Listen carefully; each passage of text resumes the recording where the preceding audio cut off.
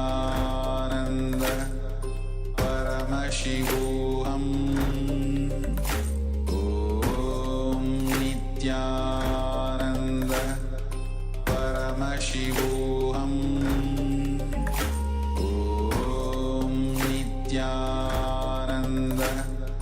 Paramashivoham Om Nityananda Paramashivoham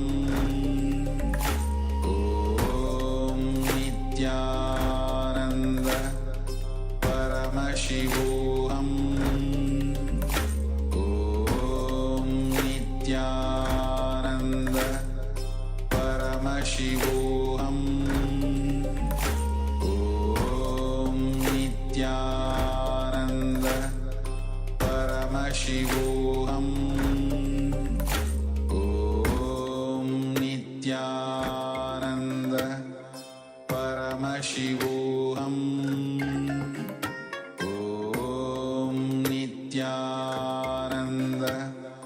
Paramashivoham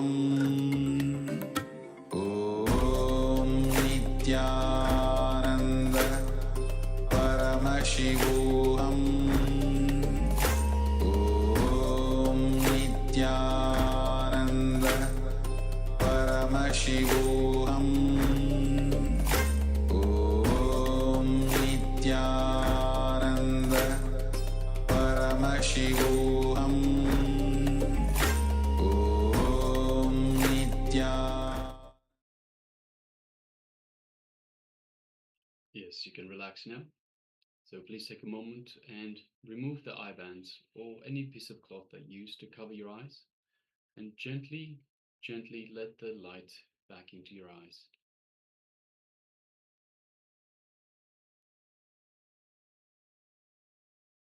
So, requesting all participants, you can now remove your eye bands, remove the covering for your eyes, and take a moment and let us know what was being revealed to you in your third eye.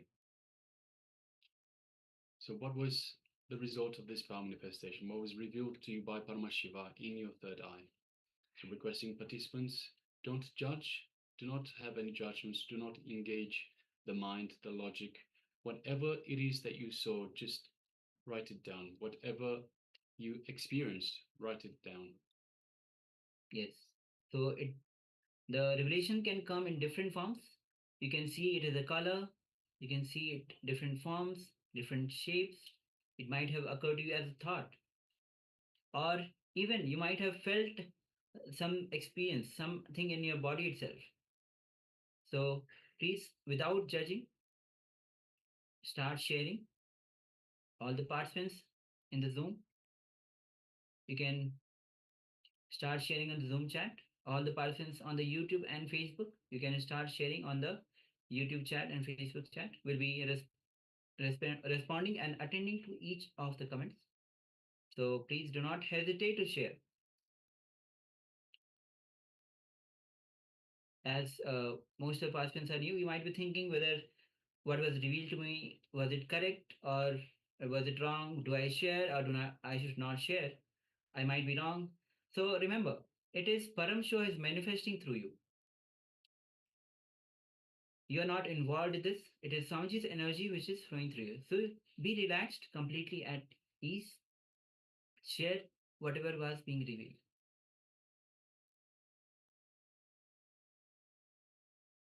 So please go ahead and take a moment to share.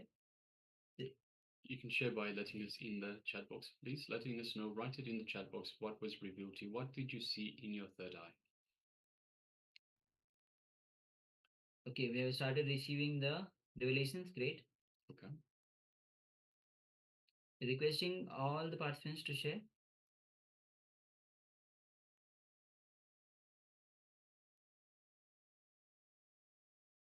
Also requesting participants who have not yet turned on their cameras. Ma Suhagyana Jao Zhong Jing, Ma Nitya Prema, Ma Nityananda Prema, Ma Kylie Wang, Hu Xiaohong, and one more participants with Chinese name. So please participate in this power manifestation, please turn on your cameras.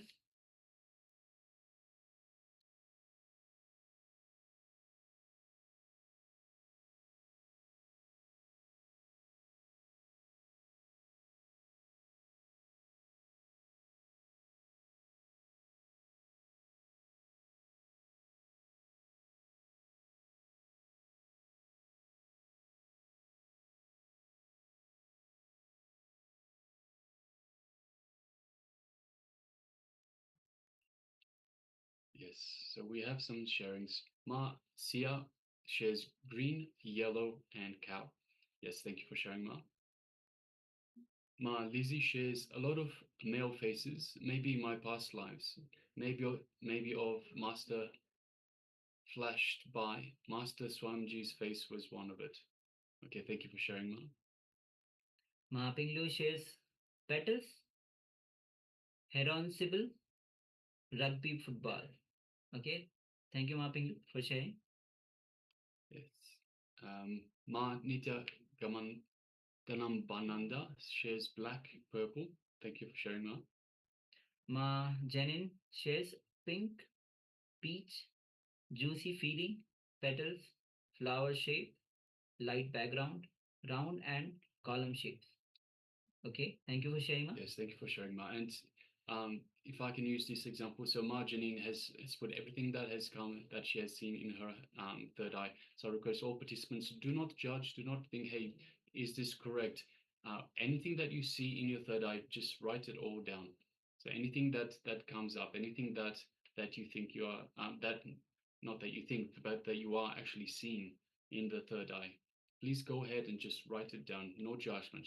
Do not judge. So once again, the power manifestation is from a space of oneness with Swamiji, oneness with Paramashiva himself, the source of everything, the divine, the ultimate divine. So it is only a measure of your oneness connection, your feeling connection with Swamiji, and your feeling connection with Paramashiva that actually manifests this power. So it has nothing to do with logic. Logic is not involved. The mind is not involved. Ma Dong shares black. Okay, great. Also requesting other participants, those take a moment to share if you want to share. Please go ahead. Then we'll be entering into the verification itself, where will be projecting the image that was being shown.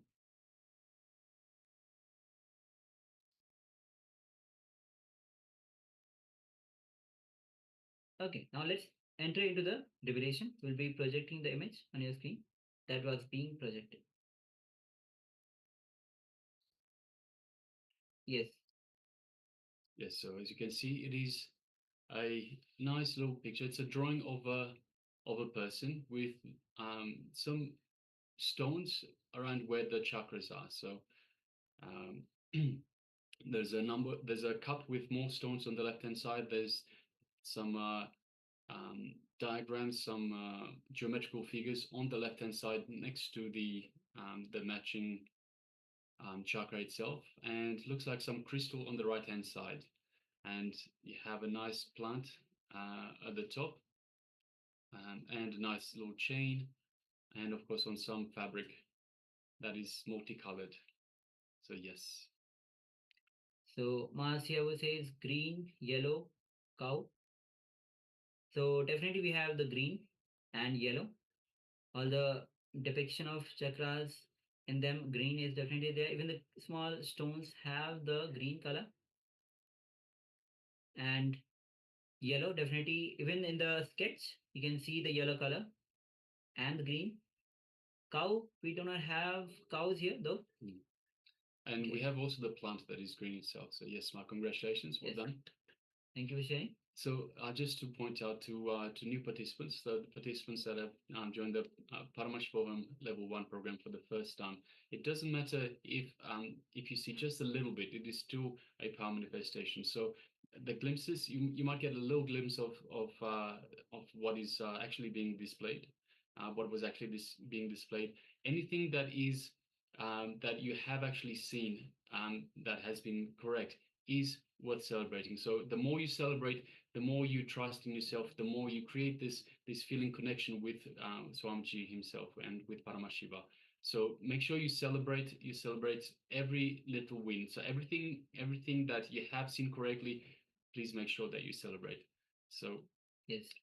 Also, yesterday, the day one, when all of you have been initiated by Swamiji into the manifestation of powers of third eye.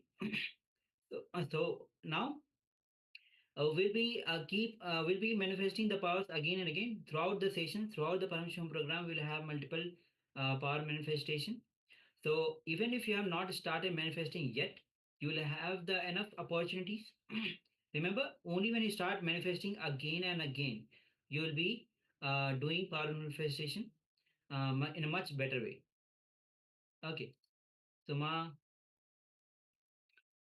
Yes, so we have Ma Alizi that said a lot of male faces, maybe my past lives, maybe of Master's flashed by. Master's Swamiji's face was one of it.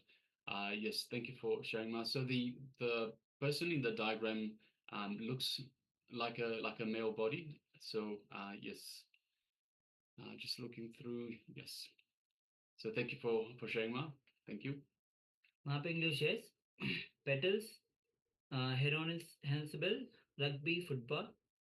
So petals, as you can see in the small plant that is there, a lot of petals are there, and the crown chakra, which is on the crown itself, that is represented as 1,000 petals opening. So definitely, and this for this year particularly correct, man. Heron symbol, I don't know exact meaning of that. And rugby, football. We don't have the rugby football, though we have many stones in the circular shapes, and the circles and the shape of the football. So you might have interpreted as that. Okay. Yes, thank you for sharing, Ma. Thank you for sharing, Ma.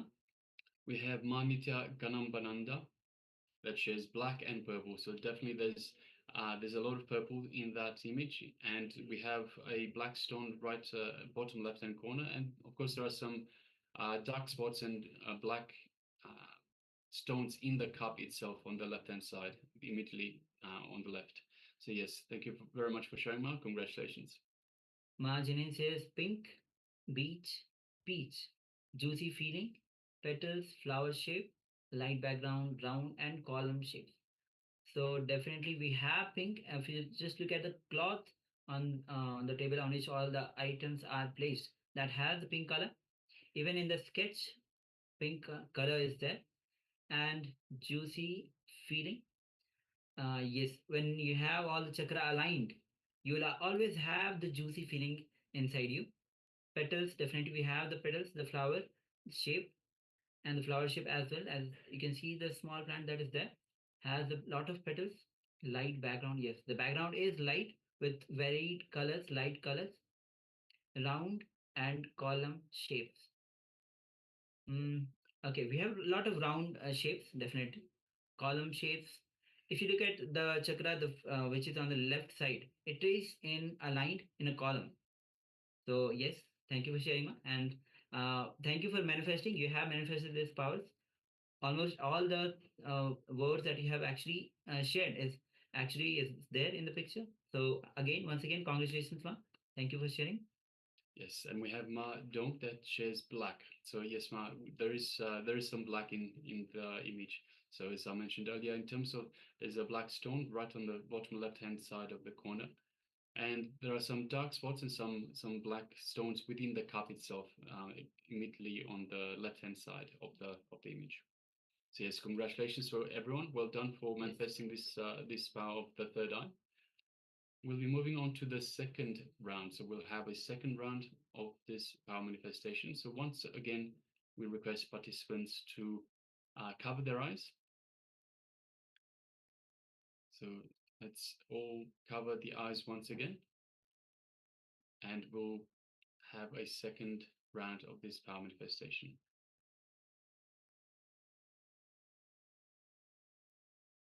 Yes, so take a moment to cover your eyes with the eye bands. Yes, those who have not yet turned on their cameras, please switch on your cameras. Shortly, we'll be projecting the second image on your screen.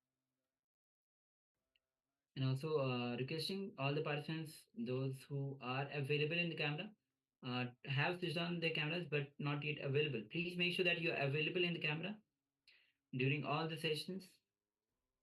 And please requesting, if you are feeling sleepy, you can have water, sip of water. You can also have tea, as in the first day we have discussed, because it's long sessions. So if you are feeling sleepy, have water with you always, tea, and you can have any other herbal juice to keep you hydrated. And if you're feeling sleepy, you can get rid of that. Yes, you can even have some hot chocolate, but we recommend please do not have coffee. So coffee will dehydrate you, but it stops it slows down the power manifestation itself. So the energy that is moving through you. So request, if you can, please avoid coffee, but you can have hot chocolate, herbal tea, any other juices, water to stay awake. But as much as you can, please avoid coffee. Yes. And also requesting those who have not yet changed their name, please put your name as a real name, that so that we know whom we are interacting with. And also, it's recommended for every participants to always have the real name on your Zoom. So those, please requesting the participants who have not yet put the real name, please go ahead and put your real name. And also please start sharing. We are waiting for all of you to start sharing so that we can reveal what was being projected.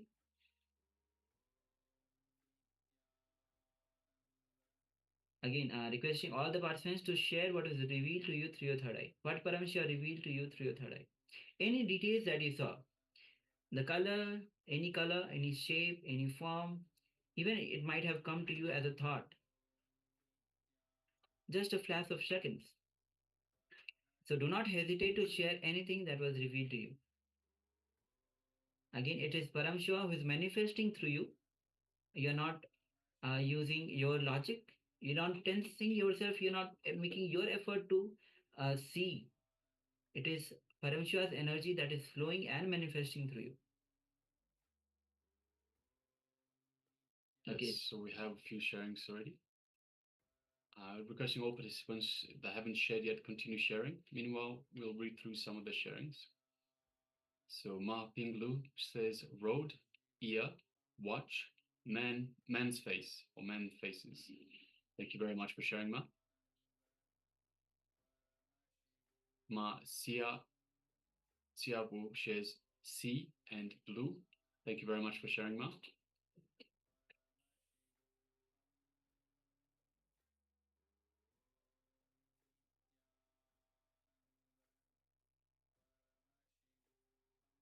Malisi says triangle with eye inside. My eyes were flashes involuntarily. Later I see a bright white razor light shine out from third eye area. Okay, great. Thank you. Thank you for sharing, Malisi. Ma Jenin says light blue, void, water, lake, sky, cloud, a person, small boat, wooden bar. Okay, great. Thank you, Ma Janet. Thank you for sharing, Ma. Waiting for a couple of more participants for their sharings. Then we'll be projecting the image that was being projected so that we can verify the power manifestation. And even anything that is related to the image itself, anything which is related to the image itself that was revealed to you, do not hesitate to share anything. So always remember, do not hesitate to share. It is not you who is manifesting the powers. It is Paramashiva's energy which is flowing through you and manifesting through you.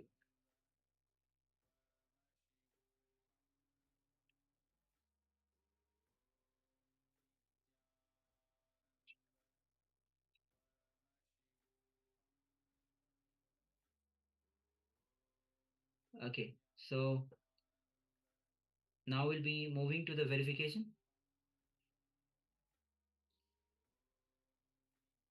And we'll be projecting the image that was being shown before. Yes, as you can see, it's a beautiful image of Swamiji himself, the Supreme Pontiff of Hinduism, in glorious pose, with sitting on a throne of golden throne, and having Rudraksha malas, and wearing Rudraksha, and of course a crown on his head. So yes. Yes. So, and I know all of you love Swamiji, and that's why with deep devotion, and you are connected to Swamiji. Let's go through the each of the comments. Map English has road, ear, watch, man, face. So definitely is the Swamiji, and face is also there. So yes, watch. We don't see a watch in this picture though. Ear, definitely, as Swamiji is there, ear is a part of the body. A road. We don't have any road here.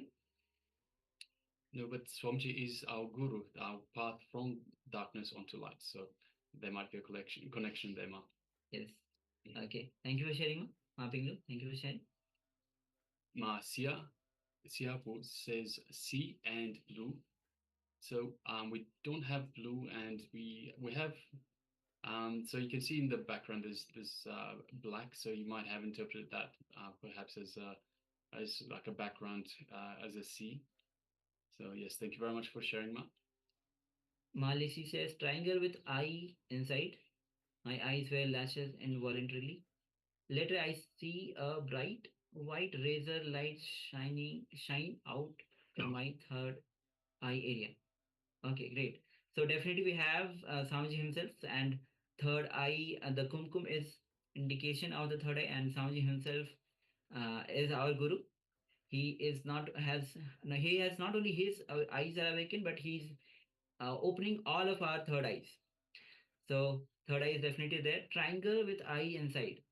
So definitely the, as you can see, the kumkum, it is in the form of a triangle. So yes, and also Swamiji is often depicted with light shining out of his third eye. So if you watch some of the oneness capsules that we have, it's depicted as Swamiji shining this razor light out of his third eye to awaken our third eyes. So yes, you might have connected to that, Mom. And we also have our journey that says light blue, void, water, lake, sky, clouds, a person, small boat, and wooden path. So we definitely have a person in the form of Swamiji himself, Ma. Void, you might have linked to the background that you can see through the towards the back. This black and looks like a void.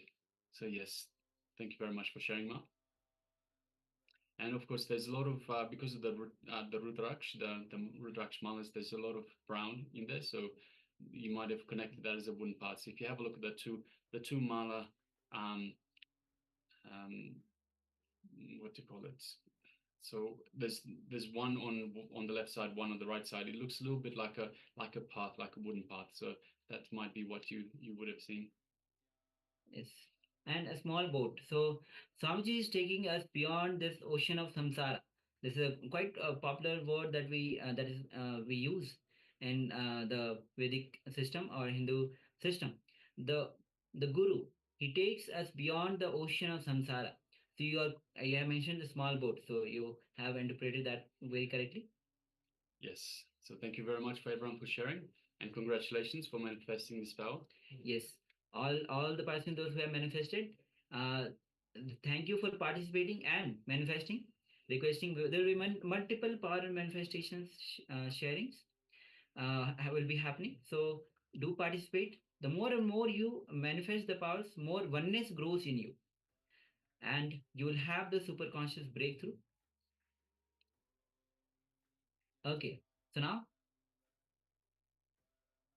we'll be entering into the session itself, and the theme of today is Ananda Spurna. Yes, so the Ananda Spurna program is a transformative healing meditational program, which is designed to awaken and energize the 7 major chakras that are within our body. So you remember the earlier image that we showed? It was that we displayed. It was with the chakras, the major chakras in our body. So we have 7 major chakras in our body. The program serves as a powerful gateway to experience the deep states of bliss, of inner peace, and holistic well-being. The essence of Ananda's Purana lies in its focus on cleansing and activating these 7 energy centers, which play a crucial role in our physical, emotional, and spiritual health. Through guided meditation techniques, we will learn to connect with the inner consciousness and harness the energies of each individual chakra. So throughout this program, you'll be engaging in various practices which will be aimed at enhancing the self-awareness and healing. Now, the teaching itself is rooted in the ancient wisdom, yet presented in a practical manner that allows individuals to easily integrate spirituality into your daily lives. And Anandspurna is not only addresses individual imbalances, but also fosters a sense of community among participants, creating a supportive ecosystem environment for the personal growth. So now, Yeah, so that was just a brief introduction to the Ananda Purana, which is a theme of the day. So now we'll be moving into the first part of our program. So beyond, of course, the yoga and the power manifestation, the first part of the jnana segment.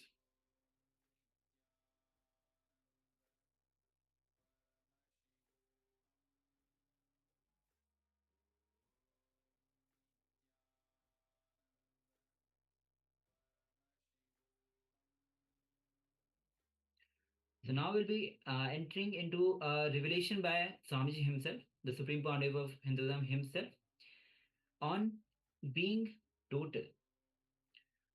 So this emphasizes the importance of embracing every aspect of our being without fragmentation.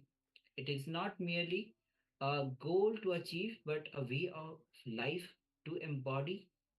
In, in the society, we often repress our emotions and experiences, which leads to a fragmented existence. This repression can manifest as neurotic and psychotic behaviors. Yes. So when Swamiji tells us be total, he encourages us to live fully and authentically, allowing all of our feelings, whether it's love, anger, joy, sorrow, to surface without fear. Just let them surface. This journey towards totality may be challenging initially, so it might be a little bit hard to start off with. But as it goes, because it goes against the societal conditioning that we have been subjected to, however, please understand it is essential for our growth. Now, when you take the decision to be total, this is the first step that you take towards integration and oneness. Now, as you practice being total, you gradually experience a shift where negative emotions lose grip on you and positive qualities like love and compassion flourishes in you. Yes, remember, it's not about achieving a continuous state of perfection, but rather it is about being present in each moment, accepting when you are not total, and allowing the experience as well, that experience, understanding and accepting that you are not total when you are not total. So this acceptance is part of the journey towards becoming a more integrated being. Yes. So now we'll be entering into the revelation by himself, by Swamiji himself. So please come to the space of listening. As Swamiji says, the program starts the day one. Yesterday itself, Swamiji said and revealed that program starts when you start listening to yourself. Without any incompletion, without any beliefs that you carry, without any mental patterns that you carry. When you start listening with when you absorb everything from the being, you start to listen. So please come to the space of listening. Let's begin.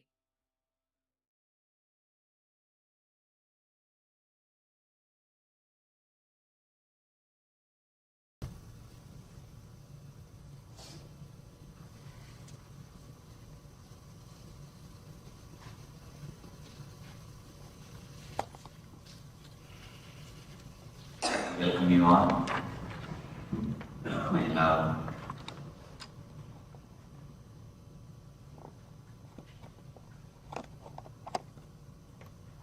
A small story. Once a man woke up from his bed early morning. As soon as he woke up, he saw his eyes have bulged and ears have protruded. Heavy pain in the neck. Eyes have bulged, ears have protruded. Heavy pain in the neck. Immediately he rushed to a doctor who diagnosed, checked him thoroughly, and gave him some prescription and a warning. He said, it is a very serious problem. You should take these medicines for 6 months without even 1 day gap. The side effect of this will be, you will lose all your hair. The man religiously, without even missing 1 day, took all the medicines. The side effect, losing all the hair, happened, but not the main effect. The problem continued. He went to the next doctor. Next doctor tried his best and told, I think there is some serious problem in your left arm. It has to be amputated. What connection is there between the eyes and the ears or left arm only God knows. It has to be amputated.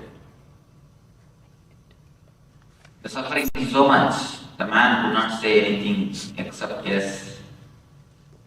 He allowed his hand is amputated. After the surgery,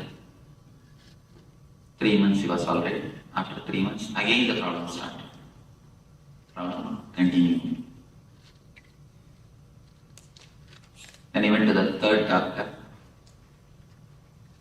who declared, we couldn't diagnose the problem, we couldn't find the reason for it. Hope you may be alive only 1 more month. The same situation continues, you will be alive only 1 more month. When he came to know that he will be alive only 1 more month, he was totally depressed. But after 2-3 days, he recovered and decided to live his life. Wherever it is possible, whatever way it is possible, he started taking all types of loans. And he decided he is going to live only 1 more month.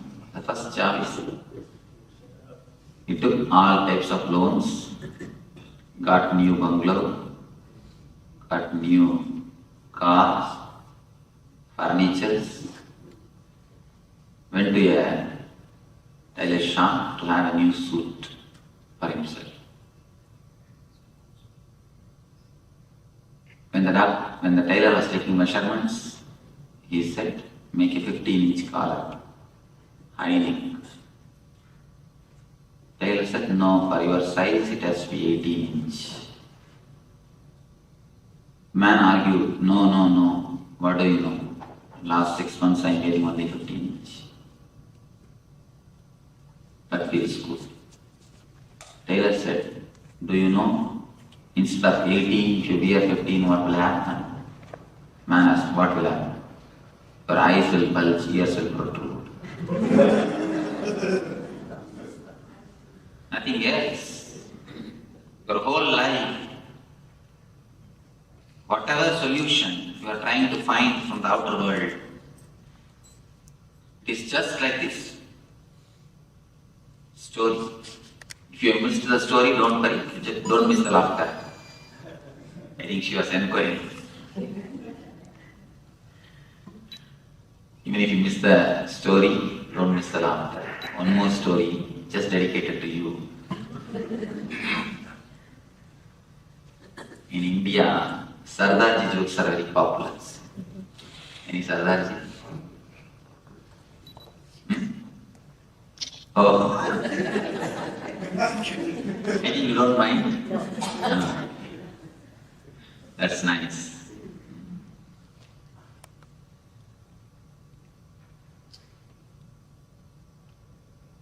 There is a competition. 100 jokes will be told. If you don't laugh, you will have $1 million prize. One man got into the stage, people have started cracking jokes. 50 somehow he could manage, but not more than that. He has to laugh. Next man could manage 70. Third, our hero got into the stage. He could manage 90. 95, yes. Smile, not even a laughter. Yeah. Beam of smile entered his face. His wife was sitting just in front of him. Started shouting, "Hey, keep quiet, $1 million. At least for next 2 minutes, keep quiet. Only 2 minutes. Don't miss the $1 million. But somehow, finally, 98 joke. Nothing could be done. He laughed. He laughed uproariously. And he came down. The wife inquired, "What has happened? You waited patiently so long. You controlled yourself so long. What has happened? Last only 2 minutes. You could have managed. Why did you miss?" He replied, No. Now only I understood the first joke. Even if you miss some jokes, don't miss the laughter. Don't laugh separately. Don't laugh separately after some half an hour. Let us go to the first story. Our life is nothing but the first story. The problem is just here, 2 inch, 2-3 inch. But you go around searching for solutions. You search exactly where the solution cannot be found. You search everywhere except yourself. If you just look into yourself for a second, for a moment, only the 2 inch of relaxation, nothing else, just the 2 inch of relaxation, the whole problem would have been solved. There would be not only solved, dissolved.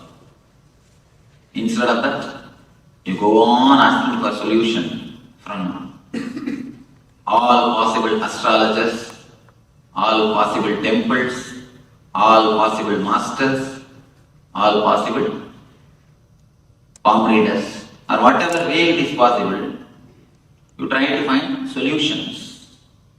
Go on searching for solutions in so many places, so many ways, but except looking into yourself. If you just look into yourself for a moment, I don't say to enter into your being totally, just for a moment, then you will see so many things gets transformed by itself. These 2 days, you are not going to do anything else except looking into yourself. You are given space to look into yourself. Just to look, just to see, just to turn inwards. You are given a chance, time and space to look into your system, into your being. So here, I wanted to give you a few tips to use these 2 days maximum. Few points to be remembered.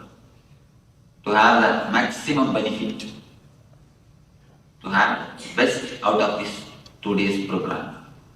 The program is called Ananda Spurana. The meaning of that word is bliss flowering. In the Spurana word, exactly there's no translation. It can be translated as a fountain. Like a fountain, bliss or the energy is continuously bubbling in you, flowing in you, happening in you. Only thing, you hide it. You don't let it happen to you. Now, for these 2 days, you are asked, you are requested to take away your hands. Allow that joy to happen. Allow that bliss to happen. Just to have a taste of that Ananda, taste of that bliss. The program is designed to have a taste of your inner being, taste of your inner bliss. You can attend this program in 3 ways. One is just intellectually. If you just take this class as an intellectual class, you will learn a lot. You will learn a lot. Intellectually means just sitting with your head, nothing else. Just your head will be concentrated. If you want to take the intellectual knowledge, just the head is enough. Nothing else is necessary. You don't need anything else. If you are alert without sleeping in the class, that's enough. Nothing much is necessary.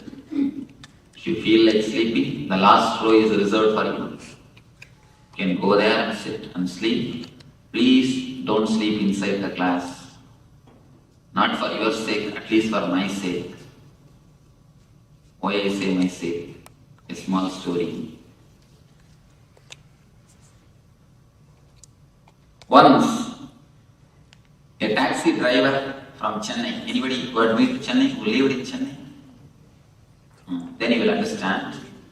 Taxi driver in Chennai, they lead you directly to hell. A straight way to hell. They don't take you by shortcut or they don't take you by the long route or anything. Direct way to hell. If you are expectant mother, never sit in Chennai taxi.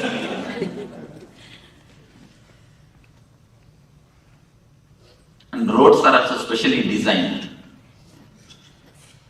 Roads are also specially designed. The drivers are specially trained. Anyhow,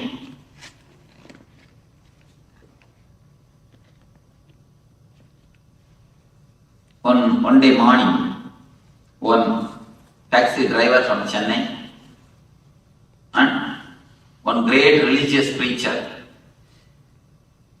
both of them died, directly went to the court of Yamadharma.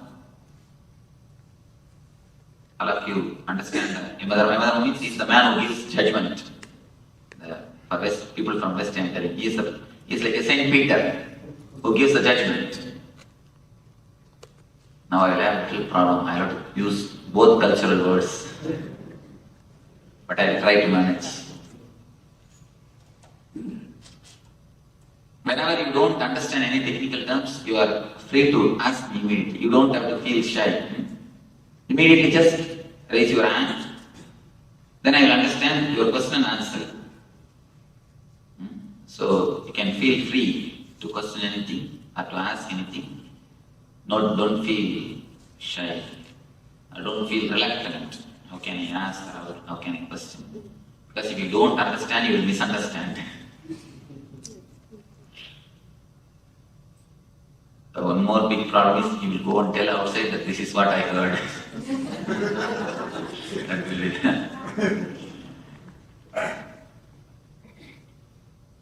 both of them, the great religious preacher and the taxi driver, both of them reached the Yama's court for judgment.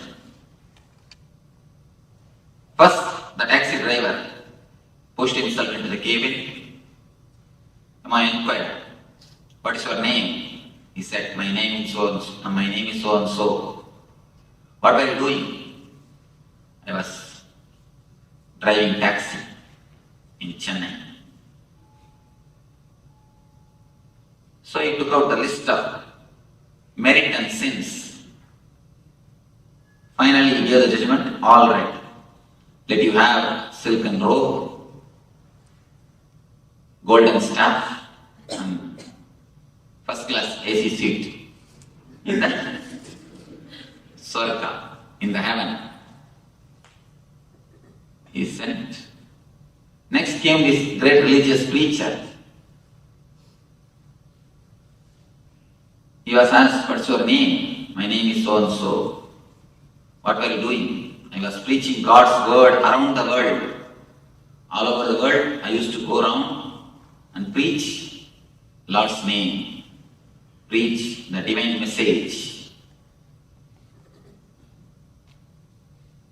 The list of the merit and sins is taken out and read. Yama gave the judgment. Let you have cotton robe and wooden staff and third class room.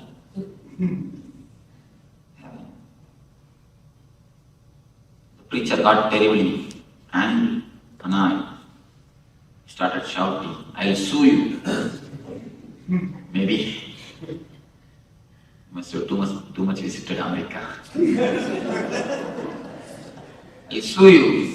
What, for a driver, taxi driver, you are giving first class treatment and for me third class? I preach the divine message around the world. So many thousands of satsangs I conducted. So many thousands of good things I have done. Everywhere I was speaking about divine message, divine glory. How can you give me third class? For him first class.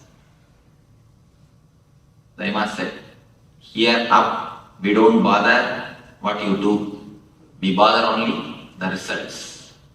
When he was driving, people were praying for their lives. When he was preaching, people were sleeping. When he was preaching, people were sleeping. When he was driving, people were praying for their lives. So we don't bother what you do, we bother what is the result. So, may not be for your sake, at least for my sake, don't sleep. Otherwise, when I go there, I'll be given the staff and third class room.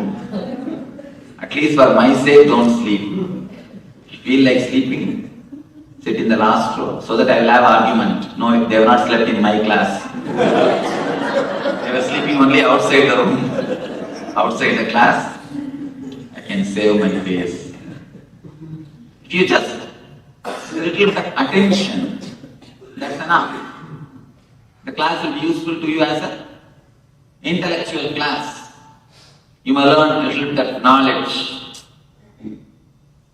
But by that, you are having only the 33% of the benefit. Not more than that. No, more than that. If you attend only as an intellectual class, when you go, you will tell, this Swami is a very great orator. How nicely he speaks.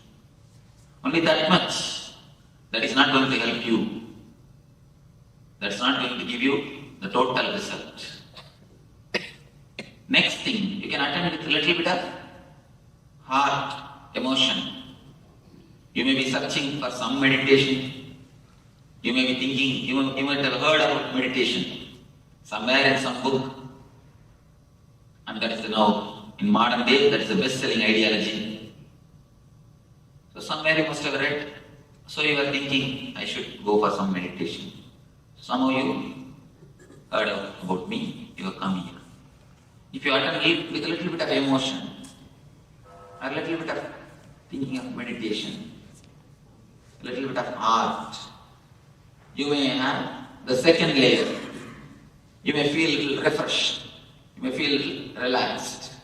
You may feel a little joyful. But even that is not enough. When you feel a little bit joyful, you will go and tell, wow, we had a beautiful weekend this time. It was really a nice weekend. But even that is not enough. Only when you attend with your whole being, Only when you put your whole effort, then you will see something new happens in your being. Only then you will really have all the 100% benefit. If you sit only with your head, you will have only 33%. If you sit with your heart, a little bit of involvement, you will feel only the 66. Only when you put your whole being 100%, you will see the total result. You will attend, you will take this as a spiritual program. The whole being can be touched. A real result can happen. Water becomes steam only at the 100th degree, never at the 99.9. If you put 99.9 also, it is simply useless. Put your whole thing, whatever efforts you have, put the whole thing and do the meditations. Put the whole thing and do the meditations. Whatever effort you have, whatever energy you have, whatever mind you have, of course you cannot get others' mind, you cannot catch others' energy, but whatever you have, put the whole effort and do it. Put the whole effort and do it. One man fell sick. Asked his colleague to suggest a good doctor. The colleague suggested, here is Dr. Pill, very good doctor. Go to him. He will surely cure you, but it is a little costly. He takes $500 for his first visit. For next visit, $100. But surely he will cure you. The man wants to go to the same doctor, but wants to save a little bit money also. So he planned, went to the doctor, entered his cabin, told, doctor, I have come back. He acted as if he is coming for the second time. Not even for a moment the doctor was duped or fooled. He quickly checked in, and after a few minutes, he declared, oh, continue the same medication which I gave last time. Continue the same medicines which I gave last time. See, when you try to say, you get only that much of result. You get only that much of benefit. Not more than that. So only when you put your whole thing, you get the total benefit. So put your whole effort. Whenever the meditations are practiced, don't reserve your being off and don't reserve your being or the head or anything. Understand the instructions and put your being totally. Put your whole effort. Otherwise, you will see. You will be having only the intellectual knowledge. Of course, it's not worth having. It is, but it is not total. It is not total. Just to have the intellectual knowledge, you don't have to come here, sit in front of the computer, or sit in front of some professor. They will speak, they will tell you in a much better way. They will at least tell you in your English. I am speaking in my own English. I am sorry about it, but I know only this much of language. There are many people who are much better orators than me. There are so many ways to get the knowledge. Just sit in front of computer. Nowadays, there is no need even for any professor or anything. Just sit in front of internet. You get all the information, but it will be only intellectual. If you attend this class also, only with your head, only with your attention, it will be nothing more than intellectual. If you attend with a little heart, little love, sympathy for me, oh, he seems to sound logical. He seems to be a little honest. Let me see what he says. That much of sympathy. With that, if you sit Of course, you will taste some one meditation. You will have a taste of one meditation. You will feel a little relaxed. You will feel a little joyful. But only when you put your whole being, you really feel the bliss. You really feel the transformation. You really feel that something new has happened to you. Only then you feel some new experience it is. Here I am not teaching only by words. I am teaching more by energy and the methods, more by the techniques. So please don't miss even one technique or one session. Don't miss even one technique or one session.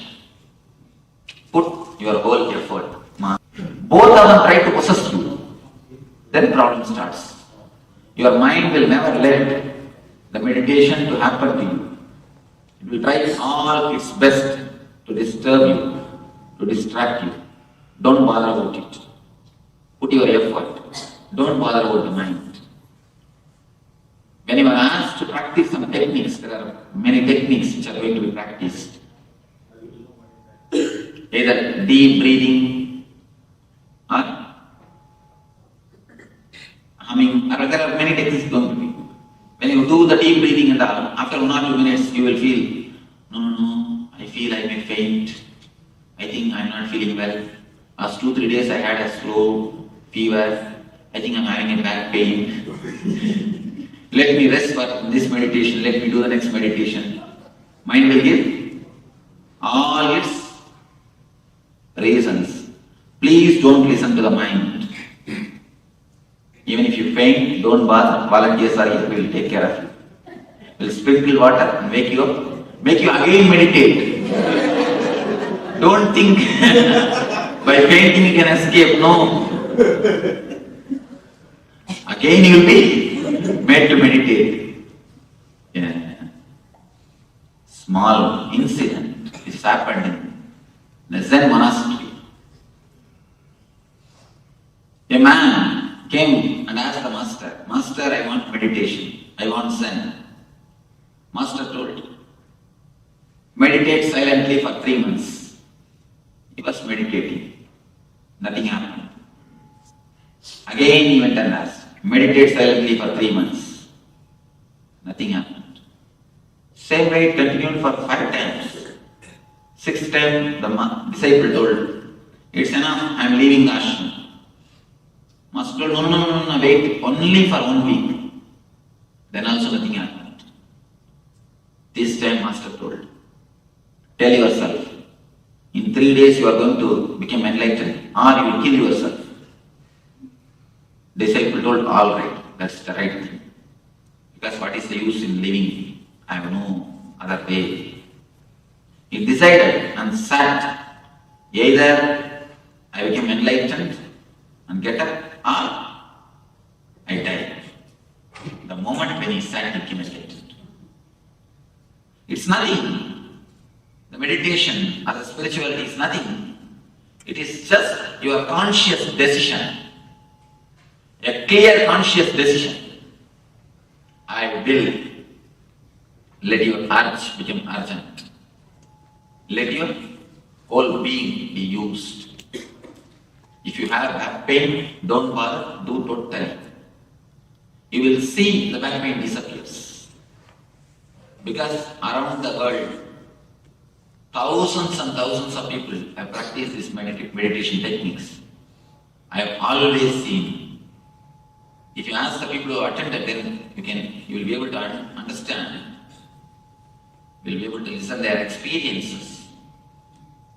Not 1 or 2. Here the Swarna was telling me, she had 15 years of back pain. It has simply disappeared.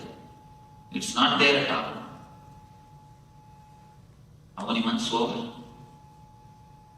She's not here. I think more than 2-3 months. 2-3 months, no? Last time when you attended? 5 months over. September you came attended. You all came attended. September they attended. Now already 5 months over.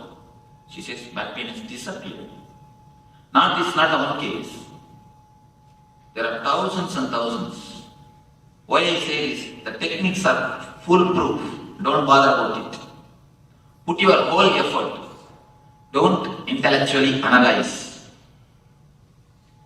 See, discourses you analyze anything. Intellectually you can understand. Techniques you cannot understand. They are something more deeper. They are something to do with your being. Intellectually, you cannot analyze. Intellectually, it's difficult to understand. So, put your whole effort, then you will see the result happening in your system. Your system is just, your being is flowering. Don't have any reservations to practice the meditation. To participate in anything, whenever any session is brought up, any program is brought up, put your whole effort, put your whole being. In the Zen they say, the enthusiasm of initial level, you have always enthusiasm. They say a beautiful word, honeymoon. It's from Zen. The word honeymoon is from Zen. I always tell people, it's only honeymoon, never honey sun. Why? How long a moon will stay? How long a moon will stay? 16 days. In 16 days, it will disappear. Only 16 days is the life of the moon. 16 days is the time of the moon. Of course, for us, 16 days is the time. The emotion also will stay only for 16 days. That is why it is honeymoon, never the honey sun. They say the moon of the enthusiasm of the honeymoon, the initial enthusiasm. Anything when you start, you have a tremendous enthusiasm. Kids, when they go to the school, initially they will have a tremendous enthusiasm. Do everything with that enthusiasm. With that excitement. Do everything, try with everything. With that excitement, with that sincerity, with that effort. 2-3 more things. A small story from Zen. Once a king went to see the Zen master. He sent his visiting card through a disciple to the master. The card says the name of the king and below Governor of Japan. When the card was taken to the master, I have no business with such a fellow, send him back. The master sent the card. When the card was brought back to the king, he realized his mistake, took a pencil, erased the word Governor of Japan, sent the same card with only his name. When the card was taken to the master again, oh, is it this man? Bring him here, I am waiting to see him. When the card was sent, his name and the title, Governor of Japan, master was not ready to see him. When the card was sent only with his name, master says, bring him, I am here to see him. So when you carry your title, you can't have Zen, you can't have meditation. Wherever we go, we carry our visiting card. Never think visiting card is this size. Visiting card is hoarding size, actually. We are carrying it on our head. That is why wherever we go, we get the blows. You continuously carry your titles on your head. Just for these 2 days, please keep your titles where you leave your shoes. Keep your titles where you keep your shoes. Keep your mind, keep your worries, keep your titles where you keep your shoes. I can be sure they will be there. When you go back, you pick it and go. Your shoes may be lost, but never your titles. Because your shoes will be useful for somebody else, but never your titles. Never your mind.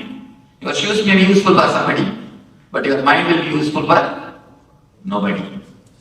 So don't bother. Leave them where you leave your shoes.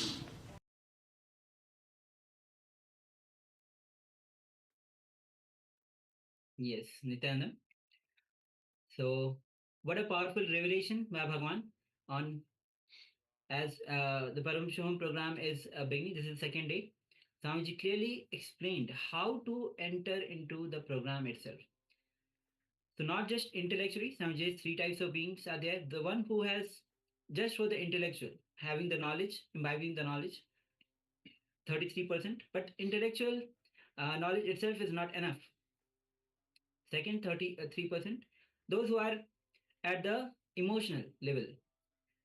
Through some meditation techniques, they want to enter into the realm of meditation. Those are emotional beings. But next 33% of the people who are giving their full 100% throughout, they're involved in this program through the whole being. So, as Swami says, be involved totally. Give your total 100%. Put your whole effort. Swamiji gives a beautiful example of the person. If you are meditating and you faint, we will not let you escape. We will make you sit and meditate, let you meditate again. So don't think just by fainting you will escape. So this is a Swamiji is expressing that be total. Give your total 100%. When you give your total 100%, you will see the full benefit of the Paramashivoham program itself. Yes. So once again, attend the whole program with 100% of your being. And do not listen, Swamiji says very beautifully, do not listen to your mind. So your mind will play tricks, will start saying, oh, I'm tired, I'm this, I'm that. Do not listen to your mind. Make sure you have your strong intention. So yesterday we went through a short exercise where you wrote down what it is that you intended, what you aspire to be, what you want, and of course what benefit you want to get from this program itself. So have that with you. So every time your mind starts playing tricks, as I mentioned yesterday as well, every time your mind starts playing tricks, have a look at these questions that you answered for yourself yesterday. What is it you want to get from it, and are you doing? Think about it. Are you doing everything that you can, everything in your power to achieve what you want to get, the benefit that you want to get from this? So if you don't put in 100%, you will not get 100% of the benefit. You put 5% of the effort, you will get 5% benefit. It's as simple as that. So have a think through what is it that you want to gain from this program, what benefits do you want to get from this program, and how much do you have to put in effort wise. Think about it. If it's 100%, then please make sure that you put in 100%, and I guarantee you it is 100%. So you have to put in 100% for every single part of the program, every single session. You have to be there 100% with your entire being. Yes, so now we'll be entering into the revelation, as today the day itself is on Atma Ananda Spurna. Now we'll be entering into a revelation by Swamiji, where he'll be clearly describing about the introduction to the chakras.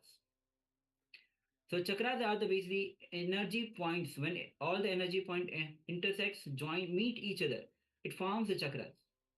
So the concept of chakras is a profound aspect of our spiritual anatomy, representing energy centers within our being that influence our physical, emotional, and spiritual health. The chakra comes from Sanskrit term meaning wheel or disc, symbolizing the spinning energy vortexes that exist within us. So there are 7 major chakras, each corresponding to a specific aspect of our consciousness and life experience. The first is Muladhara chakra, which is the root chakra, located at the base of the spine. It is associated with survival, stability, and grounding. Second is Swadhisthana chakra. It is also called as sacral chakra, situated just below the navel. It governs creativity, pleasure, and emotional well-being. Third is Manipuraka chakra, or solar plexus chakra, found at the navel area. This chakra relates to the personal power, confidence, and will. And Anahata chakra, the fourth chakra, which is the heart chakra, located in the center of the chest. It embodies love, compassion, and connection with others. Fifth is Vishuddhi chakra, the throat chakra. This is positioned in the throat region here. It is linked to communication and self-expression. Sixth is the third Agnya chakra, which is popularly known as third eye chakra, which is just positioned between the eyebrow. As you can see the kumkum. That is why we apply kumkum here, to bring our awareness all the time to the third eye chakra, so that it gets awakened. And Swami says that bringing your awareness to the third chakra, and it awakens the third eye. And it is found between the eyebrows. It represents intuition and insight. Seventh is Sahasrara chakra, or crown chakra. It is at the crown of the head. At the crown of the head, this chakra connects us to the higher consciousness and spiritual enlightenment. So these chakras are not merely physical entities. They exist on a metaphysical plane and are interconnected with our three bodies: the physical body, the mental body, and the causal body. And each chakra corresponds to different states of consciousness and influences various aspects of our life. Yes, so now let's hear from the Supreme Pontiff of Hinduism, requesting all participants to please sit with your head, neck, and spine in a straight line. Be comfortable. So if you can sit cross-legged on the floor, that would be the ideal posture. If not, you can sit comfortably on the chair. Please make sure that you are comfortable. So don't find a position where you are uncomfortable, because your mind will start making excuses for not watching the video, for not actively listening. So once again, request participants, if possible, sit on the floor cross-legged with your head, neck, and spine in a straight line. If that's not possible, if you're uncomfortable, you can sit on a chair, but make sure you have your head, neck, and spine in a straight line. Yes. And also requesting all the participants to always sit in a straight, head and spine in a straight line, because we see one participant was sleeping with the neck tilted. So this is very harmful for the physical body. It will bring neck injury. So do not sit in a posture or sleep in a posture where your neck is tilted. So make sure that you are sitting with your head, neck, spine, and straight line. So now let's come to the space of listening. Let's give your full awareness, your full listening to the Supreme Pontiff of Hinduism, as he gives us an introduction to the chakras. Yes, let's begin.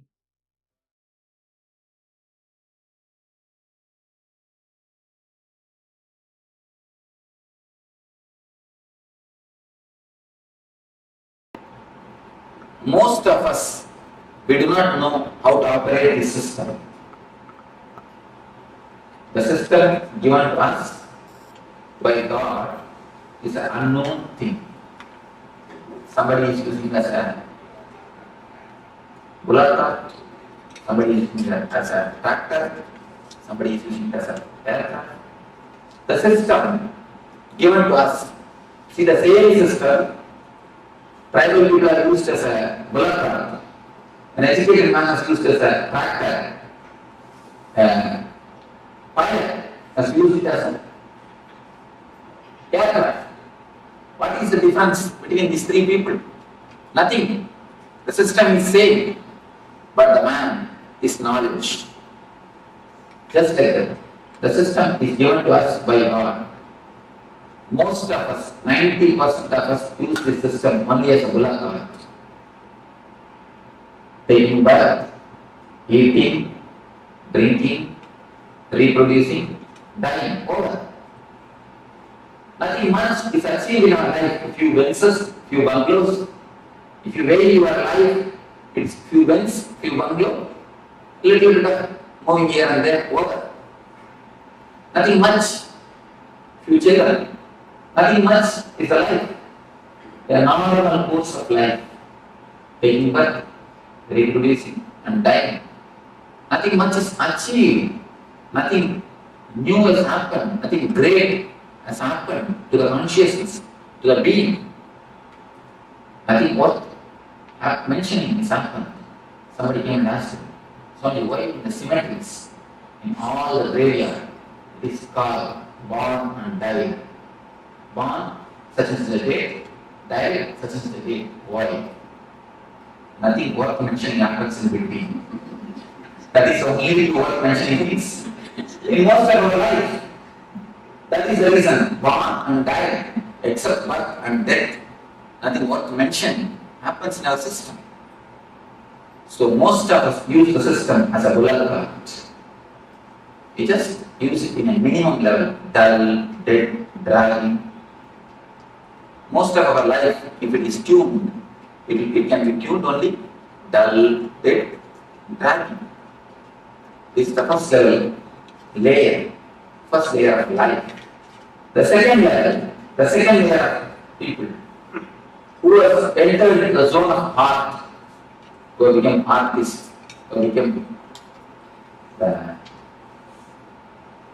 painters, dancers, musicians, who enter into the next dimension of their life, not for money's sake. If you dance just for your being's beauty, if you sing just out of your bliss, if you paint just out of your job, you became a painter, or a dancer, or a musician. The next dimension of your life, when you explore, you use your system as a tractor. A man with a simple head can never become Thagu. If you want to become Thagu, you need to have your next dimension. Persons like Thagu, Ganga, all these great scientists are the next layer. They can be called as something more than scientists because they explore the next dimension. That is the reason the Nobel is given for giving them. Gitanjali, the monumental works are the great dancers.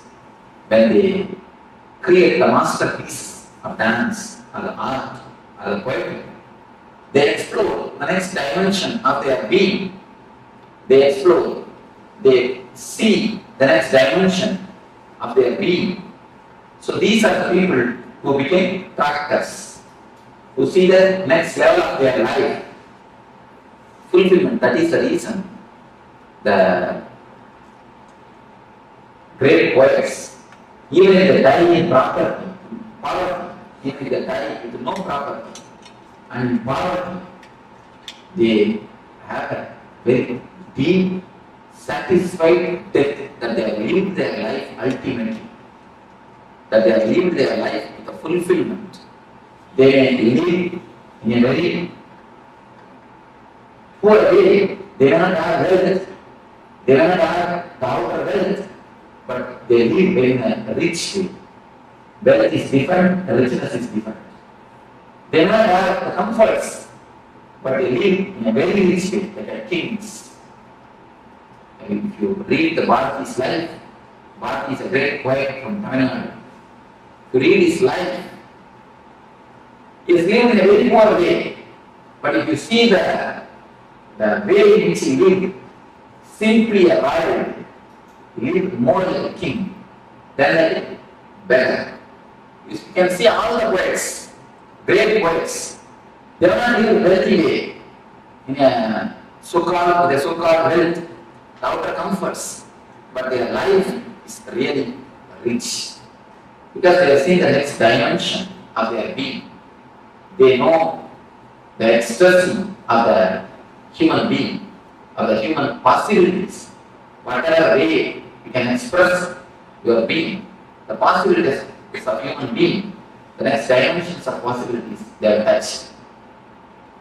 The third layer, only a Buddha, Krishna, Rama, these are the great intelligent masters who have used their system as an aircraft. These are the few people who have used their system as aircraft. Majority, 90% of us used as a bill of lading. 8 or 9% who are artists, are the great dancers, great poets, they use as a character. Only a handful of people. See, if you want to know the human history of humanity, you don't have to read the millions of people who have taken birth and died. All their history is not necessary. Just read 10% history. The Buddha, Krishna, this 10% life history is more than enough to know the whole history of humanity. These are the people who are milestones on the human history. These are the people who have created turning points in the human history. Just like that, if you know the few man's history, you can know the whole history of the humanity. These few enlightened persons are the persons who have used their system as an aircraft. Until there is no need even to have 2 fingers, 2 hands. 1 hand is enough to count this type of people. Very handful of people. Buddha, Krishna. These are the very few who have a great impact on the humanity, who has used their system as an aircraft, who are real pilots, are the pioneers of the human evolution, of the human growth. If you see the difference between the villager, the tribal man, and the pilot, nothing much. Only one thing, the villagers don't know how to operate the mechanism. The tribal people, they know how to operate the system. That's all. Nothing. The tribal people, they don't know that mechanism. The pilot, he knows the mechanism. Nothing else is the difference. Only a very small difference. It is not that something needs to be added. No. Only one difference. They don't know, he knows. That's all. Just like that, if you know how to use your system and mechanisms in your body, in your mind, in your being, you can become a pilot. You can use this system for the optimum result. You can use this system for the maximum result. You can convert this system into an aircraft.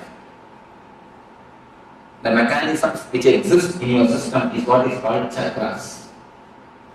There are 7 chakras in our being. The energy centers. These energy centers are real mechanisms in our system. If you know how to open them, how to activate them, how to remove blockages from them, how to energize them, you can simply transform your system into aircraft. As long as you do not know anything about the system, you will be just pulling your being. You just know how to open, how to energize, how to activate the system. You will be using the same system, same mechanism as an aircraft. So now we will get into each and every system, each and every mechanism of your being, and we will explore how to operate, how to open it, how to work under the chakra, under energy center. Let me show you how the chakras are situated. A small diagram, very small, I think all of you will be able to see how the chakras are situated. If you have this, you can just open the page 20. The lowest is called Muladhara, the root chakra. You don't have to remember the names. You see, there is no need to remember the names of all these things. Just I am giving an introduction. Then afterwards you will be entering into the deeper layers. You don't have to bother who I have to remember all these names or not. There is no need to bother. You can just see and have an idea. That's all. First center is called Mooladhara. From below I take the root of the spinal cord. Just at the root of the spinal cord. Mooladhara. The next is Swadhisthana. Above the Mooladhara, below the navel. On the navel, Manipura. And in between the chest, Anahata. Then on the throat, Vishuddhi. And between the eyebrows, Anya. Top of the crown, top of the head, it is called Sahasrara. This much is enough. You know that, if you have a basic idea, few energy centers which exist in our being. Now, we are going to work on each and every energy center, each and every chakra is connected to some emotion of our being. You can see throughout the world, in all the languages, the love and the heart, these two words are used as synonyms. Am I right? The love and the heart, these two words are used as synonyms. Any language, it is not that all the languages are happened, are created in one time or one place. All the languages are created in a different space, in a different time. But around the world, almost all the languages have got the same expression. The love and the heart is used as a synonyms. Why? Something more than verbal connection exists between these two. Some experiential connection is existing. If you really observe, then you can understand. If you meet a friend after 10 years, your childhood friend, after 20 years, with whom you have a lot of very loving and sweet memories, suddenly something will be flowing from here. You can observe. Have you observed any of you? Suddenly something cool, very nice thing will be happening here in the soul, and it will flow. If you meet a person whom you love after 10 or 20 years, after a long gap, something will happen here. That is the reason, because this is an experience for everybody. That is the reason in all the languages, not only the Indian languages, or Western languages, even the tribal languages, I have seen at least more than 100 languages I have verified. In all the 100 languages, the love and the heart is synonymous. Because it is something to do with deeper emotion. So the love is the emotion which is related to Ananda chakra, the heart center. Just like that, each and every emotion is related to each and every chakra. If you receive any shocking news, or the news which you can't bear, immediately the first effect will be on your stomach. You will have a stomach upset. The stomach will be upset, either you will have diarrhea or loose motion. Have you observed anybody who had experience? You can always listen, it's an experiential thing. The first blow will be for Manipura chakra. The worry and depression is very closely related to Manipura. And again you can see, in all the languages there is an expression. If you receive some news which you can't tolerate, you say, I can't digest it. I can't stomach it. I can't digest it is an expression in all the languages. Again, because the worry and depression is very closely related to Manipura chakra. Like this, each and every emotion, the sex is related to Mooladhara chakra. The chakra which is in the near the end of the spinal cord, the root of the spinal cord. Each and every emotion is very closely related to one chakras. If this emotion is handled properly in our life, Each and every emotion is an energy given to you by God. It's like a money. If you don't know how to handle the money, you will become bankrupt. Just like that, if you don't know how to handle the emotions, you become energetic. See, if somebody works for you, his work is worth $1,000. You pay him only $1,000. If possible, 900. Never 1,100. That's what is a regular way of life. We give him $1,000, not more than that. But if he does a mistake, it is worth $1,000. How much of anger we pay him? At least $5,000 worth of anger we pay him. Anger is an emotion. It is valuable thing.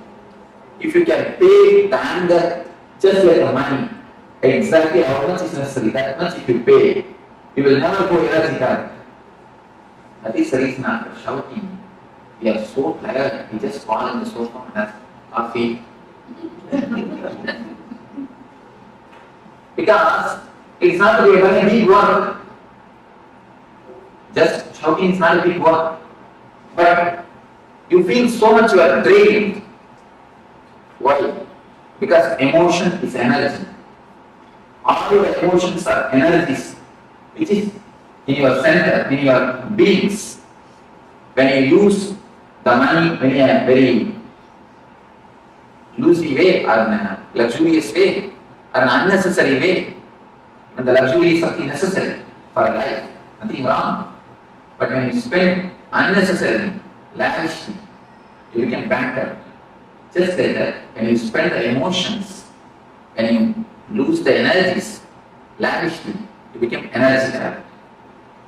Each and every emotion is connected to some chakra. If you know how to handle them, how to use them properly, how to balance them clearly, your chakras, your energy centers open.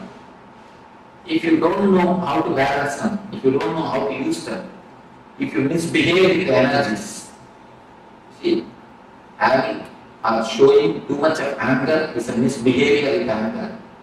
Anger is like a Lakshmi in you. If you misbehave with the money, you are misbehaving with Lakshmi. Just like that, if you misbehave with anger, you are misbehaving with your energies. When you throw a dollar note in the dustbin, when you throw a $100 note in the dustbin, we always think, oh, it's disrespect to Lakshmi. Just like that, if you throw your emotions unnecessarily, it's a disrespect to your energy.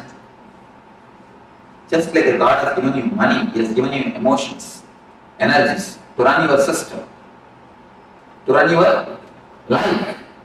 When you disrespect, when you throw them out unnecessarily, you show a disrespect on the emotions, on the energies.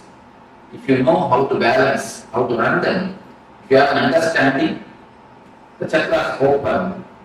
If you misunderstand or if you misbehave with the energies and the emotions, the chakra closes. For if you more understanding, it can be told in the other way. If you know how to give your love, the Ananda opens. If you continuously ask for love from others, Ananda closes. It's the master key for Ananda chakra. Now first you will enter into the heart center. It's a master key for Ananda chakra. If you know how to give the love, the center opens. If you ask for love, it closes. It's the first master key. One more way you can understand. If the chakra opens, you will give the love. If you give the love, it opens. If you give the love, it opens. If it opens, you give more love. More opening, more love. More love, more and more opening, and more love. It's like this side circle. Now it is in this side circle. More you ask, more it is closed, more it is closed, more and more you ask. The ball is rolling in the down way. This way. It is getting more and more black and more asking. Now we are going to stop the ball by the meditation and start rolling this way. Then more open. Once the chakra starts opening, the more love overflows. When the more love overflows, the chakra opens a little more. When the little more is opening happens, the more love overflows. The ball rolls this way. The chakra rolls this way. The whole program is just to stop the ball rolling this way and start the ball this way. We are going to work on each and every chakra to open the chakra, to see the emotions are balanced, to see the energies are centered. First, in each and every session, we'll have a small discussion on the chakra, then your meditation on the chakra. The meditations are taken from many religions.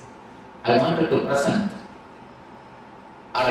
prove all the religions are centered on the same thing, the one ideology, how to make you more joyful and more blissful. First, how to make you more joyful. It means how to make you more happy in the life with the outer persons. And then how to make you more blissful. How to make you more blissful without the outer world. First, be joyful with the outer world. Then be blissful without the outer world. So this is the step, this is the reason why the meditation or the religions are born on this world. This is the central core of all the religions of all the world. That is the reason I have taken meditation techniques from Sri Vaishnavism, the religion preached by the great Vaishnavic masters. Each and every session we will have a discussion and then a meditation. This way we will have 7 sessions on the 7 different chakras. Finally, tomorrow evening we will be having the Energize, which is the peak or pinnacle of this camp.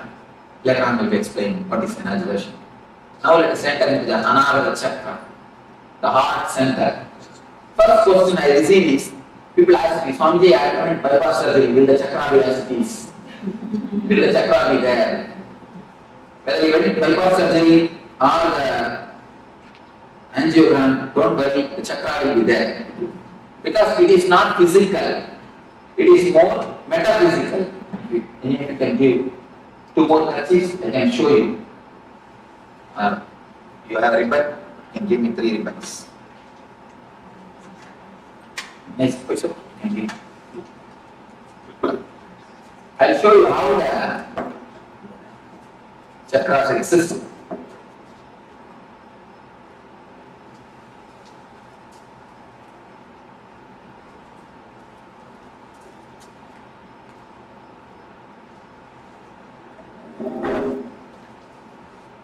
See, it is like 3 bodies.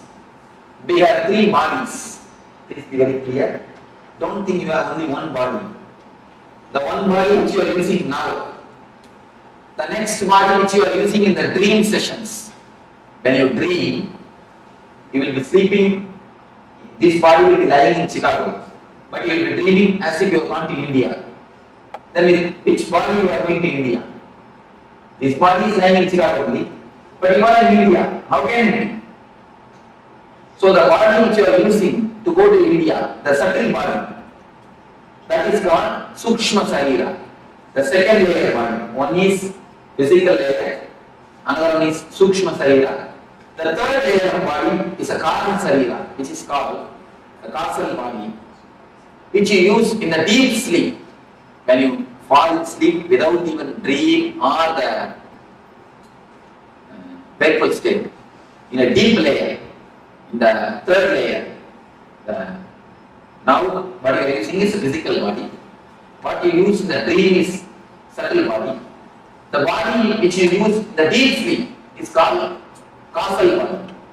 You have 3 bodies in your system. The 3 bodies, they meet and merge in 7 different points. They meet with each other.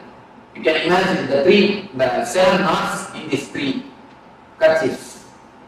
If you can imagine the 7 knots, just 7 different knots in 7 different places. If you can imagine, that is the places which is called chakras. The 7 different knots.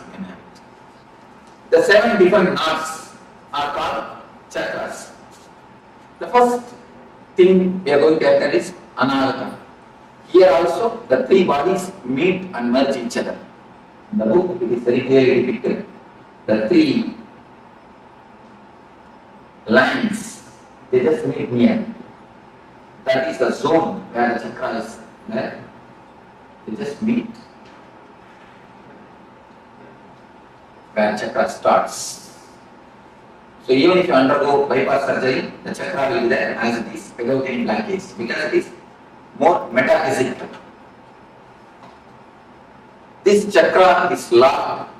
When you ask for love, when you ask for attention, it is very clear. I am changing the word from love to attention need. Because whatever you know as love is nothing but attention. If you say somebody loves you, what do you mean by it?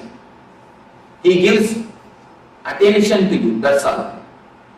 He gives all his attention, or all his time, all his money, all his energy, or all his space to you. Attention is what we call as love. Actually, except a man who is enlightened, nobody can know what is really meant by the word love. Whatever we know about love is nothing but attention. If you say that he loves me or she loves me, what it means? She gives you enough attention. He gives you enough of attention. He gives you enough of his energy or money or whatever. Once the attention is given, everything else is slowly given. So the attention is what is called love in our language. When you ask, when you give your attention to others, the chakra opens. When you give your attention to everybody, whomsoever asks, when you leave overflow, this chakra opens. When you start giving, this opens. When you start asking, this chakra closes. You can just see, you can just scan your life. Almost all our life is just centered on the attention of the others. From the young age, we are trained, you can see the young kids. They will just put 2-3 steps and then they look at your face. If you smile, you agree for what they do. Then they do the next steps. Otherwise, they stop and they wait for your concern. You can see in the young kids, anything they do, just they look at your face for the confirmation. For your okay. Only when you say okay, they go for ahead. They wait. Just like from that age, we start expecting the attention or the okay from the others. The same thing continues till our end. You can see in how many places you just wait or expect the others okay, others attention. You can see more than 80% of your decision is influence or it is waited. You just wait or you just ask for their confirmation, for the others smile. It is not only economically, mostly psychologically. You feel inspired or you feel regenerated, you feel power or the energy only when you get a confirmation from the others. Each and every move of your life, you continuously see whether somebody confirms it or not. You wanted the smiling face of the other. Almost it's like a psychological slavery. In every step, you wanted the other to be the source of your inspiration. If you just scan, you just sit in your room and scan the lifestyle in which you are living, almost 90% of your decisions, 90% of your life is just for the other's opinion, asking the other's attention, expecting the attention of the others, expecting the opinion of the others. It is more like a signature campaign. Each and every husband expects the certificate from wife, good husband. Wife is expecting the certificate, the good wife. Parents, good parents. Son like is expecting a good son. Each and every system we expect certificate from our brother, from sister, from father, from son, from everybody. Just to feel good, just to feel energetic, we expect the certificates. Only with a smiling face or with the certificate, we go next. We go ahead. See, adjusting or not adjusting is perfectly okay. There is a vast difference between adjusting and compromising. Listen thoroughly and you can contemplate on it thoroughly. We may ask, should we not adjust? Adjusting is perfectly okay, but compromising is very bad. Just understand what is the difference between adjusting and compromising. Adjusting is like you have all your energy source or inspiration or strength within you. Then you give your love. You adjust for the sake of others. It is perfectly okay. But compromising is, unless they are all supporting you psychologically, you will have no energy to run on your own. When you adjust in that zone, you are compromising. Most of our life, we have somebody else as a psychological strength for us. If he smiles at you, you have all your energy to run. If he does not open his mouth, if he doesn't smile, the whole day you will feel depressed. Have you observed any time? If he doesn't smile on you, as soon as early morning when you wake up, if he doesn't give his smile, whole day you will feel very low. If some of your boss, or the husband, or the wife, or the son, or the father, if some of them didn't give their attention or their smile at you, immediately you will feel low. It means they are the legs or they are the feet for you to stand. A psychological slavery, psychological handicap feel.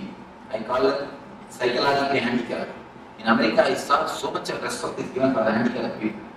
Everywhere you are parking for separate parking for handicapped, separate way for the handicapped people, separate bathrooms or restrooms for the handicapped people.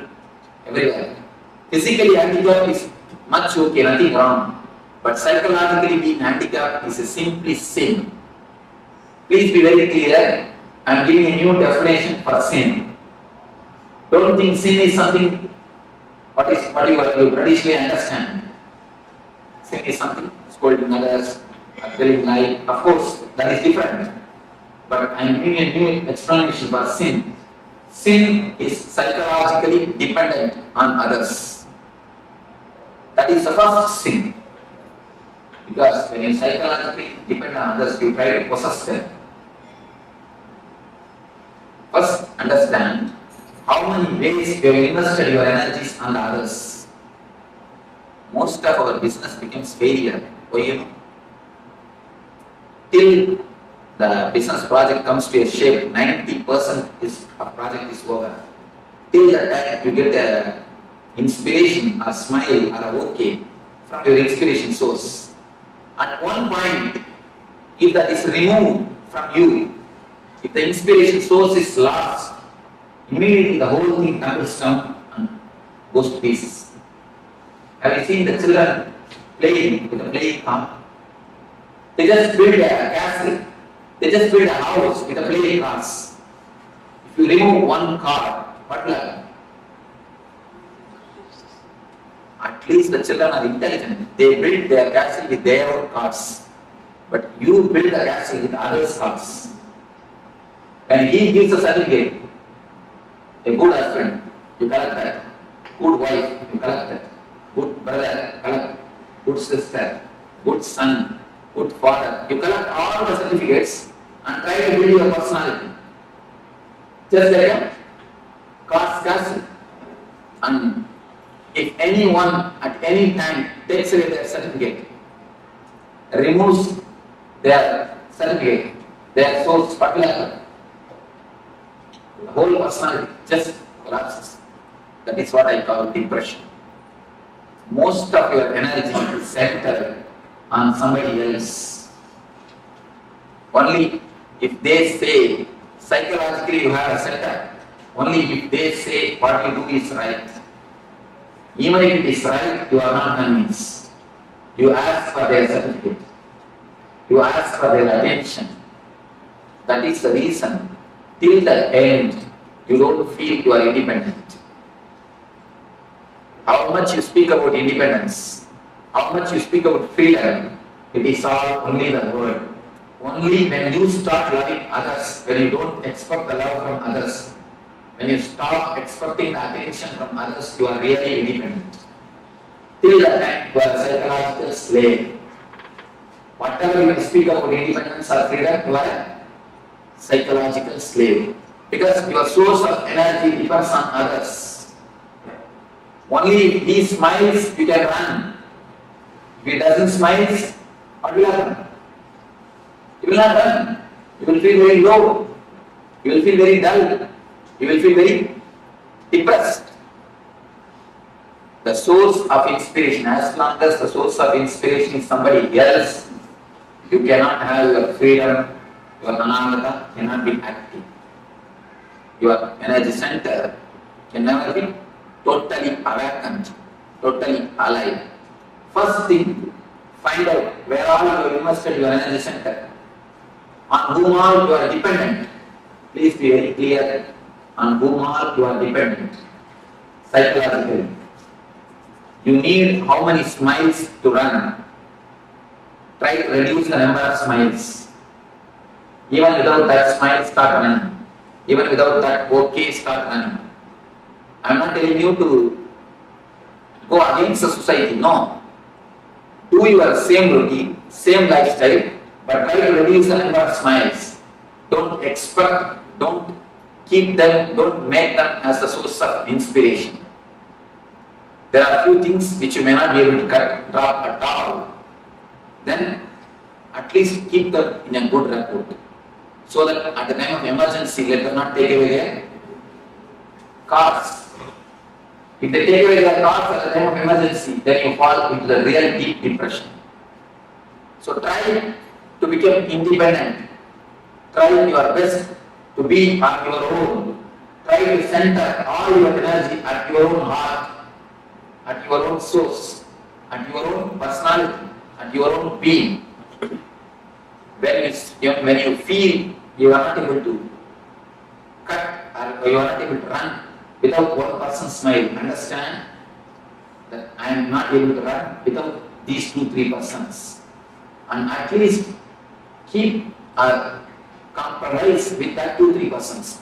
You will know that I am compromising with the 2-3 persons. I am not serving them, I am compromising with them. Please be very clear. Don't expect any reward for your compromising. Many of us we think, I have served my husband so many years, all these duties I did, but I never had any reward. He never did anything for me. Be very clear, if you really serve, always you will have reward. But all our service is just compromise. He is the source of inspiration for us, so we compromise something. So be very clear, all your work, all your attitude of seva, we again and again tell you, I took care of my son so much, I did so much for my son. After growing, he never did anything for me, he went away with his wife. Be very clear, if you have done really service, if you would have done really something, if you would have given, you would have never lost. We just give and take. He is the psychological support for us, so we compromise with him. Just scan or filter all your emotions, all your understandings, revise completely where are your faith, where are you take decisions, you are dependent on others. This one understanding can give you a tremendous strength on your own, to stand on your own, to run on your own. When you understand it's a slavery, you will never invest your energy on others. As long as you understand only problem, people say, Swamiji, I understand the smoking is bad, but I am not able to stop it. Then be very clear, never till you understand. If you really understand, you can never fight, you can never against smoking. Do you say, I understand, if I put my hand in the fire, it will burn, but I am not able to resist the temptation to put the hand? You never say that.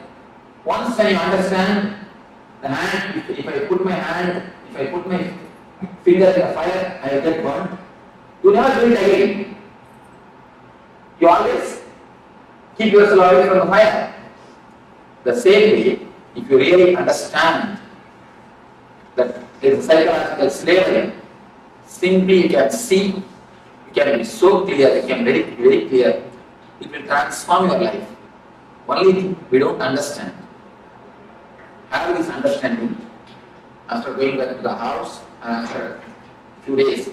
Just sit in your room alone and scan your life, where all you have invested your energies, who are all inspiration sources for you, and try to organize, try to bring all the energy center on your own being.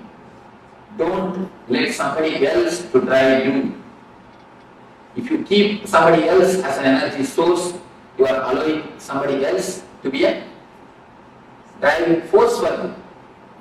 So naturally you will be living for somebody else. And he is the inspiration source. Naturally you have to take these ideas and work out. You have life or the time only to live your desires, not all everybody's desires. If you try to live 5-6% desires on your life, where is the time? Where is the energy? Where is the money? No. When we try to live somebody else as an inspiration, we have to live their desires also, because they will live their ideology also. Whenever they are inspiration, they will live their ideology. So, you will be dancing for so many persons' tunes. You can dance for one tune. In front side, somebody is putting Bharatanatyam. You go and put 2-3 steps. Then this side Western music. You shall just come and shake your head. And then this side immediately some Carnatic music is going on. Then you have to jump here and do for one more tune. And that side Kathakali is going on. You have to go on 2-3 steps. How will it be? The whole thing will get mess. Now our life is nothing but that. Each and every tune you try to dance. Will it be possible? No. It will never be possible. If you try to dance for one tune, your life will be successful, even if you don't know dancing. You will create new dancing. What you do is what is dance is. It is not a dance, it is not some basic rule. If you don't do according to that, it is not dance, nothing like that. I have seen all the great dancers are unique. People who go beyond the rule and still they maintain the grace, they are the successful dancers. People who maintain the rule, I have always seen they are only millions. In any field, when you go beyond the rule and still you maintain the grace or the beauty, then you are a successful dancer. Either in a classical dance or the Western dance. Go beyond the rule and maintain the grace, you are successful. So, anywhere, only when you have your individual, only when you have yourself as a center, you can be successful.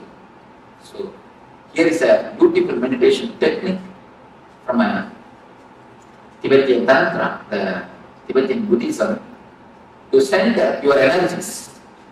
Now, a small understanding you have about this Ananda, then you will be entering into the meditation or the technique to center your energy. After the meditation, you will be entering into one by one sessions. Now, before entering into the meditation, you will have few minutes for question and answer. Of course, due to short of time, otherwise, generally I make everyone to question. Even if they don't have a question, I tell them at least tell few words. I try to involve, I keep the list. People who attend at the other age, they know. I make everybody to ask, but now I think we may not have so much of time. At least few questions. I'll try to respond. Yes, A few things like if somebody says don't put the hand in the fire, we don't because we know it burns either by feeling it or by experiencing it. But at the same time, there are some things, though we know it shouldn't, we shouldn't do it, but we are still doing it. It's like psychosomatic because it's comforting and we really do it. One small story. One man came and told me, Swamiji, last week I read a book which explains very seriously the dangers of smoking. How they get cancer, how many problems come due to smoking. Then I stopped. I asked him, oh, you stopped smoking? He goes, no, I stopped reading. See, actually, if you know very clearly the fire burns, you don't put your hand. The problem is, first when you put your hand in the lighter fire, you get burnt. Then you think, I think lighter fire only burns. If I put my hand in the oven, it may not burn. Let me check. You put your hand on the oven, then oven fire also burns. I think if I can put my hand in the some other candle, let me see. You put your hand in the candle. Just like that, you try with each and every fire. Finally, when you understand all the fire burns, your body will be burned. Because the age will be over. You end up in that age, your age will be over. It's more like that. The understanding is not deep. If the understanding is deep, you can never go beyond it. We don't allow the understanding to sink deeply. See, whenever you receive some intellectual conclusion, you don't allow the intellectual conclusion to work on your emotional layer. If you allow the intellectual conclusion to work on your emotional layer, you never go beyond it. The allowing the intellectual conclusion to work on the emotional layer is what I call it meditation. Meditation is nothing but allowing the intellectual conclusion to sink deeply into the emotional layer. Now you understood few things. If you meditate, that time, the meditation technique will allow the intellectual conclusion to sink deeply into the emotional layer. That's what they call in Vedanta, Sravana Manana. Sravana means listening. Manana means allowing it to sink deeply. Most of the time, we don't give space or the time to allow the intellectual conclusions to sink into the emotional layer. So once the intellect is allowed to sink into the emotional layer, you will always see nididhyasana, transformation happens. It should not be done. No desires should be suppressed.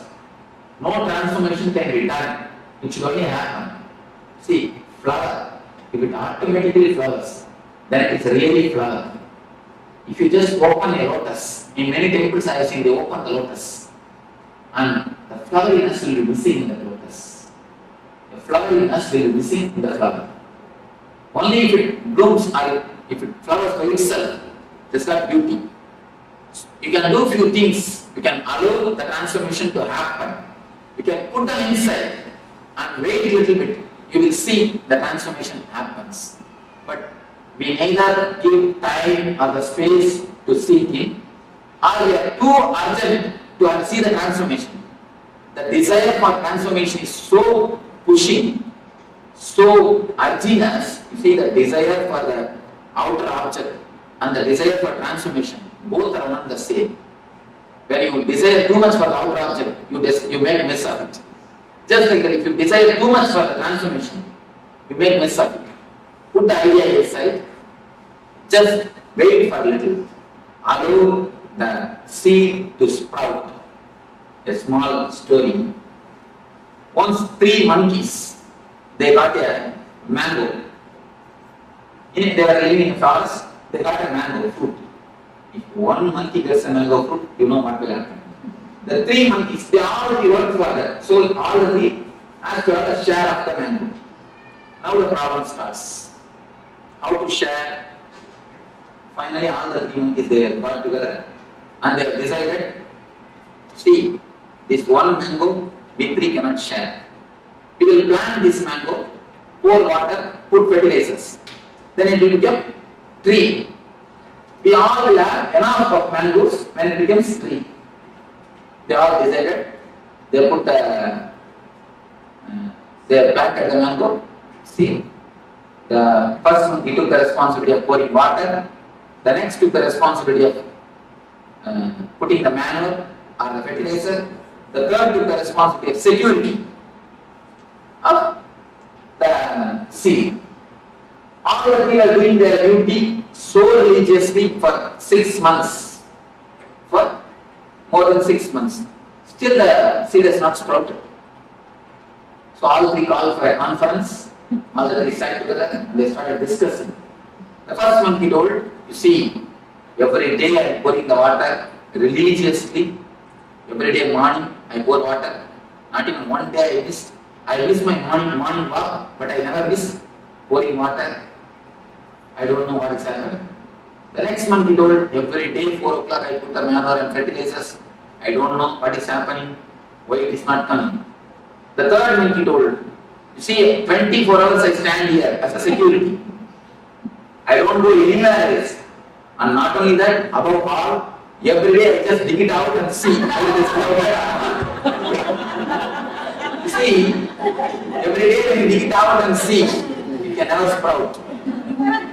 Pour water, put manure and wait for a few days to sprout the seed by itself. Just like that. We listen something now and we do meditation for 20 minutes. Immediately it's for, oh, still no, nothing has happened. Still no transformation has not happened. So wait for some time. Give little space for the seed to sprout. Allow the conclusion to sink in and do the meditation. The conclusion is the seed. Meditation is the manner. Just give a little bit of space or the time to seed to sprout. Otherwise, we will be digging just every day and see. What indication we will be doing the same thing. Just the digging itself will stop the sprouting. Digging creates a guilt. You see, digging I have seen many people. As soon as you hear these things look so nice and so well put, immediately you start working it out. When you start immediately, naturally you will feel you will have one pitfall. Then you create a guilt. Oh, I am not able to do. I am not able to see. The guilt that I am not able to stop smoking creates more trouble than the smoking itself. The guilt becomes so deep thin layer in your life. You decide, I cannot put all these things into the life. I cannot practice. The Swami can practice because he has lived all his life, but I cannot practice. You come to a conclusion that these are outdated ideologies. These cannot be practiced just by one or two pitfalls. That's the reason I'm telling, allow the transformation to happen. You will see it always happens. I have not seen single seed die.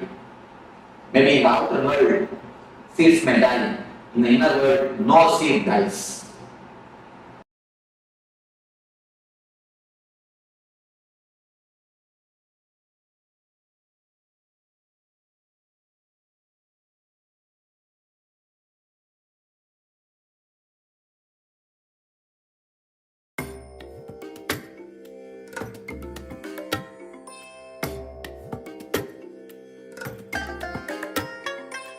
I bless you all. Let you all open all your 3 eyes and manifest the powers of Mahasadashiva. Om Nityananda Paramashivoham Om Nityananda Paramashivoham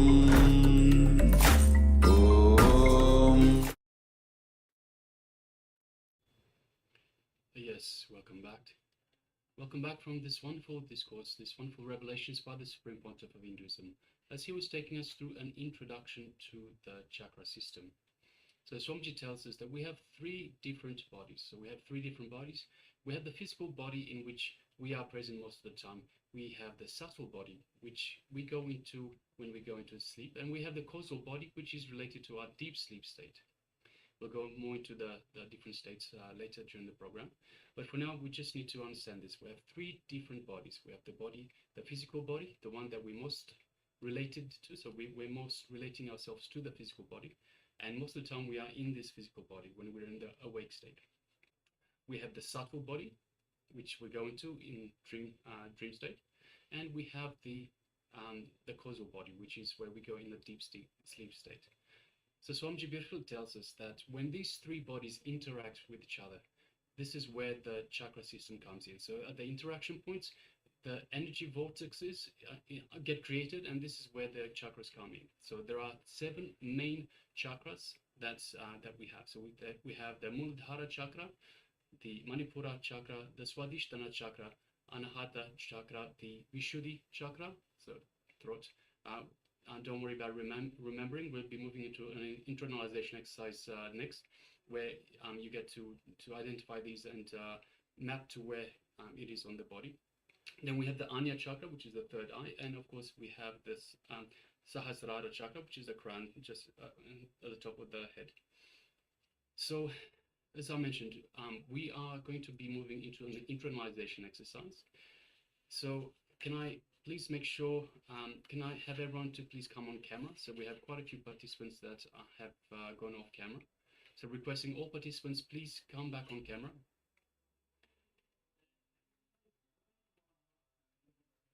So we require your presence, and please make sure that you are active. You take part in these exercises. So we'll be going shortly through this internalization exercise where you get to map the chakras themselves, and this will be used. So it is for your own reference. This will be used further in the program itself. So request all participants, please come on camera, and when you are on camera, please make sure that you are visible. So we can clearly see you on camera. So requesting all participants, please take a moment and come back on camera.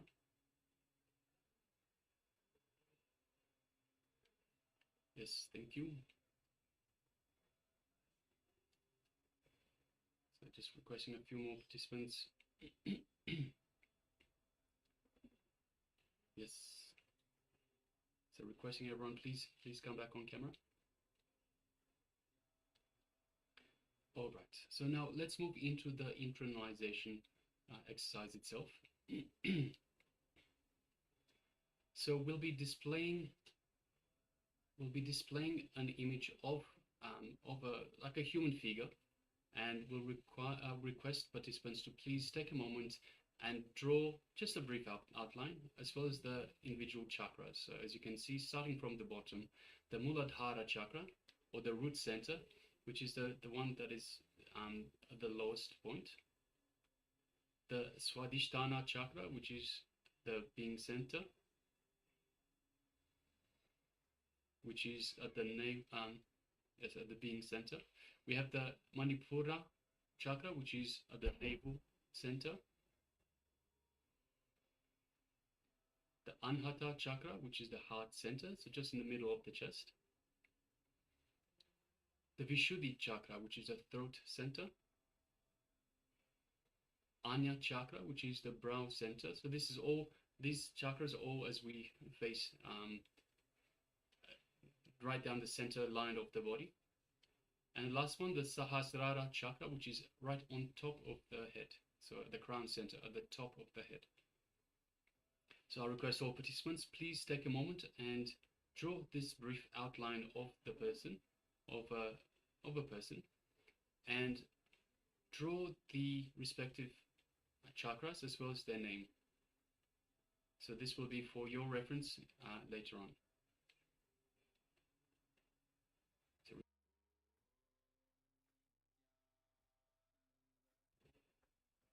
So yes, requesting all participants, please grab a pen and paper.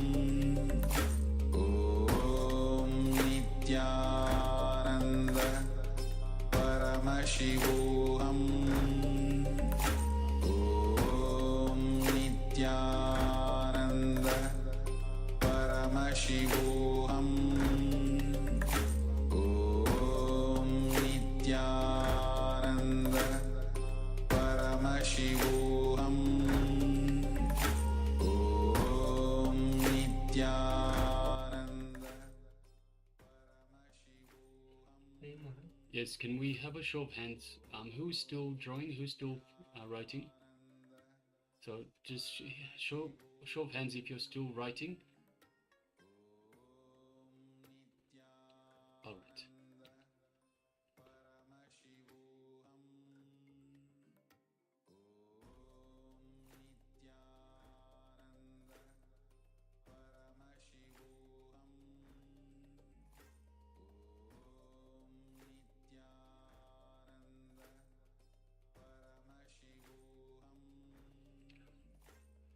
Yes, so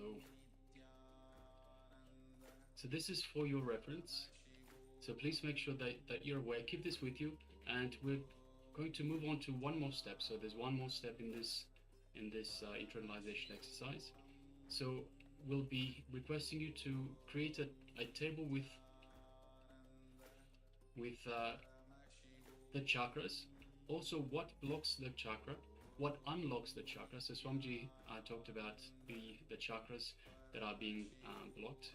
So what blocks the chakra, what unblocks the chakra, as well as what powerful cognition is related to that chakra itself. So first of all, I'll ask you to come to the space of listening. I will be going through each individual chakra one by one. So the chakra name, what blocks, what unblocks, and the powerful cognition. And then after that, I will display a table for you to write down to keep as a reference. So once again, this is a reference for you to understand about the chakra itself, what blocks, what unblocks, and what are the powerful cognitions that are related to that particular chakra. So we'll be displaying a table for all the 7 main chakras in our body. So, right, so now let's start. So as I said, we will start by reading first. So please come to the space of listening. Starting at the bottom with the Muladhara chakra. So the Muladhara chakra, also known as the root chakra. It is blocked by greed and lust. So greed and lust. It is unlocked when we drop our fantasies and we welcome reality. So when we drop the fantasies to see the reality, what is really there.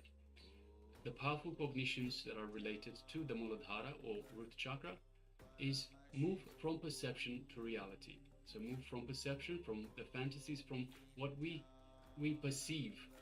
So often what we perceive is not reality. What we perceive is based on our judgments, on our patterns that we have instilled in us. So there is a difference between what we perceive and reality. Moving from this perception to what is real is the powerful cognition that we need to be aware about for this chakra, for the root chakra, that is the Muladhara chakra. Next, moving up to the being center, the Swadhisthana chakra. So this is blocked by fear, especially the fear of death. In fact, Swamiji tells us that all fear boils down to the fear of death. Every fear that you have is in fact the fear of death, just in another expression. So what unlocks this Swadhisthana or being center, being chakra, is facing the fear itself, and of course facing death itself. But by facing death, we're not saying put yourself in dangerous situations, but we're saying face it. So don't put it off, but actually face it and say, okay, this is the fear that I have. Let me deal with it. The powerful cognition for this is, of course, fearlessness. And fearlessness is not the absence of fear, but it is the courage to handle the fear. Moving up to the navel center, we have the Manipurika chakra, which is blocked by constant worry. So when we worry, we always worry about what is to come. So worry is usually related to the future. So the constant worry will block the Manipurika chakra, which is in the navel center, so just below, around where the belly button is. So what unlocks the Manipurika chakra is when we stop worrying, especially worrying about worries. So often we don't just worry about what's going to come. A lot of times we end up worrying about being worried about what is going to come. So it's a vicious cycle. So the powerful cognition for the Manipurika or navel center, navel chakra, is all our worries are nothing but a collection of words in the language that we know. So in our native language, all the worries are nothing but a collection of words in the language that we know. Next, we move up to the Anahata chakra, which is in the heart center. So the heart chakra is in the heart center, which is in the middle of your chest. So it's not the actual heart itself, which is to the side. It is in the middle of the chest. This is the heart center right here. Okay, so this is the Anahata chakra, the heart chakra, the heart center.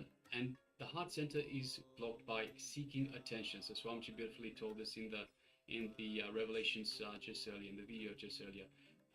It is the seeking of attention that and love from others that is blocking the Anahata chakra.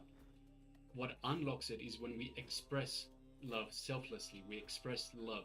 So when we seek love, we block it. When we express love, it is unlocked, is unblocked.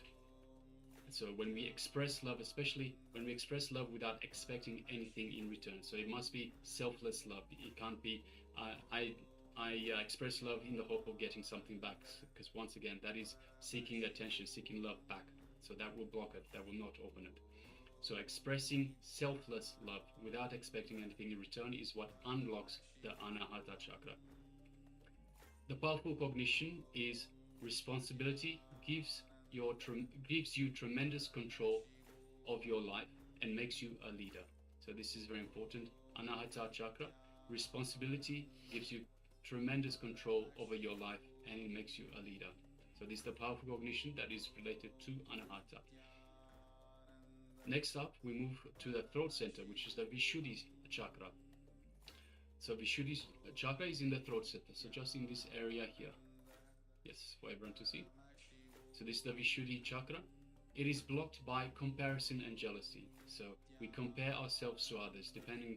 So this is part of the societal conditioning that we've received all our life. We've been told, we've been graded against other people. We've been told this is what a perfect being looks like. This is what nice clothes look like, and so forth. We have been conditioned to compare ourselves to the ideal that society has identified for us.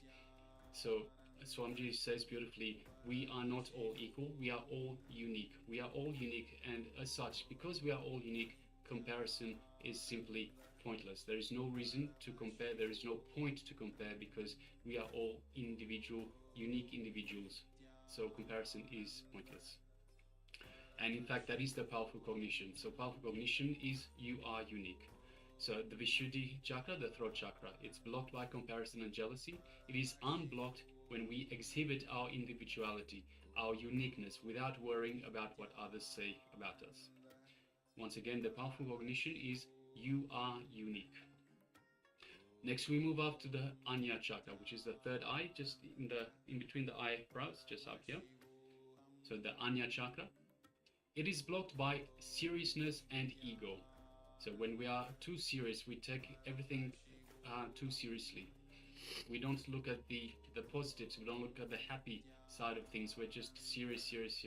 We are too concentrated on our goals, too concentrated on life to actually enjoy life. And of course the ego. So the ego is our false self. The ego is not our true self. Our true self is the divine. It is the divine spark that is within all of us. And when we understand this, we can move past, we can open the Anya chakra. So what unlocks the Anya chakra itself is, of course, innocence. So as opposed to seriousness, innocence, simplicity, and intelligence. And of course, by shedding all forms of the ego. So once again, it is unlocked. So the third eye is unlocked by innocence, simplicity, and intelligence, and by shedding all forms of the ego. So removing any ego, removing all labels that are related to the ego. So see, ego itself is not a solid form. It's nothing solid. It is only holding on to different labels that it has created over time. So we are son, we are a parent, we are a teacher, we are whatever it might be. These are just labels for the ego to feel like it has some sort of a form, but that is not the truth. So the ego is not ourselves. So by understanding this and removing all forms of the ego, all labels, we unlock the Anya chakra, the third eye. So powerful cognition for this Anya chakra, of course, is drop your ego and dissolve into the divine. So once we understand ego is not our true self is the divine. So drop the ego, the false self, and dissolve into the divine. And last but not least, we have the Sahasrara chakra. So once again, it is on top of the head. It is at the top of the crown center, just up here. And this crown chakra is blocked by discontentment. So being unhappy with things in general, discontentment.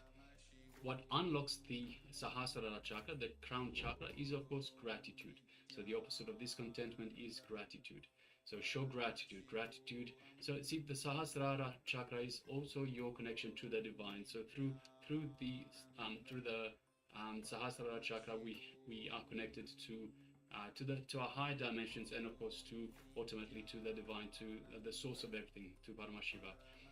By showing gratitude, so gratitude to Swamiji, gratitude to Paramashiva, to the divine, we unlock and we open the Sahasrara chakra, and we allow the connection to the divine to be much better. Next, we also have the powerful cognition. So for the Sahasrara chakra, the powerful cognition is when you do not take life for granted. So when you don't take life for granted, and you are sensitive and appreciate everything around you. So don't take life for granted, be sensitive and appreciate everything around you. All right, so we'll be displaying this table. If you have any questions at all, please let us know in the chat box. We'll be displaying the table now. I request all participants, please write down. So create this table for yourself and write it down. Make sure you have a copy of this and keep it for your reference going forward. So please go ahead now. Paramashivoham Om Nityananda Paramashivoham Om Nityananda Paramashivoham Om Nityananda Paramashivoham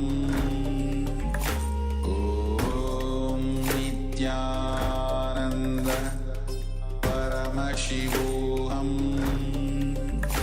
Om Nityananda Paramashivoham Om Nityananda Paramashivoham Om Nityananda Paramashivoham Om Nityananda Paramashivoham Om Nityananda Paramashivoham Om Nityananda Paramashivoham Om Nityananda Paramashivoham Om Nityananda Paramashivoham Om Nityananda Paramashivoham Om Nityananda Paramashivoham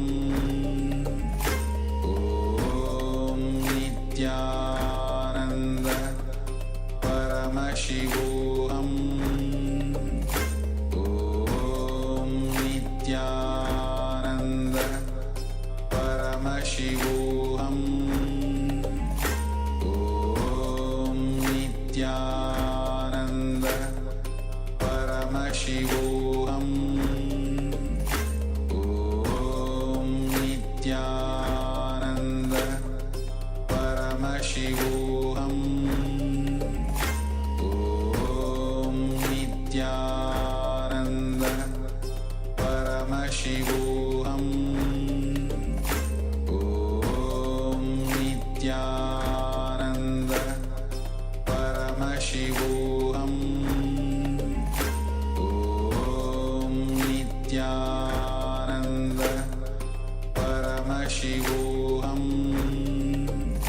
Om Nityananda Paramashivoham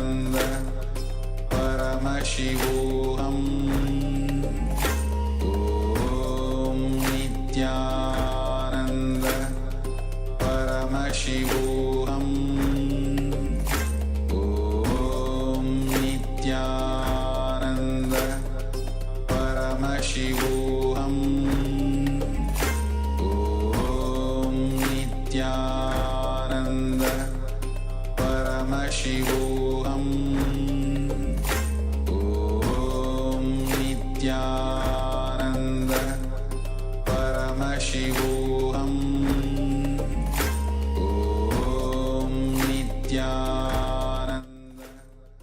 Paramashivoham.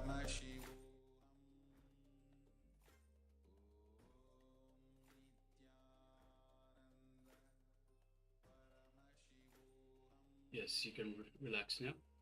So I request all participants, please come back on camera. So we have quite a few participants that have gone off camera. So remind you, this exercise, this internalization exercise, this is for your own reference. So I hope you all got a chance to write everything down. It is for your own reference to understand each individual chakra, what is blocking the chakra, so what blocks the chakra, what unblocks the chakra, and of course the powerful cognitions that are related to it. So please keep this as a reference for yourself, as you will need to review it, to have a look at it later on when we start working. So later during the day, we'll be starting working on the individual chakras themselves.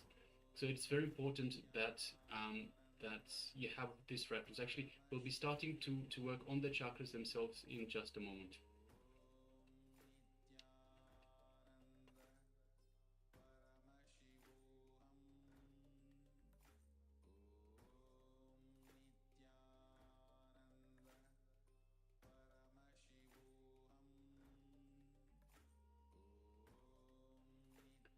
Yes, so actually as part of this exercise, we'll be moving on to a meditation technique, a very powerful meditation technique. Which will be working on the individual chakras themselves. So requesting all participants, if I can ask everyone to please come on camera. So we will be going through this through a meditation technique to clear the blockages of the individual chakras and to awaken the chakras themselves. So at the moment, there's most of the people are away. I request all participants, please, this is a very important exercise. I request all participants to please come on camera. Please make sure they are doing this exercise. So whether you're with us in the Zoom room on two-way, whether you're with us via YouTube on one-way, or of course on Facebook Live, please make sure that you take part in this exercise, in this meditation technique that we're about to enter into. So just giving a couple more moments. So we have Ma Kaylee Wang, please come on camera. Ma, your camera is switched on, but you're not in front of the camera. If you're around, please come on camera and let's take part in this exercise, in this meditation technique. Also, Ma Nitya Agora Swarupini, I request, if you're there, Ma, your camera is switched on. Please come come on camera and take part in this meditation technique. So you were actually quite happy to know about this, what unblocks and what chakras are blocked, how they are unblocked, and all those part of cognition. So please, I request all participants, please come on camera. So make sure you are visible on camera, so we can better interact with you. So this is a very important exercise. This is a very important meditation technique to cleanse your chakras. And Swamiji will be taking us through this meditation technique himself. So let me just make sure I've got most people. So this is not to be missed. So let me just give me a moment to make sure that everyone that is present will be available for this very important meditation technique. So I request Ma Ananda Agora Rupini, if you're there with us as well, please come on camera, Ma. Ma Zheng Jian Hong, if you're there, please come on camera. Yes, I can see you. Thank you, Ma. So Ma Kaylee Wang, again, please come on camera, Ma. Ma Lizzie, please come on camera. Ma Nitya Ganambananda, please come on camera. Liu Zai Kun, Ma Liu Zai Kun, please come on camera. And Chu Wei Ping, please come on camera. And let's get ready for this powerful meditation technique. Swamiji will be taking us through this. It's called the Nitya Dhyan meditation. So just making sure everyone's available. All right.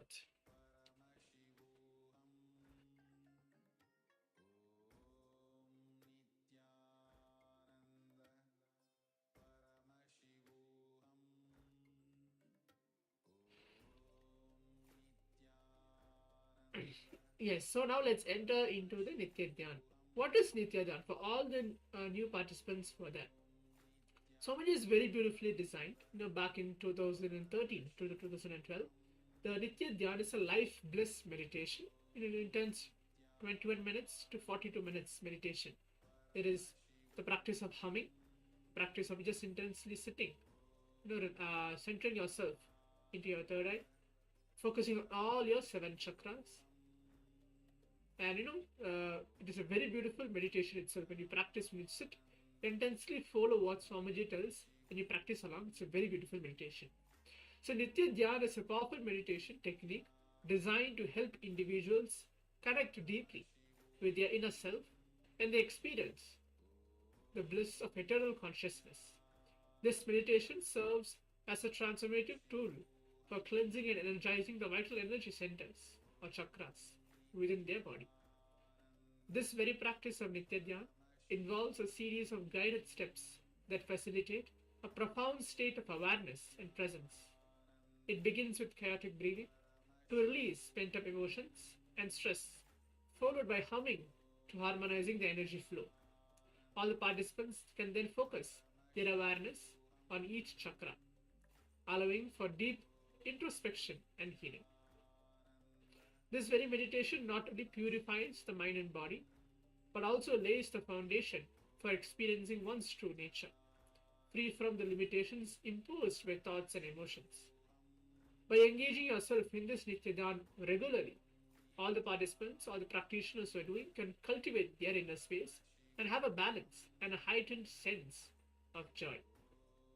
So it's just to highlight, so once again, the meditation itself will have a number of different steps, including chaotic breathing. So just to give a quick understanding, what does chaotic breathing mean? So Swamiji will tell us beautifully in the meditation as well, that he will guide us through it. But just to make sure you're aware, chaotic breathing is when you breathe differently from one breath to the other. So one breath might be short, one breath might be long, one deep, one shallow. So chaotic means without any set pattern. So you'll be breathing in and out chaotically without any set pattern to the breathing itself. So this way, the idea is that all this, the entire life we've been used to breathing in a certain pattern. With this pattern, we have the patterns that have set inside of us, the incompletions. We'll be talking more during the program about what incompletions are. But just think about patterns that are ingrained in you from parental influences and from societal influences. Conditioning that has been ingrained into your system. So over the years, this breathing pattern that we have has also conditioned the body to have these patterns settle into our body. So we need to do something different to make sure that we get all these patterns out.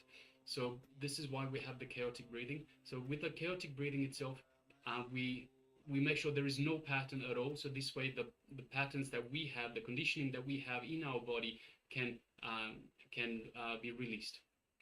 Yeah. So after this chaotic breathing, we have the humming. So the intense humming. So taking a big deep breath and start humming with your mouth closed. So your lips will be closed together as such, and start humming. So it's a continuous humming. Make sure you take in as deep a breath as you can. So deep breath, breathing through the stomach and then the chest. So inflate your stomach and then inflate your chest to make sure you put as much air into your lungs. Use your full lung capacity, and close your mouth and just hum as long as you can. So continuously humming and as loud as you can. So that is the second step, and then we'll be putting our attention. So don't start just yet. Swamiji will be taking us through the meditation itself. I'm just making sure at the moment that you're aware of the steps involved. So after the humming, so humming will calm the mind, will make sure that there is no thought that is taking over your mind. So once the mind is clear, then we can start paying attention, bring our awareness, our full awareness to the chakra system. So those are the three main points. So I request everyone now, if you have any questions, please let us know now before we go into the meditation process itself. So please take a moment and make sure that we all understand it's a very important, very powerful meditation that is we're being guided by the Supreme Pontiff of Hinduism, by Swamiji himself. So if you have any questions, let's clear the questions up front. Okay, so we'll just give a couple moments. All right. So without any further ado, let's move on to the meditation itself.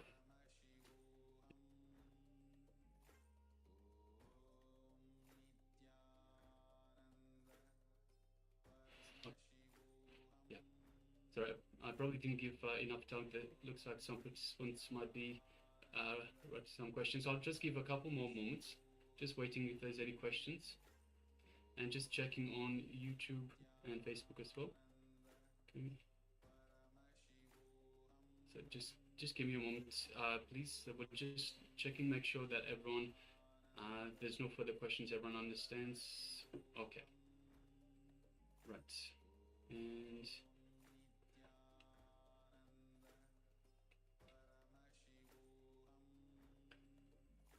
all right, so the meditation technique, very powerful meditation technique. Please make sure you do it authentically. So as Swamiji says, everything that you do it with 100% of your being. And Swamiji will be taking us through this meditation technique. It's a very powerful meditation technique to awaken, to cleanse your chakras and awaken your chakras at the same time. So yes. So let's get ready. I request all participants to please come to the space of listening. First of all, let's come to a space of restful awareness. So restful awareness where we remove all the thoughts. So whatever thoughts come into our mind, let's just ignore them. We label it as a thought. Yes, it's a thought, but don't engage in the thought itself. So let's come to the space of restful awareness.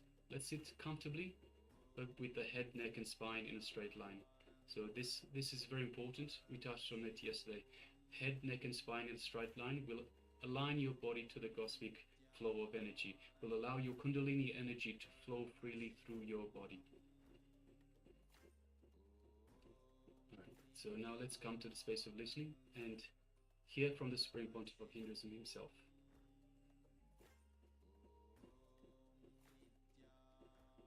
The meditation process, life bliss meditation.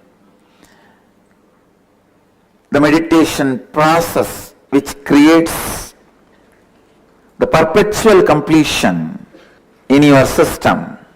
I give you a few minutes, please settle down and adjust yourself, make yourself comfortable. Then I lead you step by step.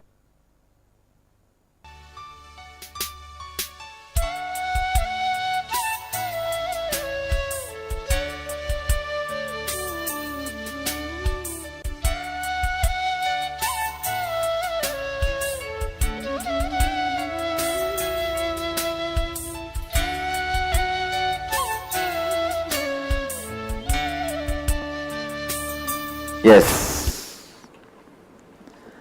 The first step, please understand,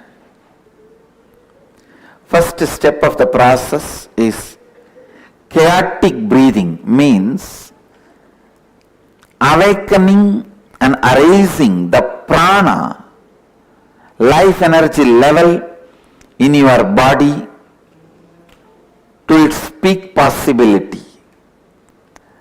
It is the most dynamic aspect. You can put your hands on the hip and start breathing as deep as possible and as powerfully as possible. It's like a hyperventilating you. That's all, nothing else. Hyperventilating. I can show you.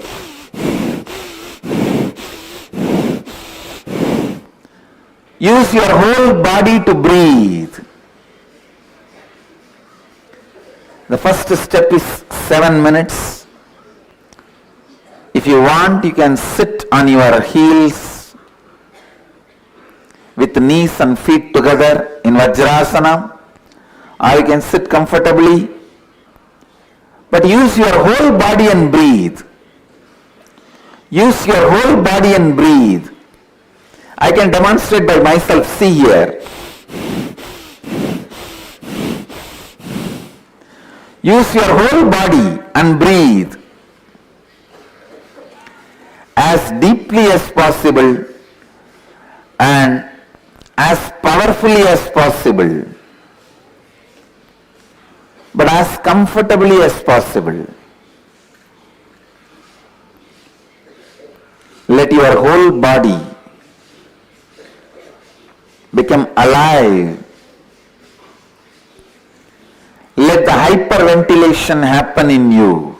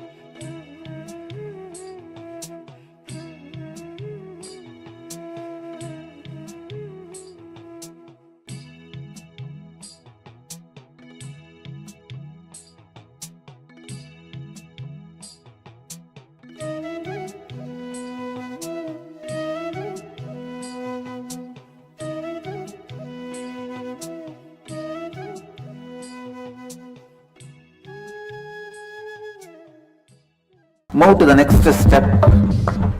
Intense humming.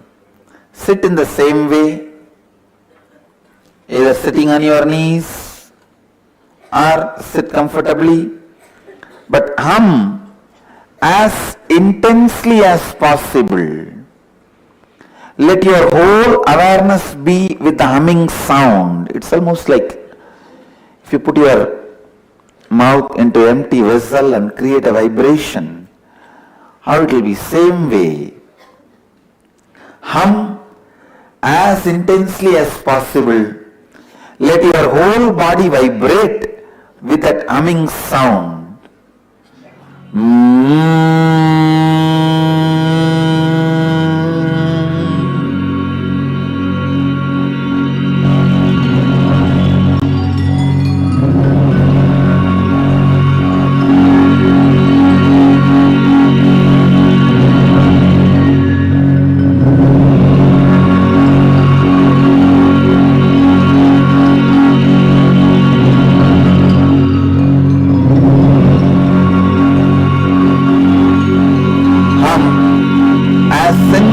as possible. As deeply as possible.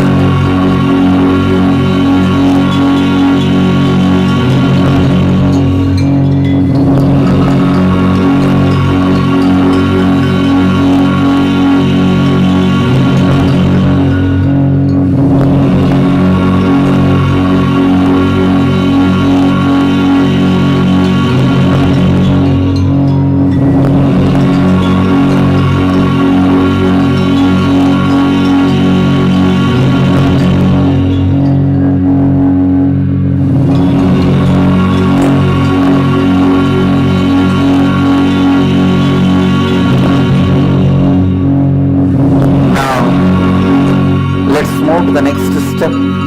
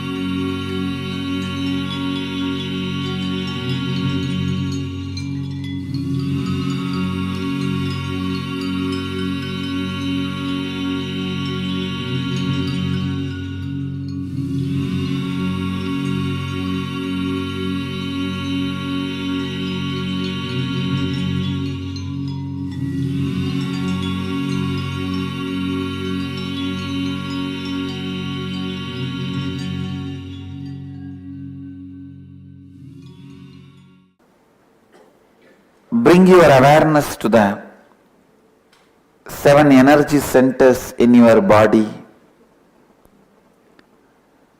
I'll guide you step by step. First, the root of the spine. Visualize yourself a powerful, bright sun in your root center, the root of the spine.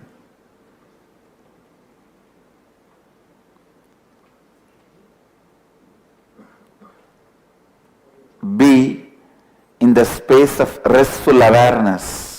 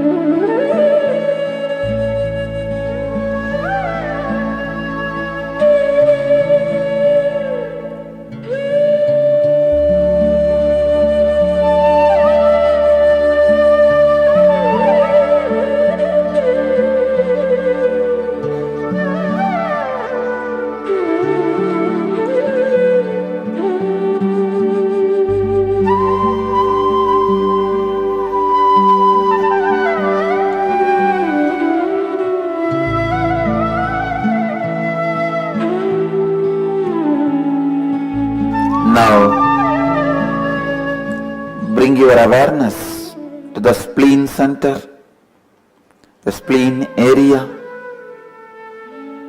Visualize yourself as a powerful light, the spleen area.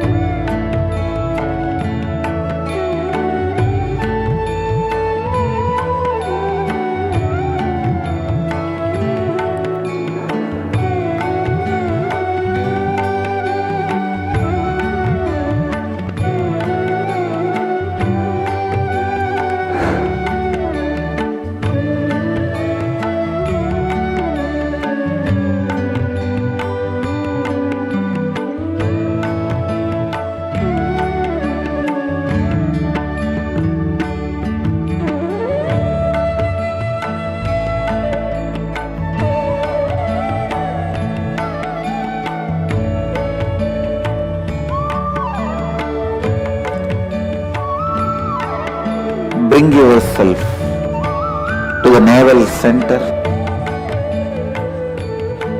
See yourself in your navel center as a powerful light.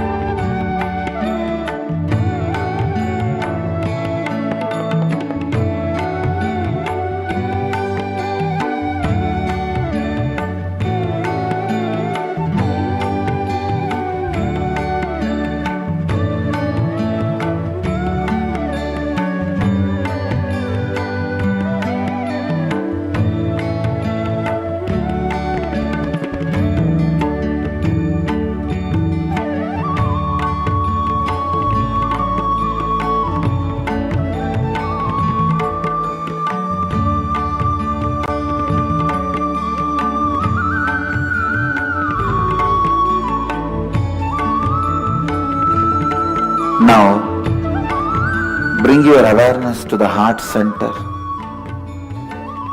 center of the heart. Visualize yourself as a powerful light.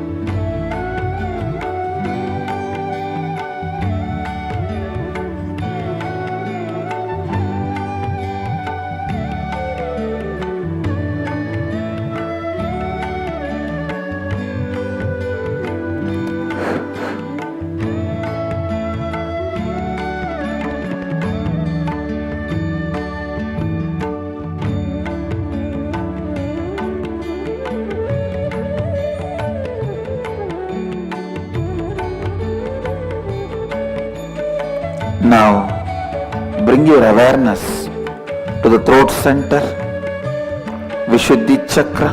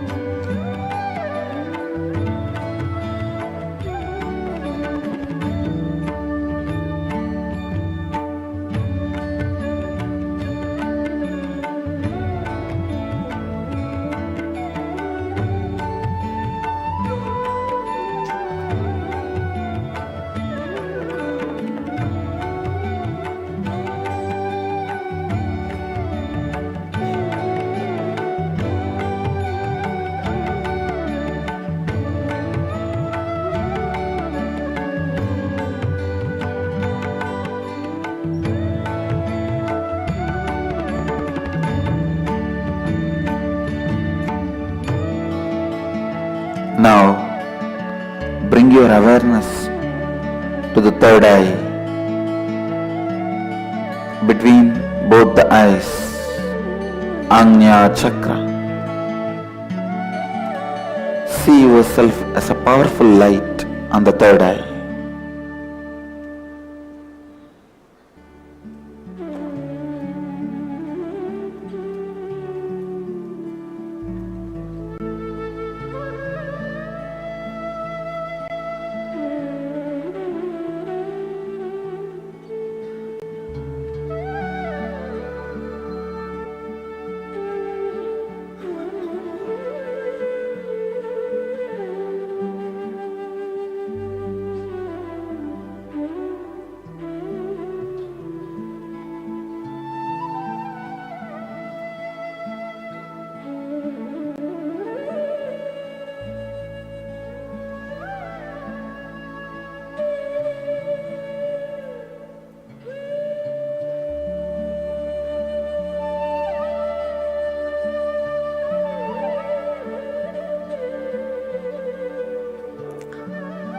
Bring your awareness to the crown center.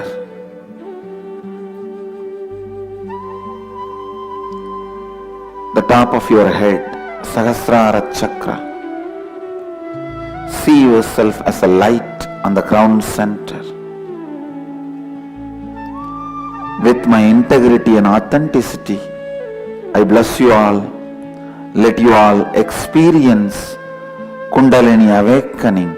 Namah Shivaya.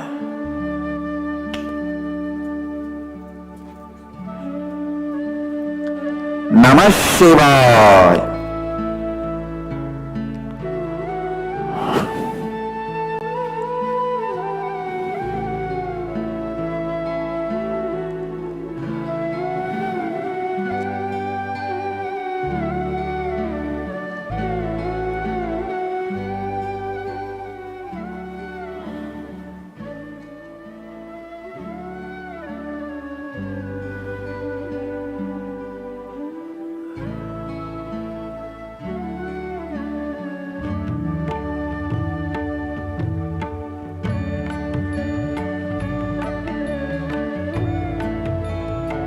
Now, just relax, sit in the space of unclutched, decide to yourself, you will sit in the space of perpetual completion. Any incompletion comes up, complete and drop them.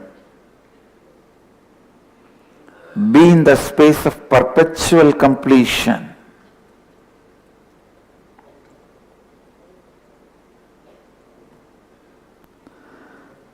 Any doubt, fear, powerlessness comes up in you, distractions comes up in you, complete them and drop them. Be in the space of perpetual completion, unclutched. I bless you all and initiate all of you. Let your Kundalini Shakti be intensely awakened. Let your brain mirror the neuron activities of an incarnation, the peak possibility. Namah Shivaya, Namah Shivaya, Namah Shivaya. Nityananda Paramashivoham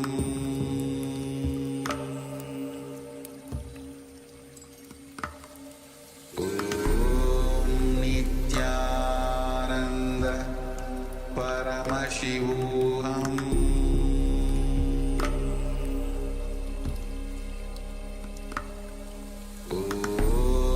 Nityananda Paramashivoham Nityananda Paramashivoham Nityananda Paramashivoham Nityananda Paramashivoham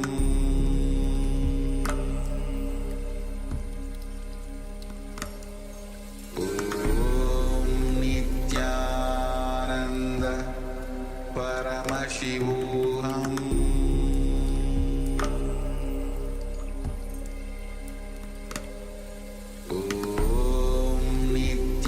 Nityananda Paramashivoham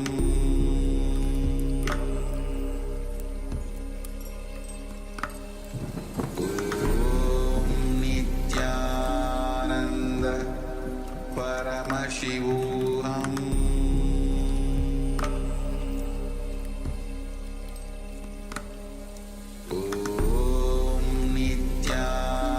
Nityananda Paramashivoham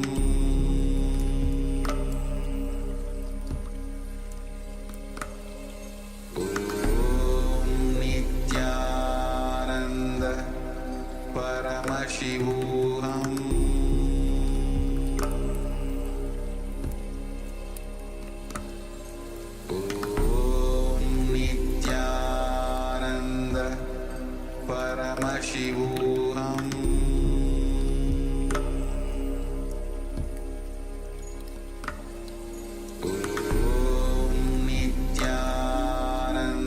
Nityananda Paramashivoham Nityananda Paramashivoham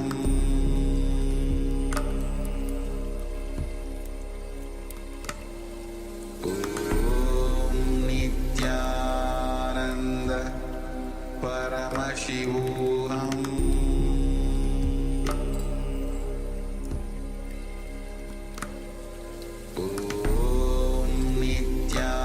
Nityananda Paramashivoham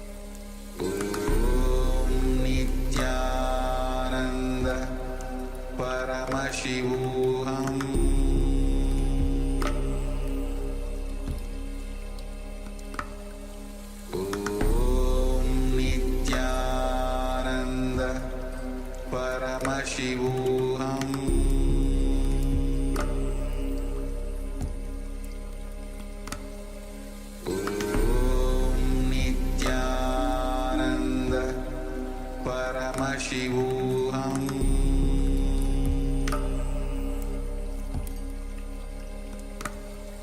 Om Nityananda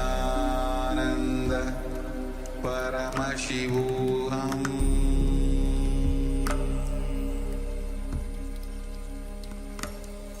Om Nityananda Paramashivoham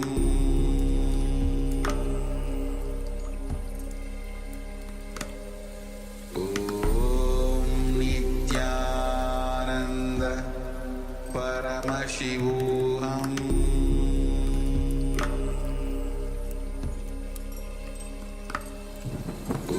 Om Nityananda Paramashivoham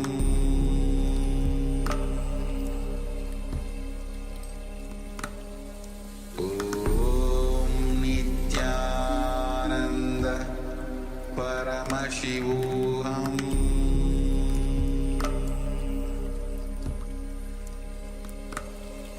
Om Nityananda Paramashivoham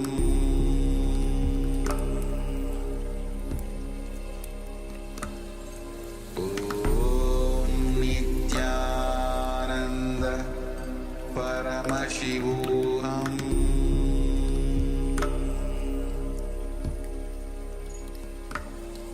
Om Nityananda Paramashivoham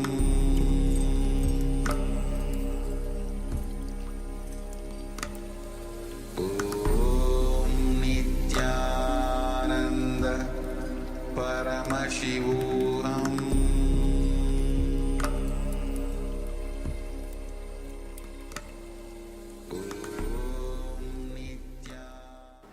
I bless you all.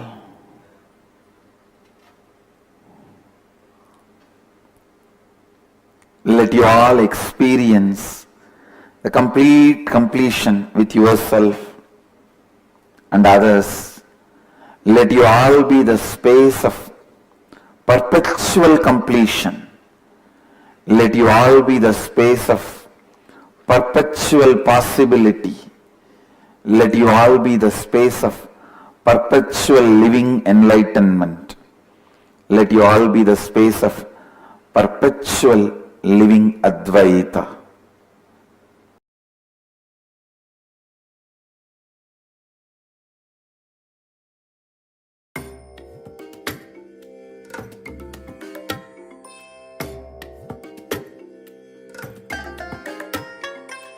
I bless you all. Let you all open all your three eyes and manifest the powers of Mahasadashiva. Om Nityananda Paramashivoham Om Nityananda Paramashivoham Om Nityananda Paramashivoham Om Nityananda Paramashivoham Om Nityananda Paramashivoham Om Nityananda Paramashivoham Om Nityananda Paramashivoham Om Nityananda Paramashivoham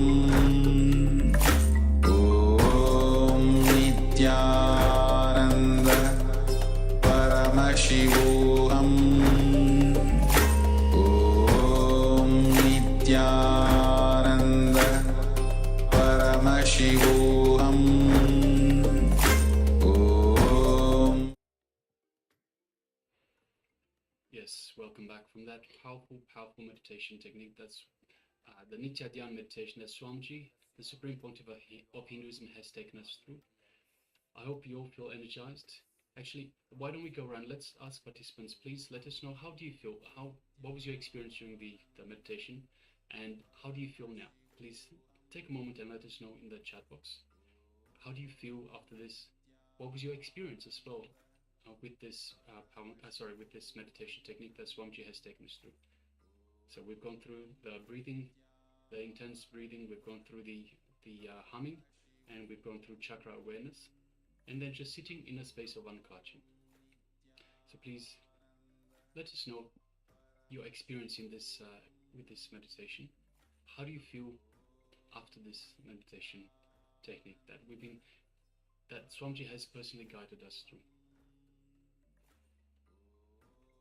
So requesting participants, those participants in the Zoom room, let us know in the Zoom chat, of course. Those who are following us on YouTube, please let us know in YouTube, on the YouTube chat. And those following us on Facebook Live, please let us know in the Facebook. This was a very powerful meditation technique that Swamiji has taken us through to cleanse our chakras, to cleanse and awaken our chakras, to bring awareness into our chakra centers.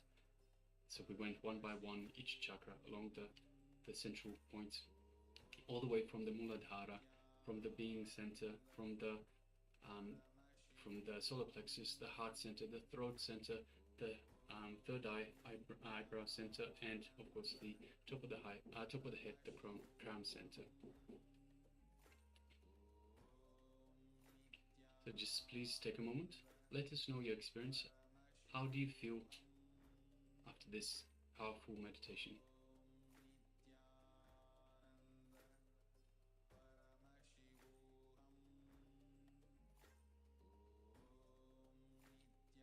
What was your experience going through this meditation? So please take a moment.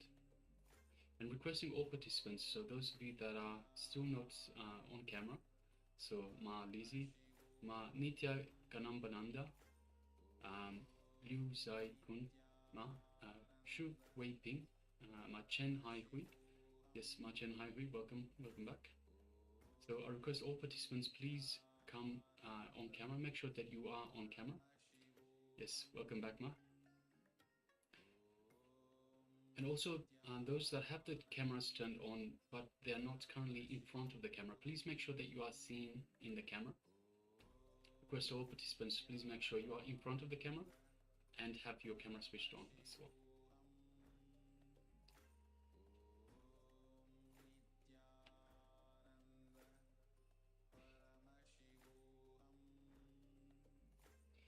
And for those of you that have just joined us, we've just gone through a very powerful meditation technique by the Supreme Pontiff of Hinduism, guided by Swamiji himself, to cleanse and awaken the chakras, all the chakras.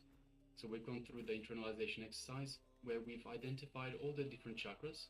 We have identified what blocks the chakras, what unblocks the chakras, and of course the powerful cognitions that are related to each individual chakra. And then we've gone into the Nitya Dhyan meditation, guided by the Supreme Pontiff of Hinduism, to cleanse these chakras and to awaken these chakras.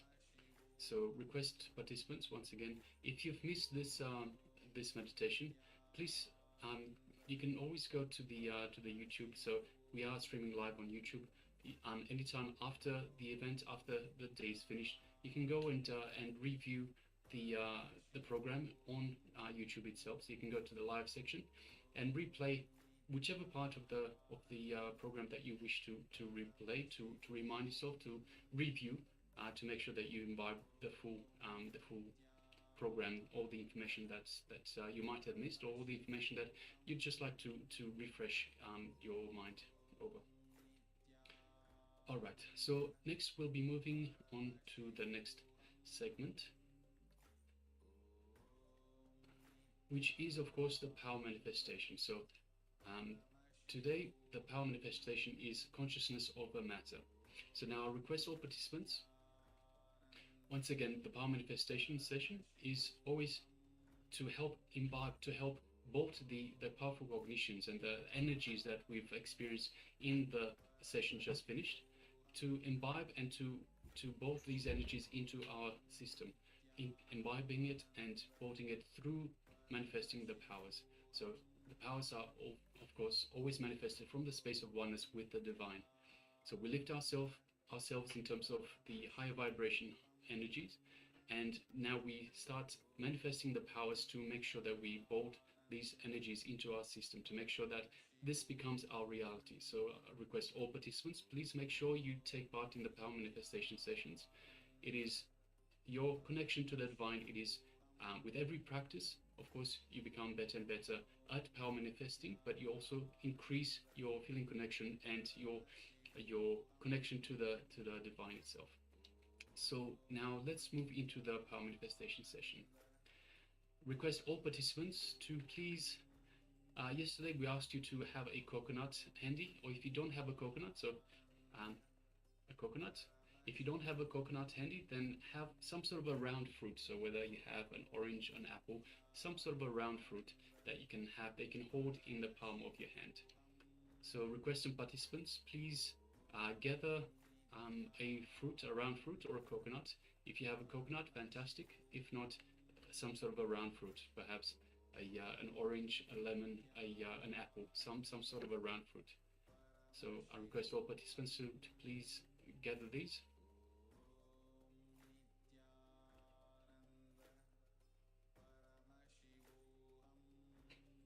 So if you have a coconut, please make sure you grab a coconut.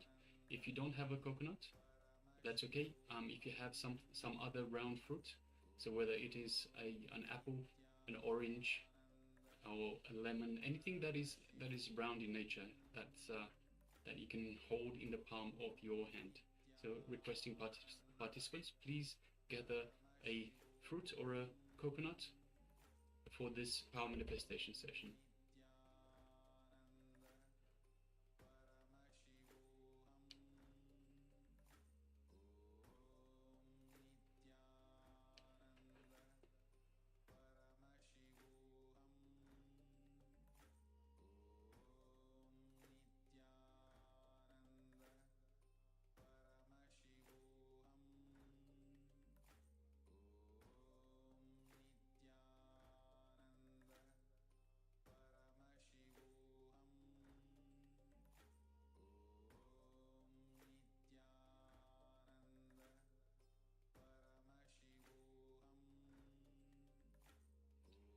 All right, so while participants are identifying a round fruit or perhaps a coconut, let's enter into the power manifestation itself. So just to talk a little bit about the power manifestation, this is the power of consciousness over matter. So to start off with, we will simply feel the vibration. So we'll have the coconut or the fruit on our hands, in our palm as such, and connecting to Swamiji in our inner space. So having Swamiji, invoking Swamiji in our inner space.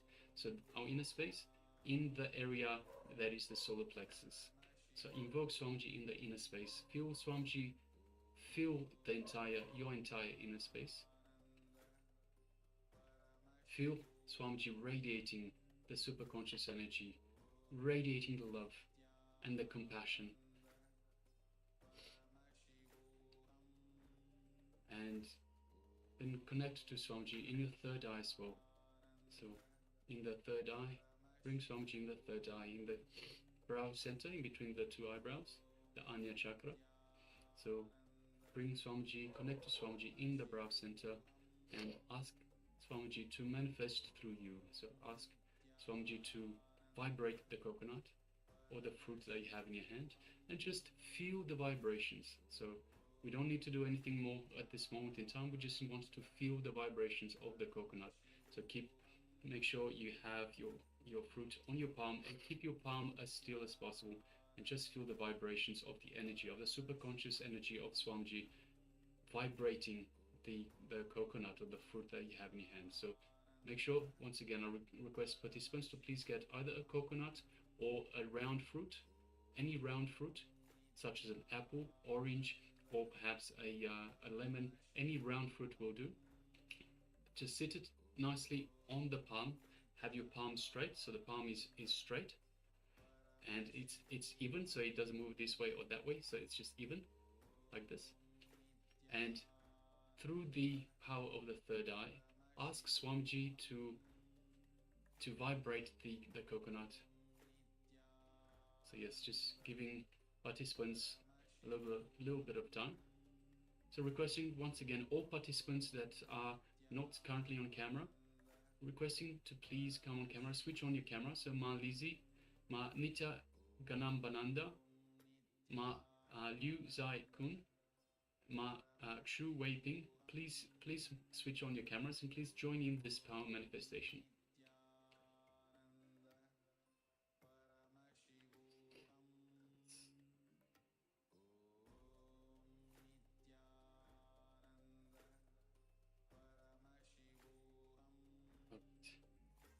So I request participants to have the fruit in front of them, or the coconut in front of them in the camera. Yes, so just waiting on a few more participants to gather their fruit. And we'll just be feeling the vibration. So ask Swamiji to vibrate the fruit or the coconut that you have in your hand, and just feel the vibration. So it'll start vibrating, start going back and forth. So just feel the start of vibrations in the coconut. So just waiting on a couple more participants to come back with the fruit. So once again, the hand should be as straight as possible and as still as possible. As still, so unmoving, yeah? So straight and still, to make sure that we're not affecting the coconut itself or the fruit itself. So it should be straight and still. Alright, so now let's once again connect, invoke Swamiji in our inner space. Have Swamiji radiate, have gratitude for Swamiji for manifesting this power through us. Feel the energy of Swamiji filling your entire inner space. Feel the superconscious energy flowing into your entire body. Once again, let's connect to Swamiji in the third eye. So have Swamiji in your third eye now. Well, you've still invoked Swamiji in your inner space. Connect to Swamiji in your third eye. And start chanting the Mahavakya. Om Nityananda Paramashivoham. Om Nityananda Paramashivoham. And ask Swamiji to vibrate the fruit or the coconut in your hand, and just feel the vibrations. Feel the vibrations in the coconut.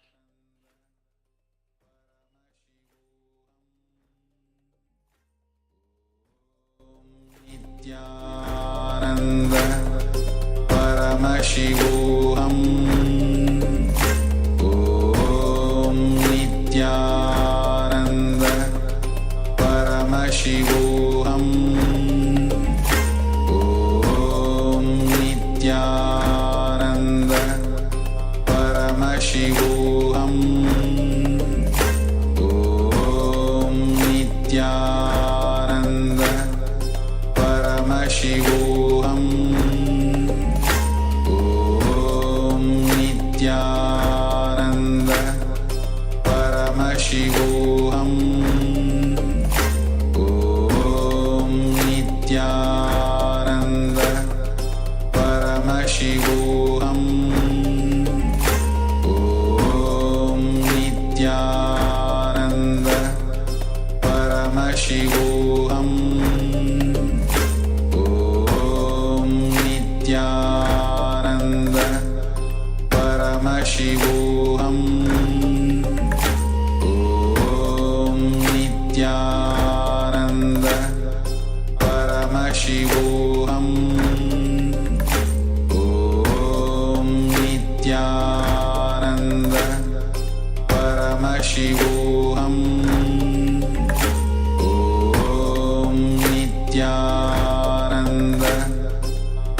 Paramashivoham. Just feel the vibrations. Paramashivoham.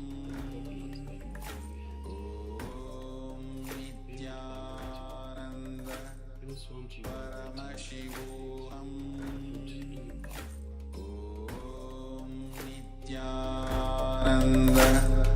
Paramashivoham. Om Nityananda. Paramashivoham. Om Nityananda. Paramashivoham. Om Nityananda. Paramashivoham. Om Nityananda.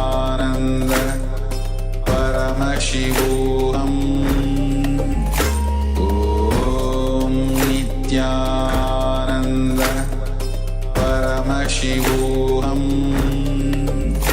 Om Nityananda. Paramashivoham. Om Nityananda. Paramashivoham. Om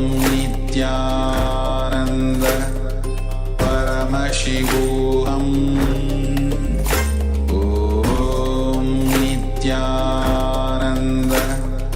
Paramashivoham. Om Nityananda. Paramashivoham. Om Nityananda. Paramashivoham. Om Nityananda. Paramashivoham. Om Nityananda. Paramashivoham. Om Nityananda. Paramashivoham. Om Nityananda. Paramashivoham. All right, you can relax. So let us know how you went. So share your experiences in the chat box. Did you feel the vibration of the fruit or the coconut?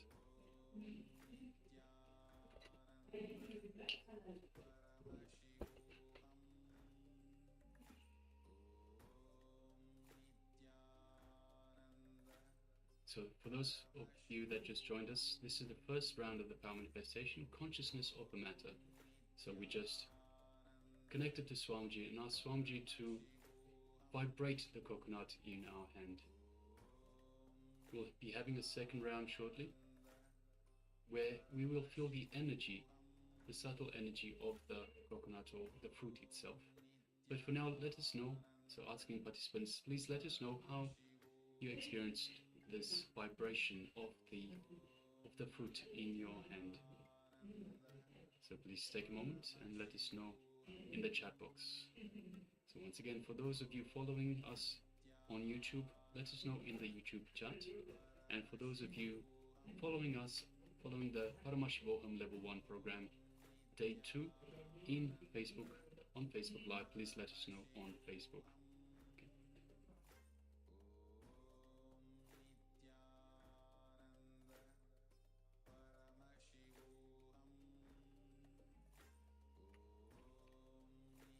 Yes, so we have a sharing from Zhang Jian Hong. I felt that.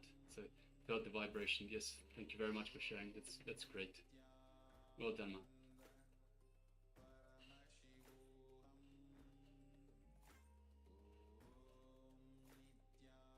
So this was just feeling the vibration.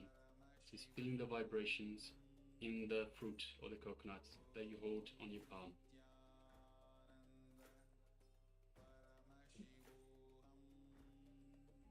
Alright, so let's move on to the second round. This time we will feel the energy itself. So we'll be going through the same process, only this time feel the coconut or the fruit as an extension of your own body. So it is simply an extension of your own body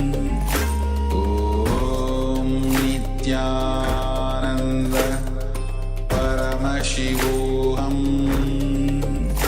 Om Nityananda Paramashivoham Om Nityananda Paramashivoham Om Nityananda Paramashivoham Om Nityananda Paramashivoham Om Nityananda Paramashivoham Om Nityananda Paramashivoham Om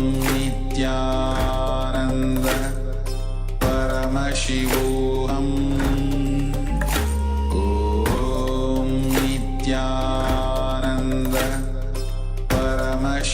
Paramashivoham Om Nityananda Paramashivoham Om Nityananda Paramashivoham Om Nityananda Paramashivoham Om Nityananda Paramashivoham Om Nityananda Paramashivoham Om Nityananda Paramashivoham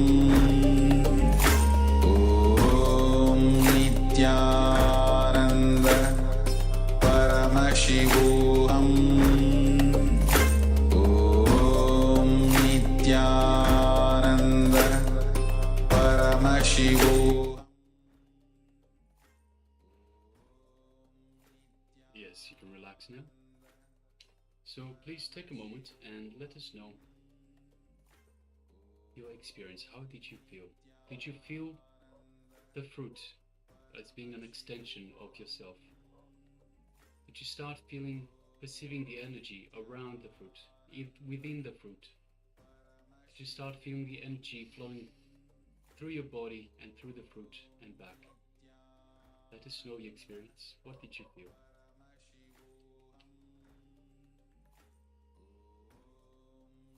So requesting participants to let us know in the chat box. So in the first instance, we just vibrated the fruit or the coconut in our hand. In the second instance, we felt the energy of the fruit itself.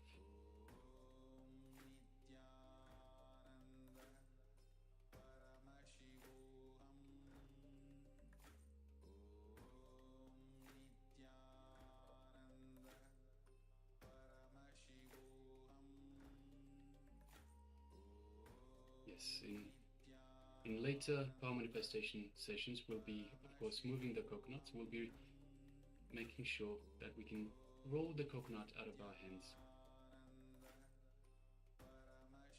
And there are so many different variations to this consciousness of a matter. But for now, we're just feeling the energy. We're feeling the fruit as an extension of our body and feeling the energy of the fruit.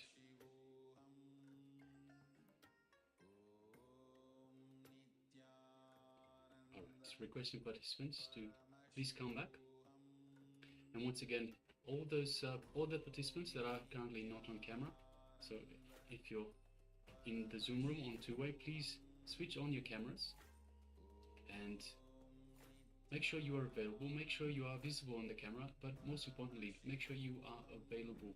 So available to imbibe these teachings, available to practice these power manifestations, to practice the internalization exercise, because this is very important. So once again, just reminding all participants, so the format of the program for the entire 21 days is we have a Jnana segment where Swamiji imparts the important information, the sacred secrets to all of us.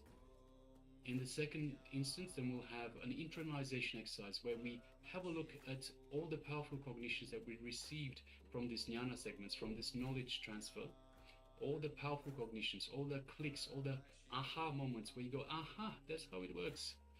So all these we internalize, we have a look at our life and see how we can apply these going forward to better our life, to make our life the way it should be, to make our life, to live our life the way we desire it to be. And of course, the power manifestation session will be to bolt these cognitions into our body and these higher energies into our body to make sure that we live this, we do live this into the future.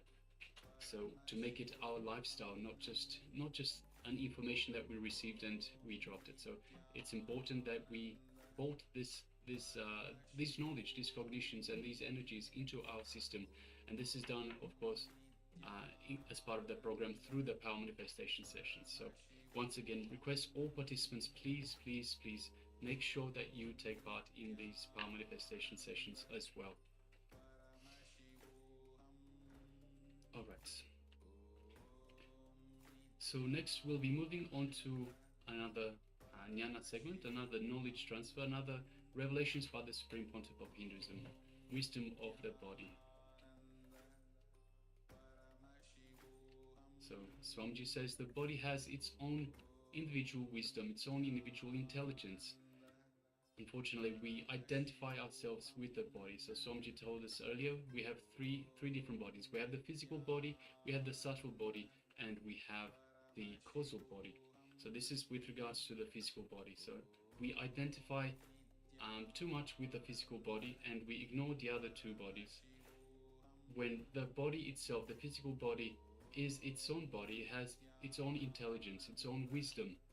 Once we move away, we let the body do its own thing, it has the intelligence to regenerate itself, it has the intelligence to heal itself, and so many more important functions that it has that we don't allow it when we identify ourselves with the body. So we identify ourselves with the body and we stop it from its natural course, from its natural processes. So let's hear from the Supreme Pontiff of Hinduism on the wisdom of the body. I request all participants, please come to the space of listening. Once again, sit with your head, neck and spine in a straight line. And let's come to the space of listening and hear those sacred secrets from the Supreme Pontiff of Hinduism, wisdom of the body.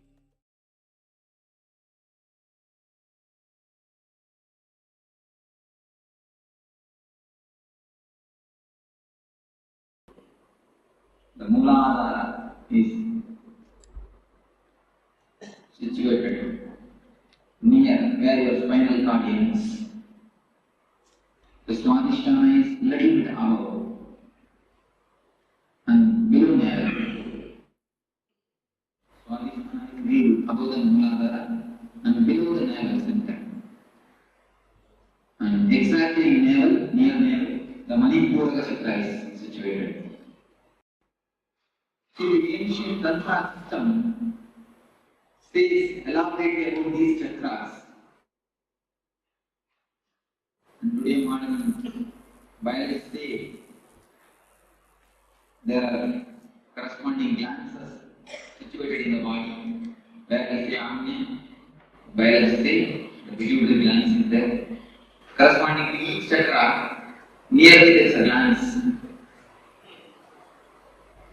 The glands gives energy through these chakras. What is meant by the word chakra? What is these chakras actually? That is the first thing to be known. We have three bodies. We don't have one body as we think. We have three bodies. The body on which we are using now at present, the body in which you have come to the class, with which you are moving, you are writing, you are talking. This is called Chakra-avastha, the body of Chakra. Another body, Sukna Sarira, which you use it in your dream state. If you have to laying down, you will be sleeping in Bangalore, but you will be dreaming as if you have gone to Bombay, as if you have gone to some other place. In dream, you are going to that place. You feel you are going to that place. At that time, which body you are using? Swapna body. Sukshma Sarira. You can use the word Sukshma Sarira also. Swapna Sarira. And another one Sarira, Karana Sarira, it is called. In the deep sleep state, that body you are in that state, that body is called Karana Sarira. Of course, that body doesn't move, it is completely made out of tamas. So that body doesn't move. These three bodies meet in 6 particular centers in our body system. The other 2 bodies meet this physical body at these particular 6 centers. There are 6 centers. Today we are going to see these 3 centers. In particular 6 centers, all these 3 bodies meet and overlap with each other. But if we know how this chakra science, if we can use the science of these chakras, we will be able to use the aircraft into aircraft as an aircraft. Yesterday I told you the story of aircraft. After the Second World War, German soldiers are left on open aircraft near a tribal area. When the tribals saw the mechanism, they thought it may be a bullock cart. They started using it as a bullock cart to transport the materials. After a few weeks or months, someone little intelligent man came and saw and thought, it may not be a bullock cart because there are so many gear systems. For bullock cart, there is no need for so many gear systems. He thought it may be a tractor, and he started using it as a tractor. After a few months, he saw this man with their father, and he instructed them how to start and use it as an aircraft. Then they started using it as an aircraft. This is the same thing which happens in our life also. If we don't know the gears and mechanisms of these chakras, we will be using our body as a tractor or bullock cart. At the most we use only as a bullock cart. We don't even use as a tractor. If we know the mechanisms, if we know how to use these gears of our tractor, we can fly with this aircraft. The science of flying, that is the science about chakras. If you know the science of chakras, you can use this body, you can use the energy in much higher scale, in much higher way, not in the lower forms in which we are using at present. If these chakras get opened, your energy will be used in a higher place. It will be transformed into a higher energy. So how to open this? What is the science of these chakras? To open these chakras, 2 methods are followed. One is meditation, another one is maturity. What I call by the word maturity, we can use the word jnana, wisdom. What is called as jnana, wisdom? I call it as a maturity. Jnana word is too much attached to seriousness. When we listen to the word, we immediately feel that it is not for the philosophists. That's why I am not using the word jnana, I am using the word maturity.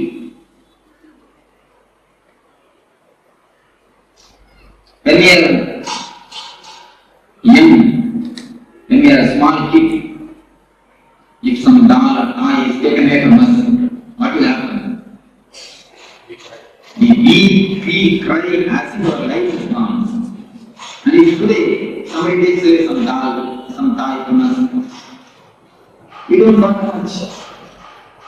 We don't cry. Why? We become mature. It is the same thing happens. When you grow more mentally, the maturity descends on you, not physically. There are many people physically grown up to 90 years, but their mental age is not more than 12 or 13. Now there are many methods to test the mental age of a man. There are many methods that come up, and they are testing also. They say average man's mental age is not more than 12.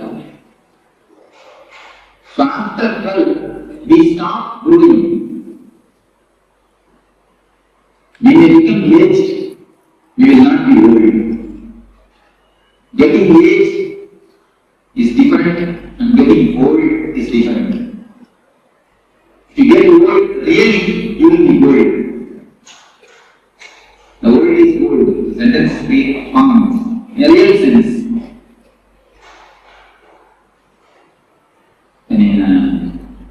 Swami Paramashivoham is a Ramakrishna disciple on Swami. He used to be called as a Sarputra Ramakrishna, son of Ramakrishna. When he was meditating in Vrindavan, somebody came and offered him a big costly blanket, shawl.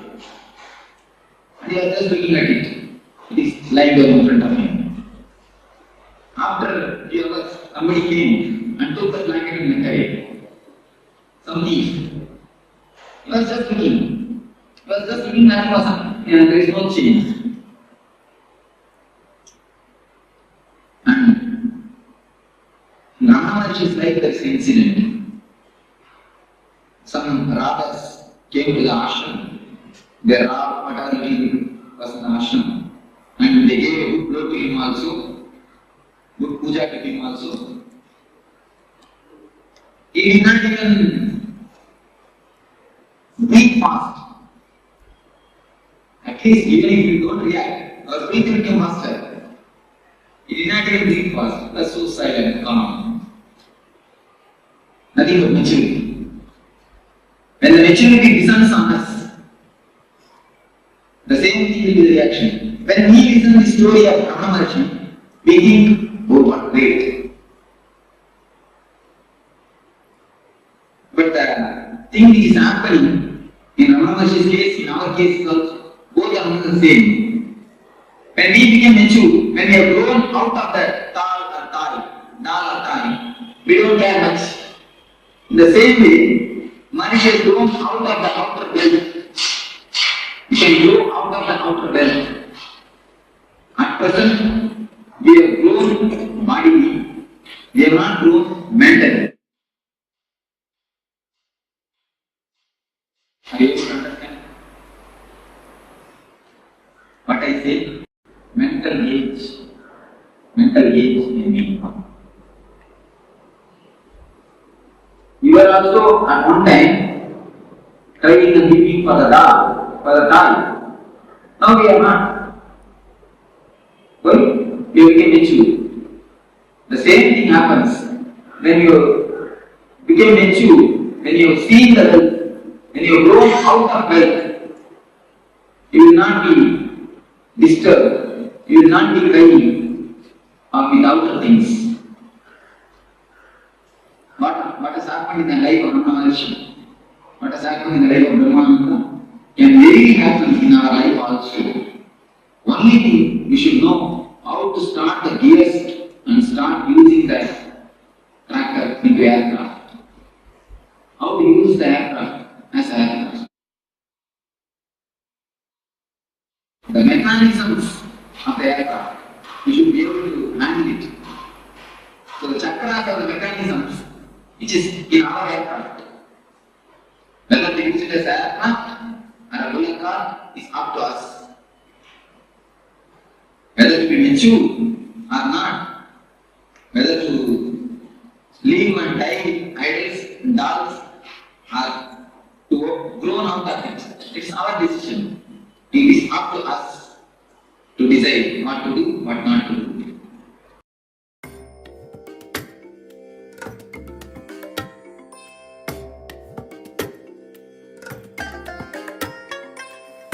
bless you all.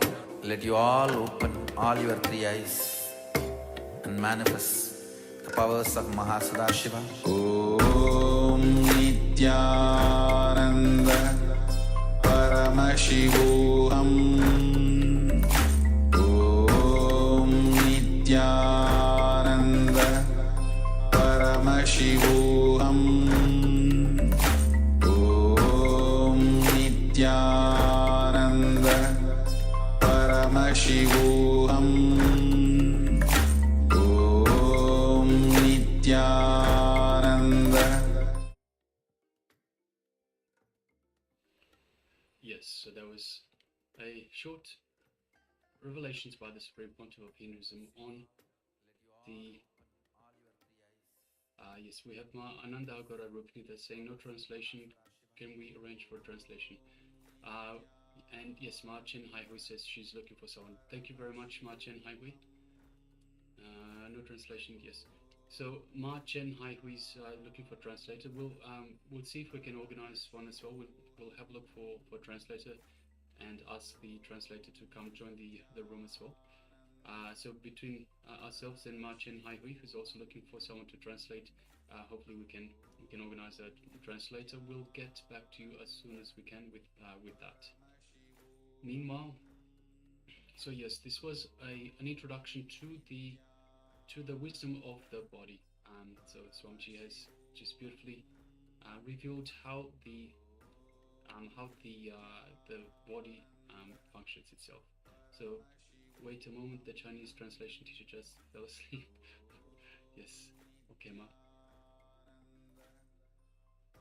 So we'll just wait a little bit. We're waiting for a translator for the Chinese world, for the Chinese participants. So please just bear with us for a little bit.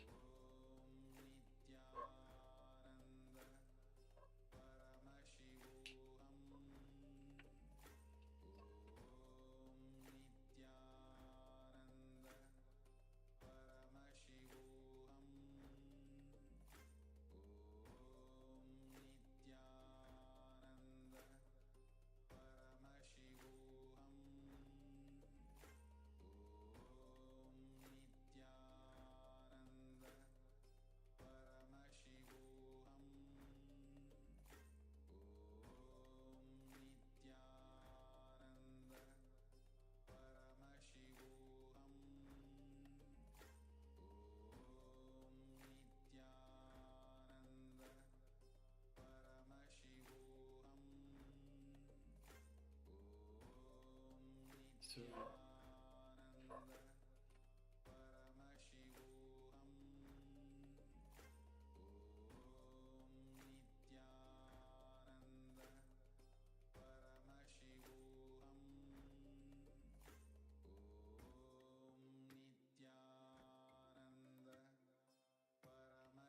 yes, so if you give us just a moment, we'll go to a very short break. We'll see if we can organize for a translator. So just bear with us for a few moments, and we'll be back very shortly.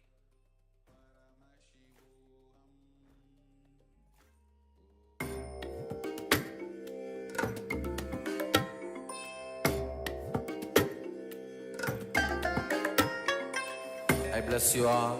Let you all open all your three eyes and manifest the powers of Mahasadashiva. Om Nityananda Paramashivoham. Om Nityananda Paramashivoham. Om Nityananda Paramashivoham. Om Nityananda Paramashivoham. Om Nityananda Paramashivoham. Om Nityananda Paramashivoham. Om Nityananda Paramashivoham Om Nityananda Paramashivoham Om Nityananda Paramashivoham Om Nityananda Paramashivoham Om Nityananda Paramashivoham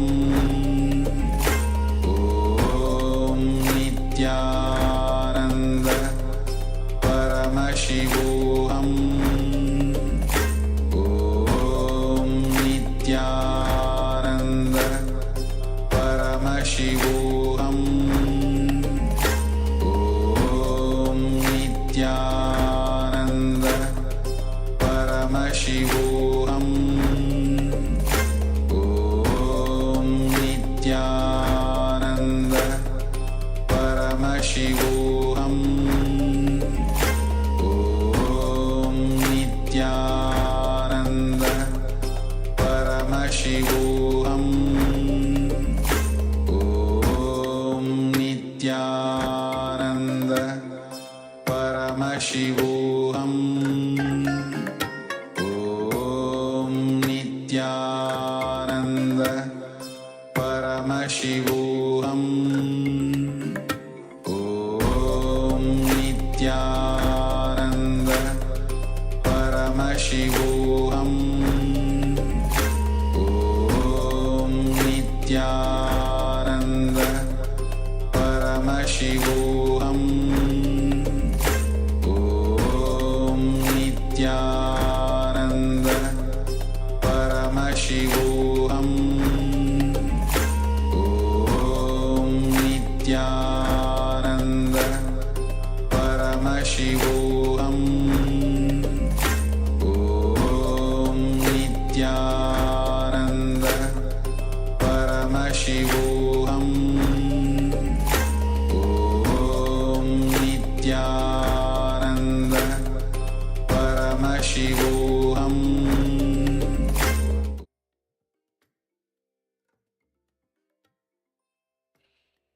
Yes. So welcome back.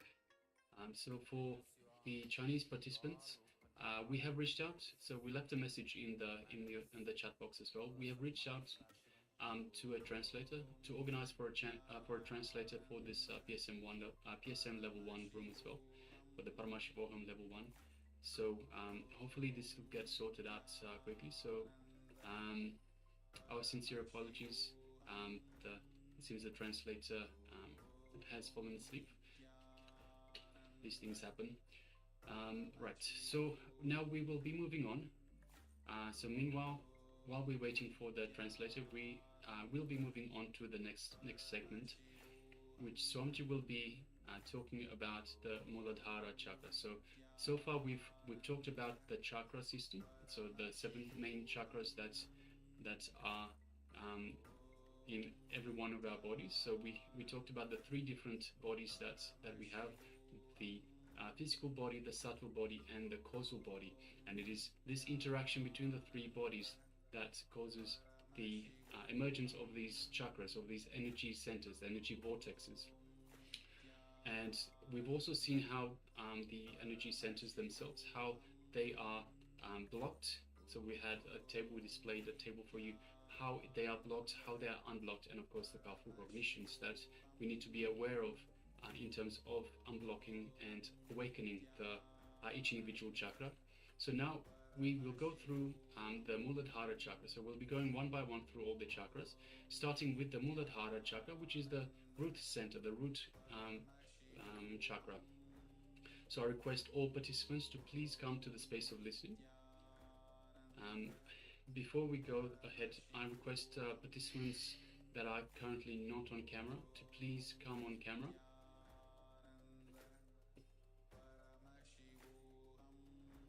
So please switch on your cameras and be available.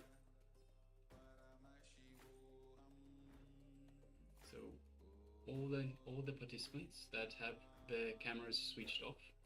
I request please switch your cameras on, and please be available, be on camera, so we can interact, much easier interact with you, and we can have a much better interaction, much better program tailored to you. So once again, requesting all participants, please switch on your cameras. Please come on camera so you are available, so you are visible, and we can much better interact. But just give me a couple more moments.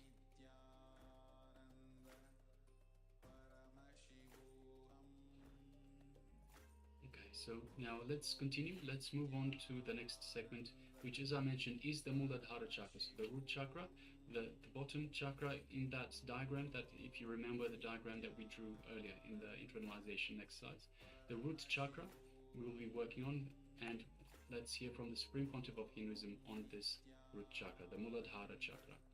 So request your full listening. Come to the space of restful awareness.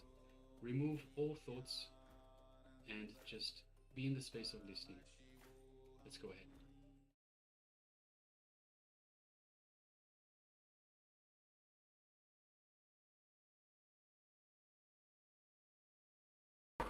So now we come to the first chakra. First chakra is Muladhara. As I told you, there are two ways to open these chakras. One is meditation, another one is maturity. Maturity means just understand in which way these chakras are locked. Get the key and open the chakras. If you know how to open the chakras, you will see the maturity descends on you. This chakra is locked by a particular emotion. Each chakras are locked by a particular emotion. If you know how to unlock it, the chakra energy will be released in you, and you can float with the energy of the chakra. The Muladhara chakra is concerned with the sex.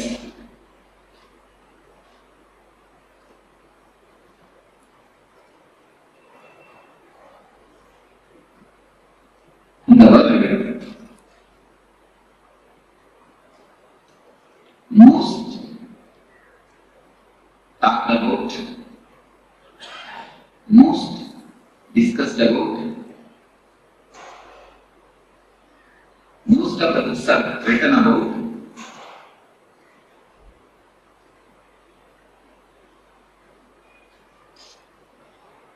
I think on these three sentences, most of the books have been written about, most talked about, and most discussed about. Subject is and most confused, most misunderstood, most misinterpreted. Subject is also.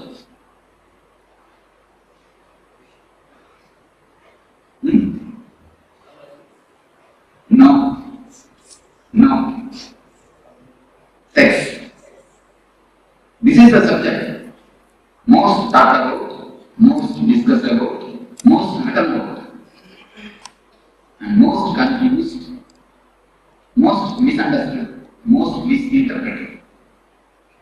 No other subject is talked about so vastly. No other subject is talked about so vastly as this subject. But no other subject is misunderstood as this subject. We try to avoid the subject, we try to indulge in the subject. The man who tries to avoid the subject tries to avoid the big pit in front of him. If he doesn't know that pit is there, how is he going to pass it? Man who tries to indulge in the subject is trying to jump into the pit. So both are not supposed to be done. We should know and pass it. Either we try to avoid or indulge. Do you try to do anything else? What is the reason? Ancient rishis, science give a very beautiful, clear understanding of this subject. The man who wrote the Kama Sutra, the science of this book, of this subject, is a sannyas like me. You know? He is a rishi, Vatsyayana. He is a rishi, he is a sannyasi like me. He is questioning, what authority do you have to speak about this subject? He is questioning. I think proper question, the right question. Any man who is little and intelligent will put this question. What authority do you have to speak about this subject? Yes, yes, actually, logically, I have no authority to speak about this subject. Vatsyayana very clearly answers in his book. But example he gives, I have modernized and I am living in a modern way. He gives an ancient type of example. In those times, there used to be Ayurvedic system which is used to use the electricity. Electricity means the bioelectricity. Bioenergy. He used that example. I am giving you the very clear example. Electrician knows how to switch on and off the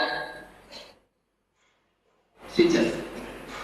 He knows what is the circuit behind the switches and the instruments. Whether when you switch on, what will happen? Switch on, what will happen? Everything he knows. He may not have switched it on and off. He may not have directly done it. But he knows the science behind it. He knows the energy flow behind it.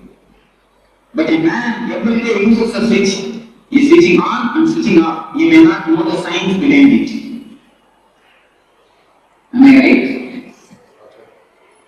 Many of us know only how to switch on and off, not the science behind it. That is why many times we get shocked. That is the reason many times we get shocked. We are many fathers, grandfathers, we have all grown in a grown up finished our life. We may have done it. Just like a normal man who knows only how to switch on and off the switch. But he doesn't know the mechanism or energy flow behind it. Just like an ordinary animal, living with a simple basic instinct.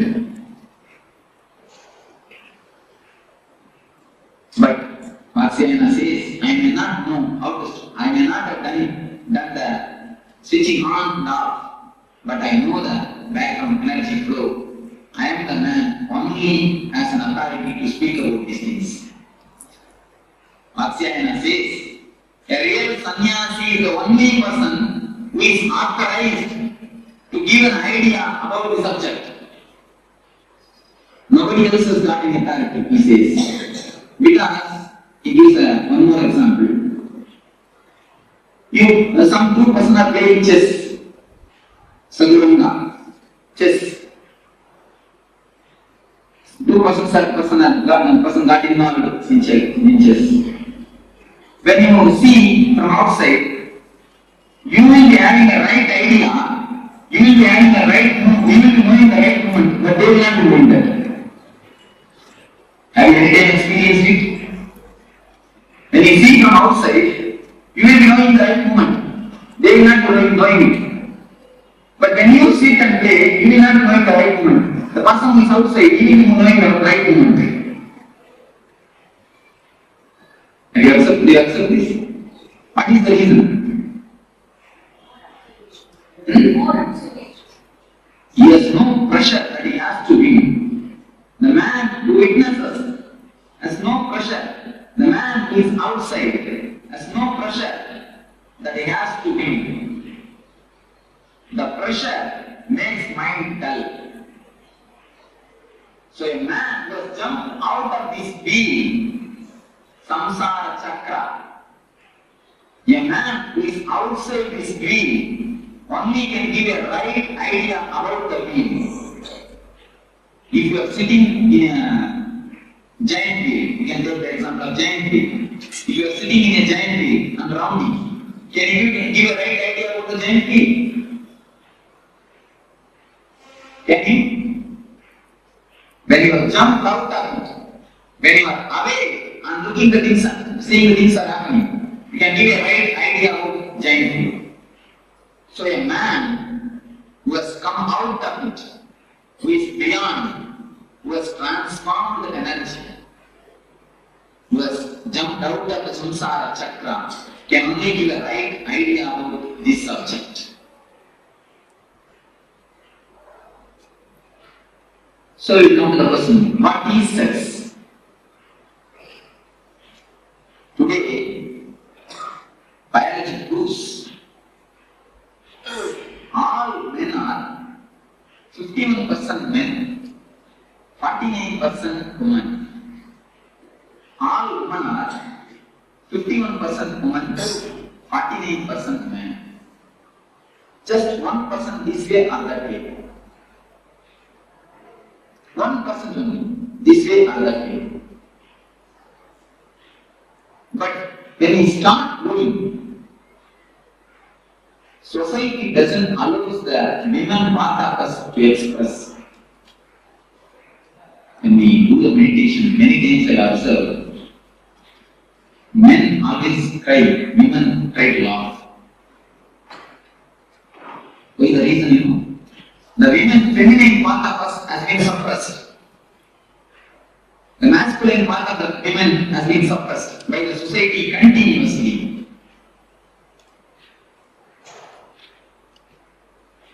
When we start growing, we slowly start collecting the image that 49% in us tries to satisfy itself through mother and father. That is why girl children are always attracted to father and boys are always attracted to mother. From there, the sex starts. The science starts.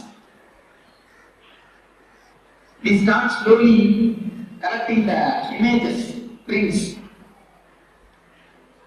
All men try to fulfill their image with mother.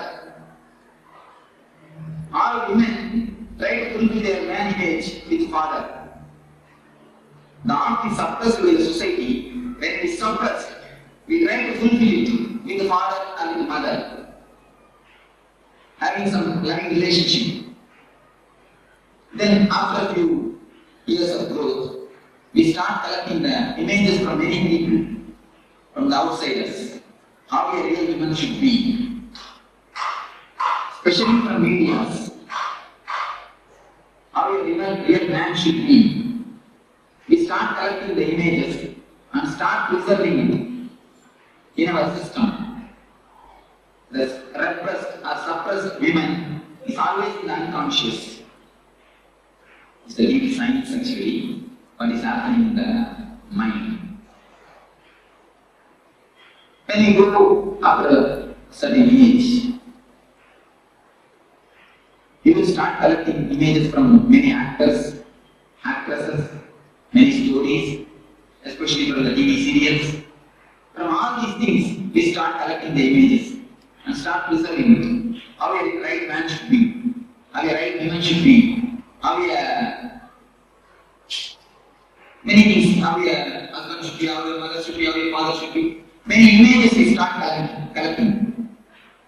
We keep the imagination of a woman inside, the ideal woman. Sometimes, rarely, at the age of 15, after 18 to 23, in that age, we see somebody outside as From distance, it looks like as if there is some weight in this image, which you have inside. We continuously start searching for this image. We have the copy inside. We start searching this outside. We start searching whether some image will suit with this image, whether some real person will suit with this image, which you have collected and kept it in our mind.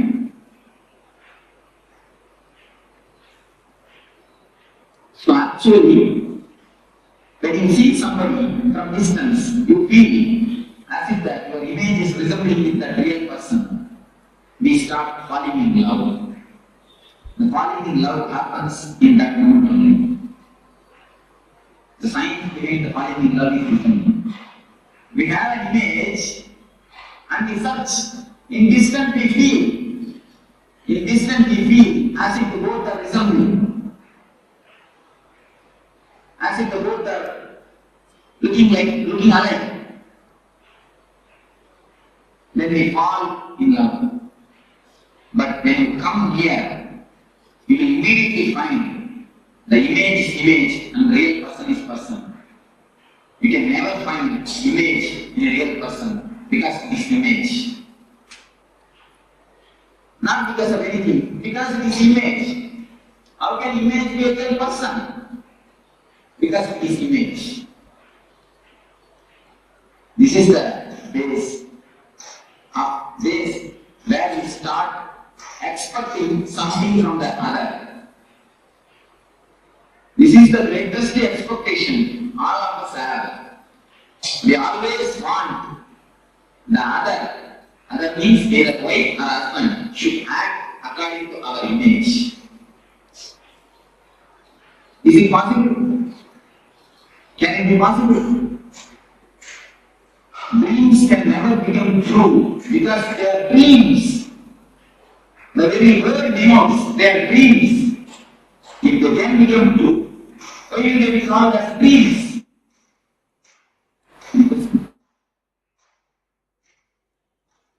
Just to be heard very clearly. Please listen with full attention and try to digest what I say. That's why I'm speaking very slowly. If any question, please raise. Now suddenly we come to the clarification. This is the way in which our expectations about others starts. We collect all types of images from media, TVs, wherever we see the ideal person. We collect that image and keep it inside and try to actualize it. We try to make it a reality with a living person. Is it possible? It can never be. That is why all love ends in pain. All. Capital letter A-L-L you can use. All, without exception. We can say there is an exception, one or two, like Ramakrishna and Sharada Devi. Both of them have no image. Both of them have no expectation. So something directly happened between them. The pure love transmission, of course, that type of exceptions will need. In ordinary plane, all of us feel that we got cheated. Men or women both feel that we got cheated.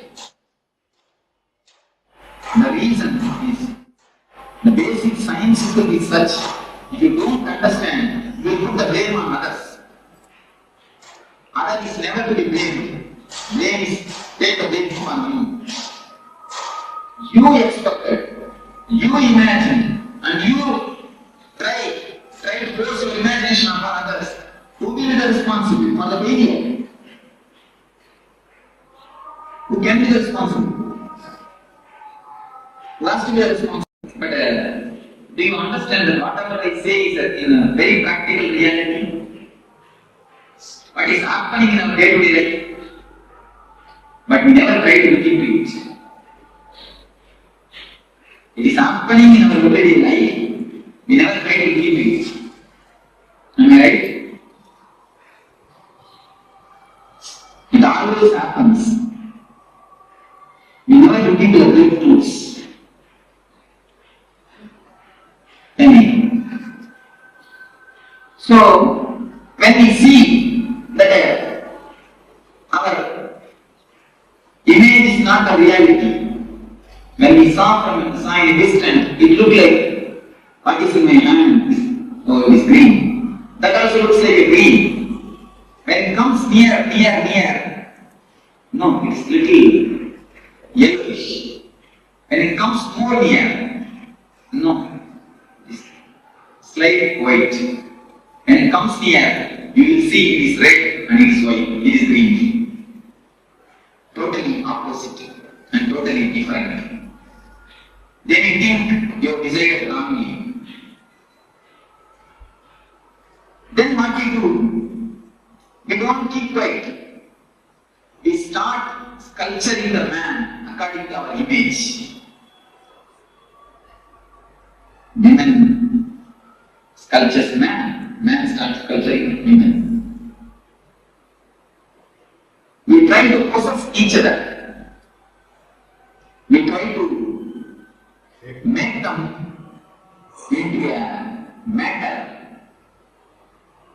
If you want some furniture, if you have a chair, you can keep it where you want.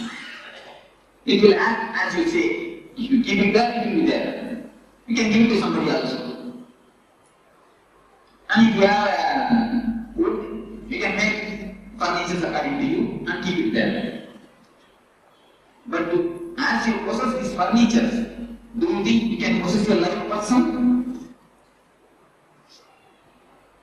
If you possess a live person, what you are doing then? You are making a spirit into a matter. You are reducing a man into a matter. You are degrading him or her. When you degrade somebody, do you think she will respect you or he will respect you? No. Problem starts. The unending war starts. Almost I can say unending war. Unending war starts. Our whole life, the so-called life, is nothing but this unending war.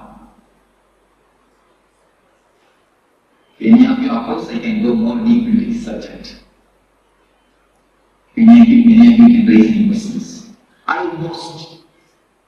Always it goes in such a way. So we have an image and we start carving.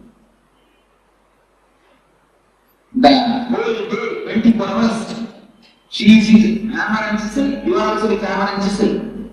When you find her, you start chiseling. When she finds you, she starts chiseling.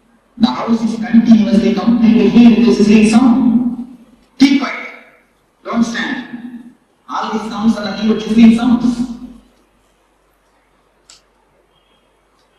The continuous sizzling sound is resounding in the house. So, this is the way this chakra is locked.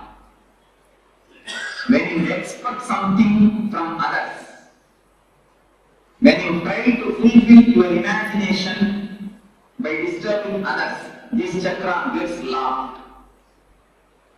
This chakra has nothing to do with sex as you think, as you get the meaning of the word sex. This chakra is something to do with deeply our imagination.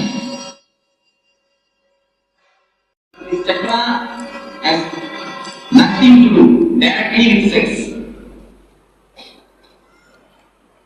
This chakra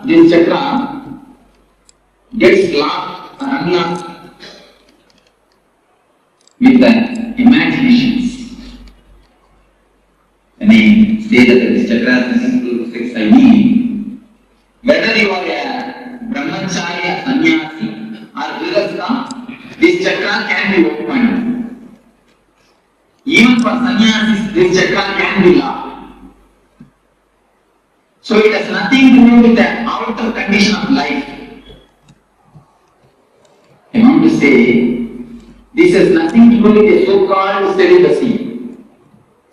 A real celibacy is who can be called as real celibate? Man who has dropped his inner image. When a man drops the inner image which he preserves, inner woman's image, he only can be called a real sannyasi.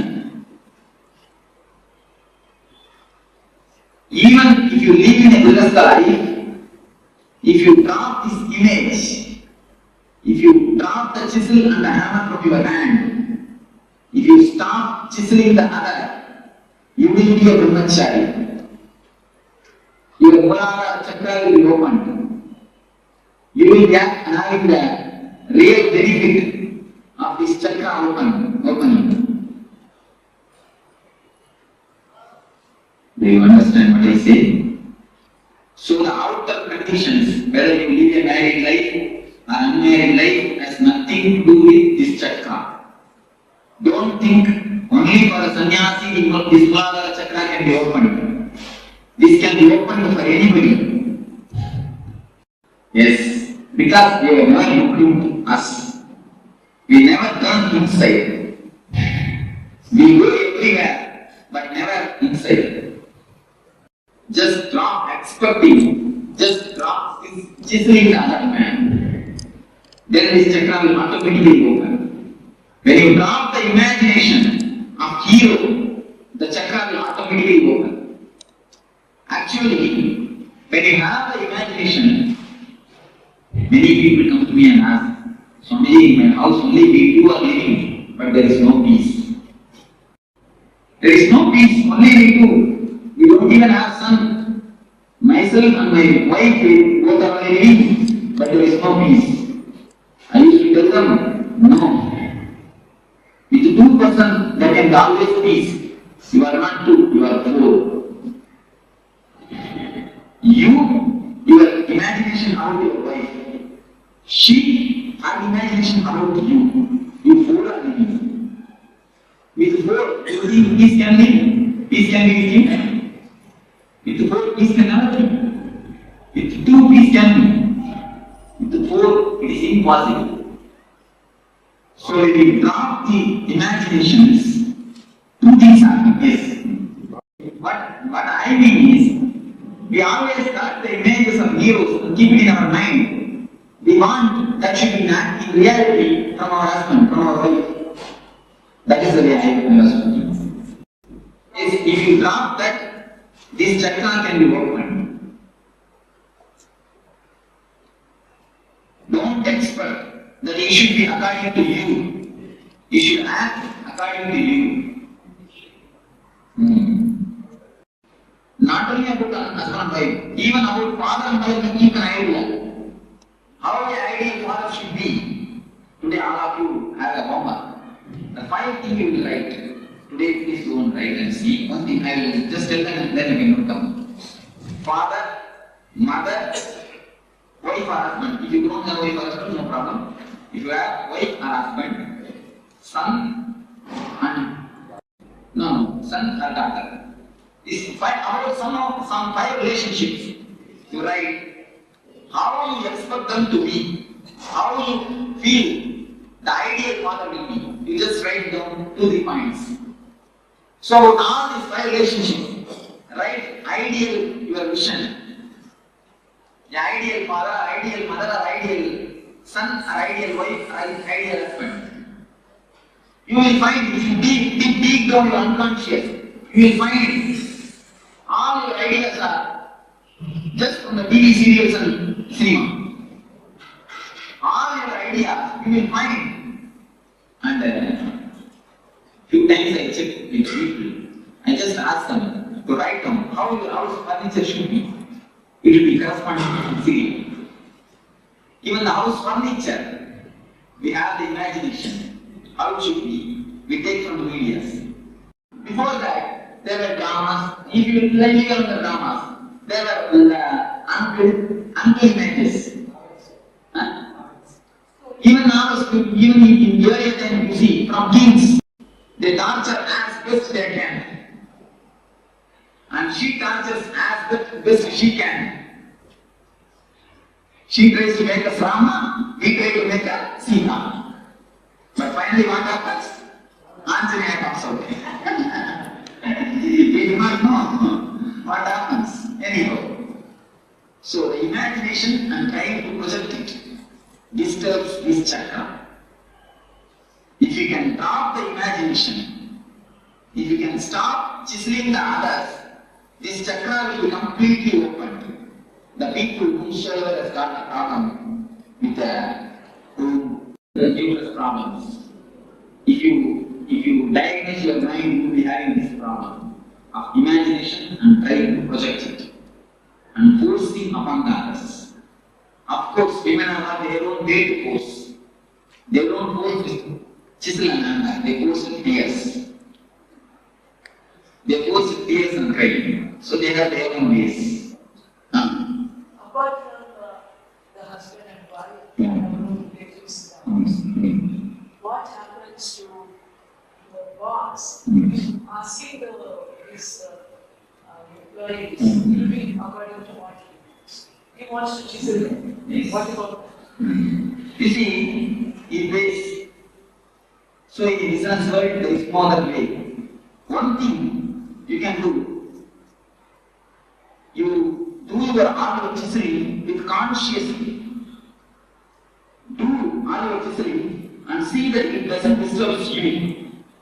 It can be done. Now if we chisel, afterwards we come and sit and feel the guilty consciousness.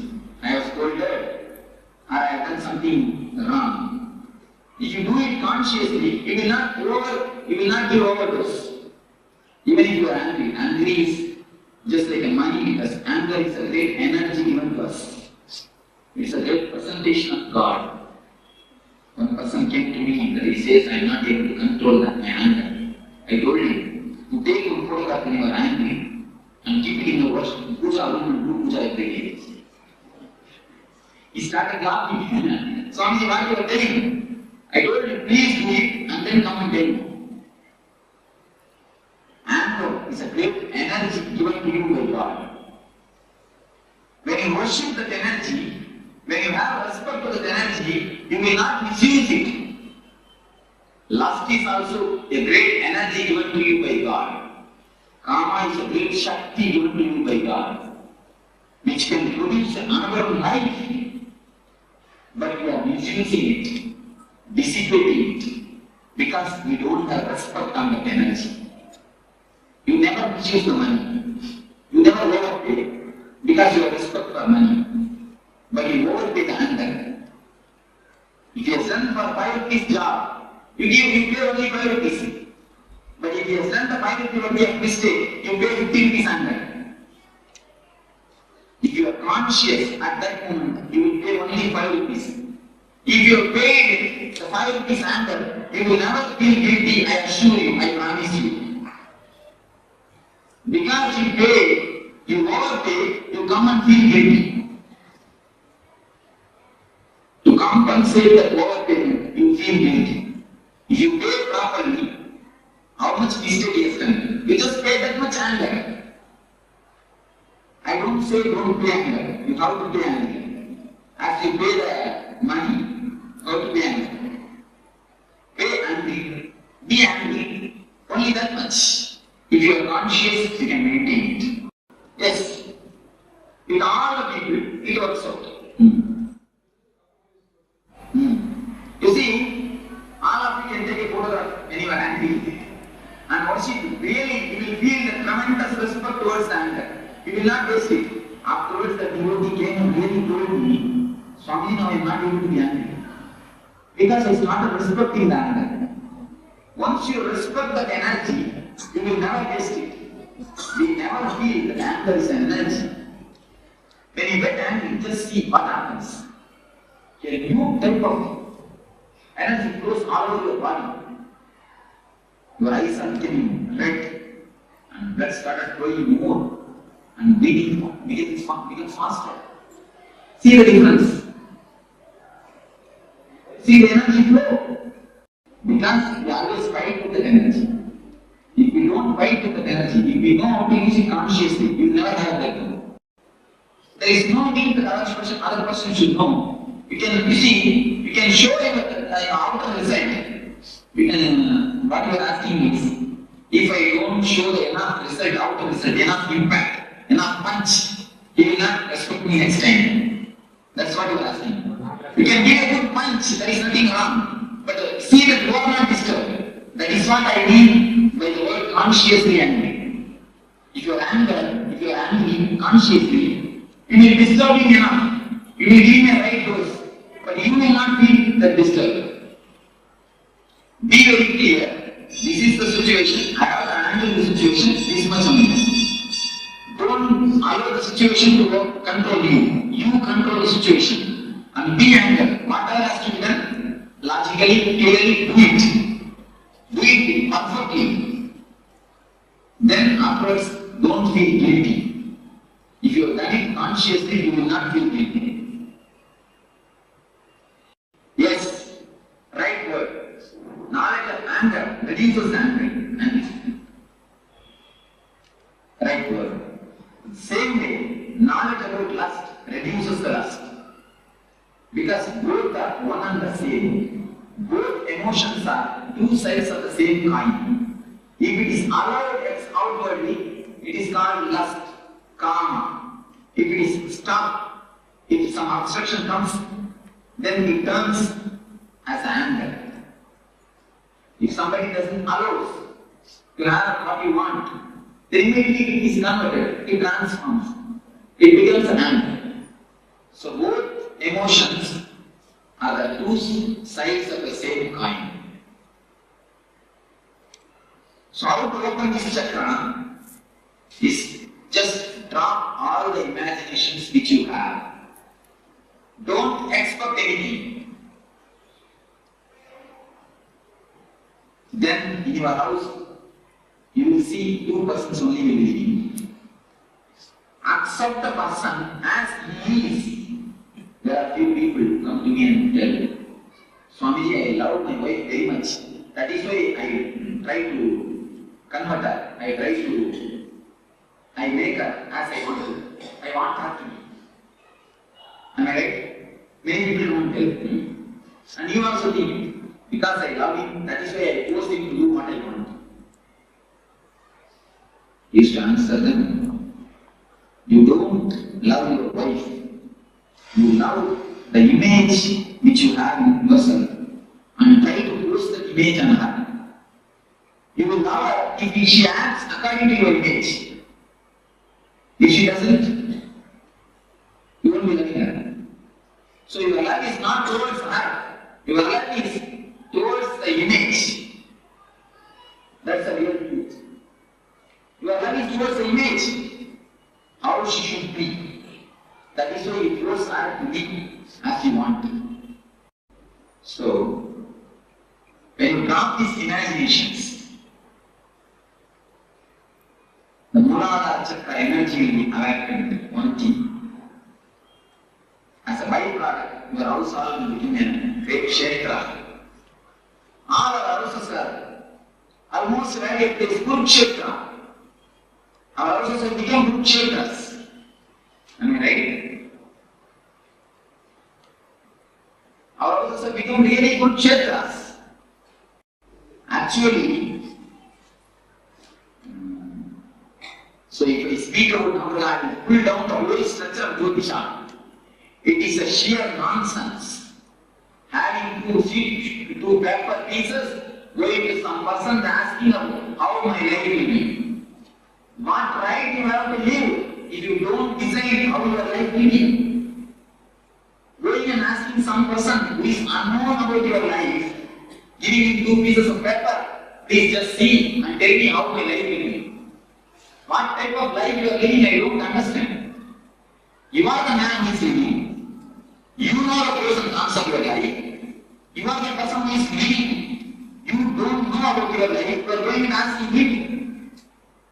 Then what type of intelligence, which intelligence we are living, I don't know.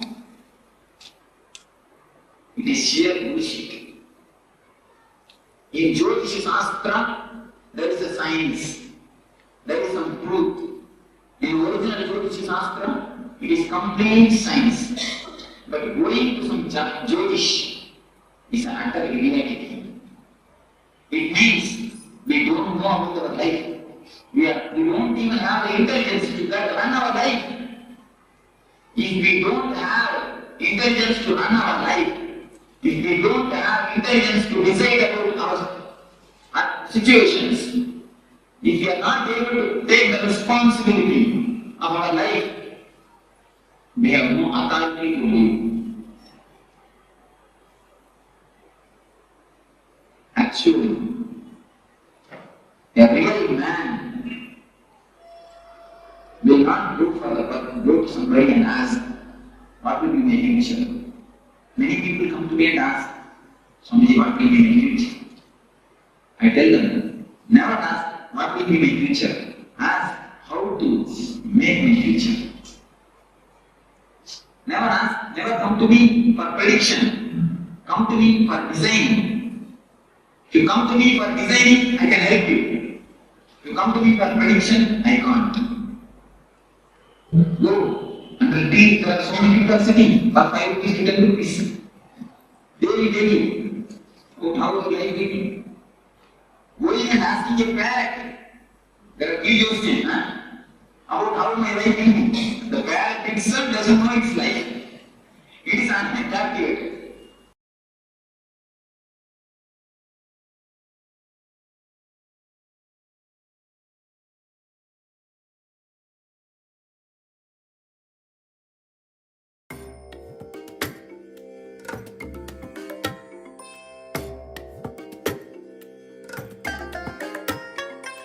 I bless you all. Let you all open all your 3 eyes and manifest the powers of Mahasadashiva. Om Nityananda Paramashivoham. Om Nityananda Paramashivoham. Om Nityananda Paramashivoham. Om Nityananda Paramashivoham. Om Nityananda Paramashivoham. Om Nityananda Paramashivoham. Om Nityananda Paramashivoham.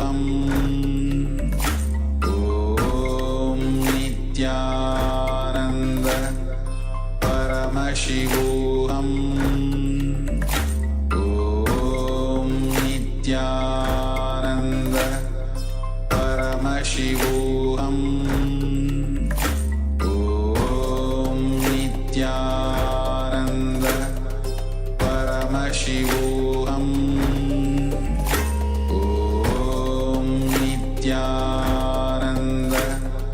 Paramashivoham. Om Nityananda Paramashivoham.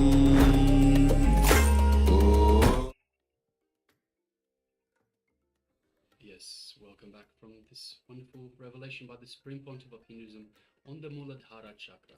So once again, we've gone through a introduction to the chakras, to all the different chakras, and we've talked about the 3 different bodies. We've talked about the physical body, the subtle body, and the causal body. And now Swamiji has taken us through the Muladhara Chakra itself. Yes. Now, after this wonderful revelation by the Supreme Pontiff of Hinduism, let us enter into an internalization exercise. Alright, so we understand these truths which were revealed by Swamiji even more deeply. Now, in this internalization exercise, 2 fundamental concepts which are important for us to understand before we start the exercise are the inner and the outer images. So what is an inner image? What is an outer image? Inner image for an individual is the identity that the individual carries for themselves. For example, you may have a belief about yourself that you are not good enough, or it may be even a positive one, that you are very lucky, or you are a brave person, whatever it is. And the outer image is the identity or the image that we project to others, right? When this image comes into relevance for us in relevance, in contact with the other people. For example, we may show for ourselves to be brave, we may show for ourselves to be kind-hearted, loving, intelligent, whatever it is. We may have two conflicting the inner image and outer image as well. For example, we may project ourselves to be intelligent to others, but deep inside we feel that we are not intelligent enough. We may have these conflicting images about a same thing. So in this internalization exercise, the aim is to unlock the Mooladhara chakra, to again make the energy flow happen in the Mooladhara chakra. Now, how to do that? First step of this exercise, well, the crux of this exercise, first of all, is to align your inner and the outer images, right? Aligning both of them means whenever they are in conflict, whenever they are not in tune, aligning them, making them equal, but not just equal. We'll come to that. Before that, let's do the first step. Take a pen and paper, or you can take your notebook. Make two columns. Just draw a line in the middle of the page and make two columns. First column, on top you can give the name, the heading, as the inner image. And on the right column, you can give the heading as the outer image. So let's quickly start. Draw these two columns on your notebook, requesting all the participants to be sincerely involved in this exercise. It's a very important exercise, and you will notice that this concept of inner image and outer image, aligning them, tuning them, completing with any incompletion and powerlessness with respect to the inner image, outer image, this will keep on repeating again and again in Paramashivoham. So it's very, very important for all of you to get these concepts clearly, and it's very simple, but all it requires is for you to be involved in it. Okay, and if there's any question, any doubt, please feel free to ask. So just with regards to Ma Lizzie, so you've sent us a private direct message. Ma will be responding to you privately in just a moment, so just be aware, we'll be responding to you in a little while. Yes. So let's all quickly do the first step of this exercise. Make two columns in your notebook with the title Inner Image and Outer Image, and please keep your camera on during the session. Now once you have made these two columns, in the first column, that is the inner image column, make a list of your top 10 inner images, the beliefs that you have about yourself. For example, you may have the inner image that I am weak, or I am friendly, or I am unlucky.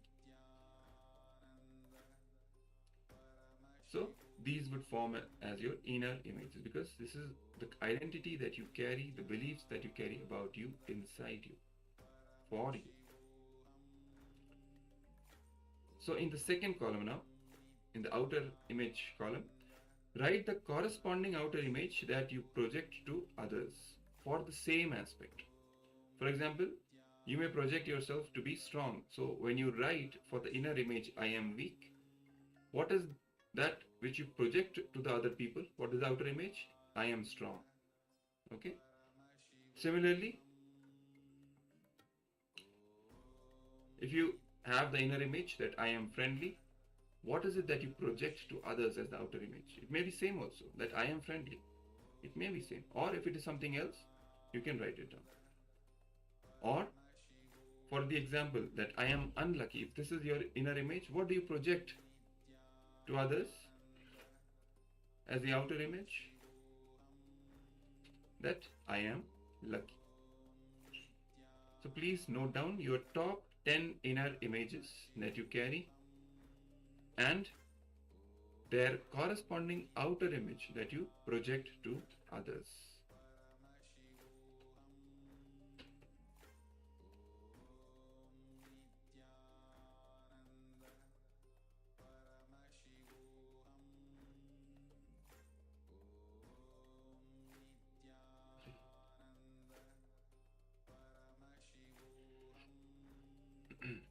Alright, so let's quickly pen down these top 10 inner images and their corresponding outer images that we carry.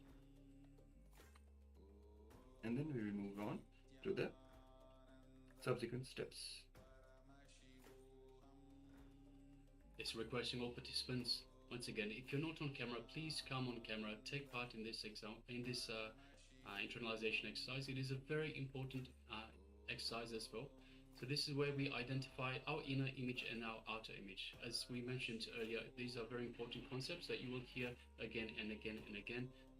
The reason you hear them again and again because they are very important. So request all participants to please do this internalization exercise sincerely.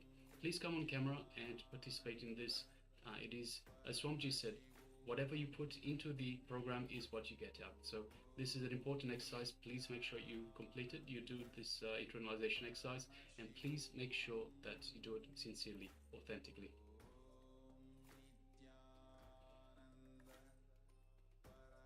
So let's wait for 1 or 2 more minutes before you can complete this step. Write down, dig deeper.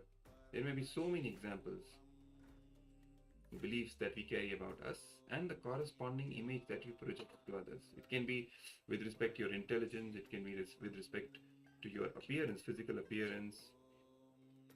It can be with respect to the wealth, anything.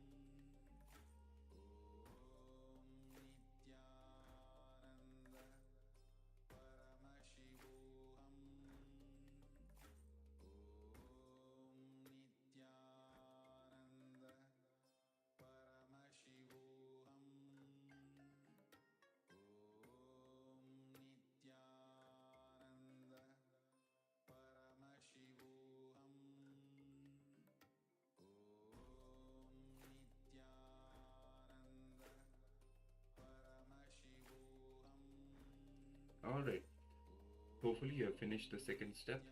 You have listed down your top 10 inner images and the corresponding outer image that you project to others. Now let's move on to the next step. Now compare each inner image and the outer image you have noted down.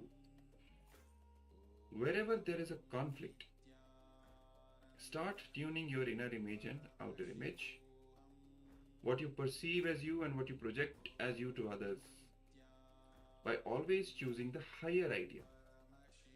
For example, whenever your outer image is higher than your inner image, decide to tune your inner image to the outer image. And if it is the other way, if your inner image is higher than the outer image, then decide to tune your outer image, raise it, to tune it with the inner image.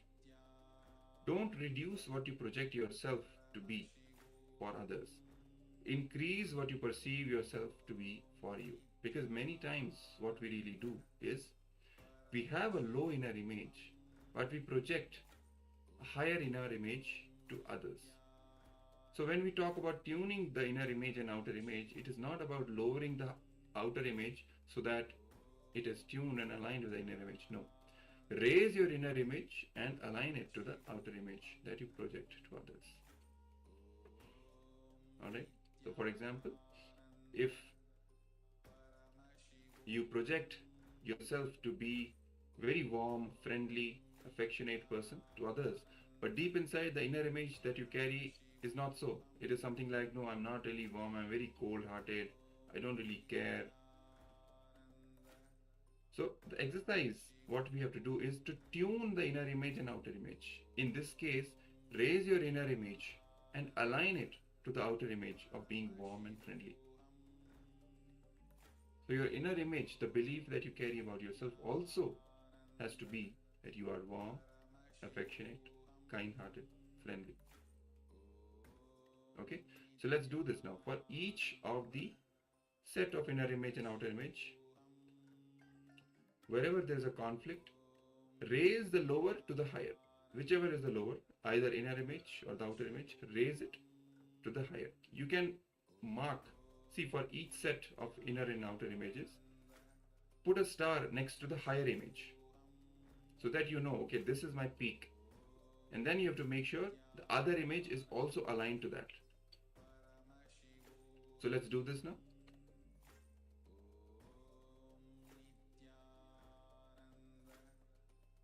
You have to do this for each point in the two columns.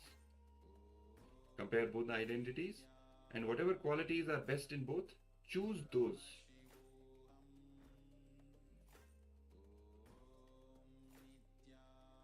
And you have to raise the other to the higher.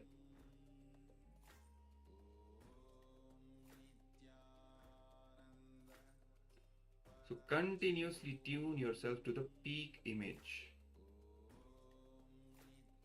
In any aspect, align yourself to the peak image, both in terms of inner and the outer. Whatever you believe for yourself and whatever you project to others, make sure it is aligned to the peak image. Both the images are aligned to the peak image. Let's do this now.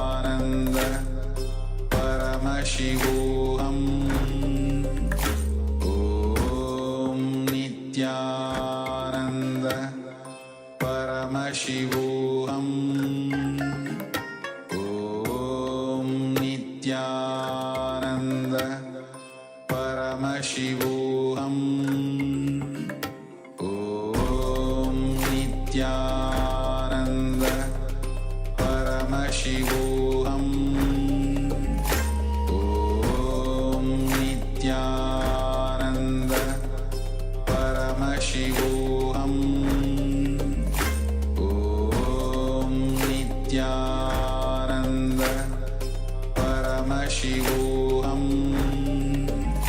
Om Nityananda Paramashivoham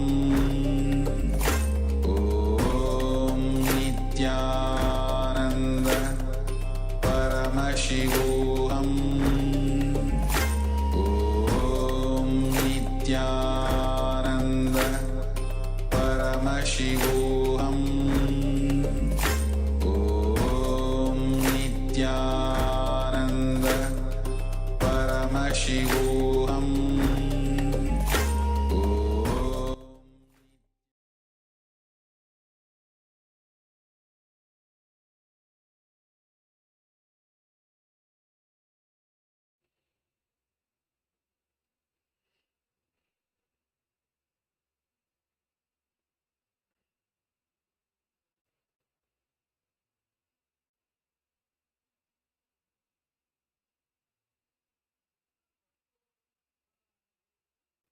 Yes.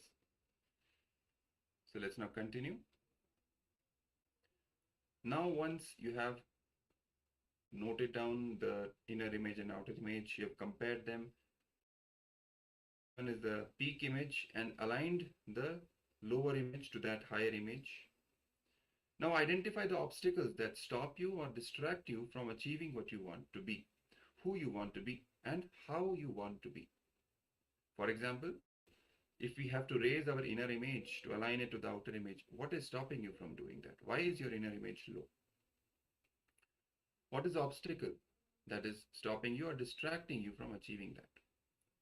One of the biggest obstacles for most people is self-doubt, which is a negative thought pattern that happens because of the memory of the past failures, right? If we have tried many times in the past and it has not happened, I might not be able to do it, might not be for me, something like that. So please identify what is the main reason, what is the obstacle that you are facing. Is it self-doubt or is it something else?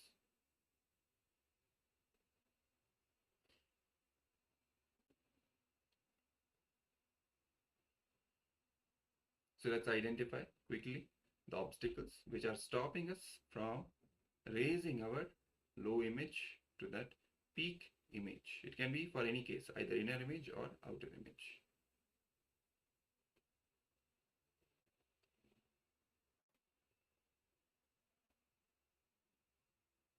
So let's continue.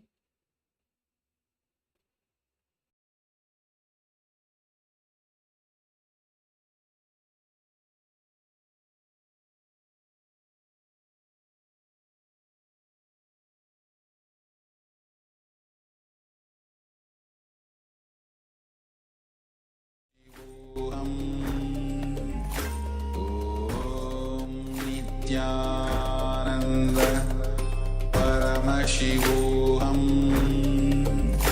Om Nityananda Paramashivoham Om Nityananda Paramashivoham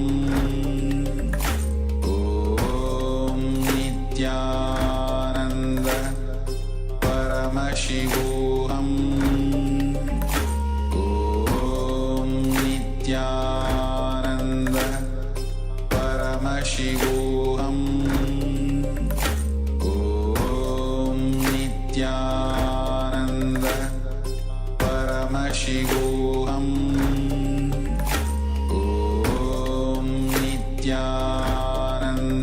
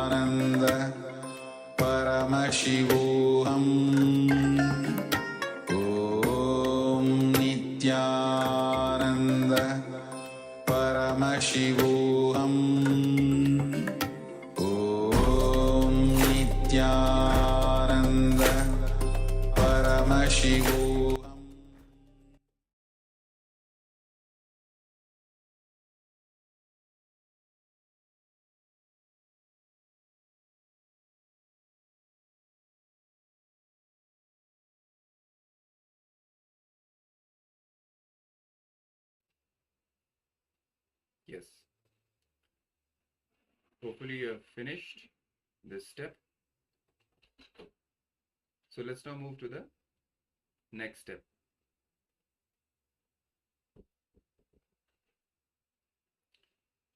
Now we have identified all the obstacles for each pair of inner image and outer image. You have identified the obstacles which are coming in your way to raise your inner image to the peak image.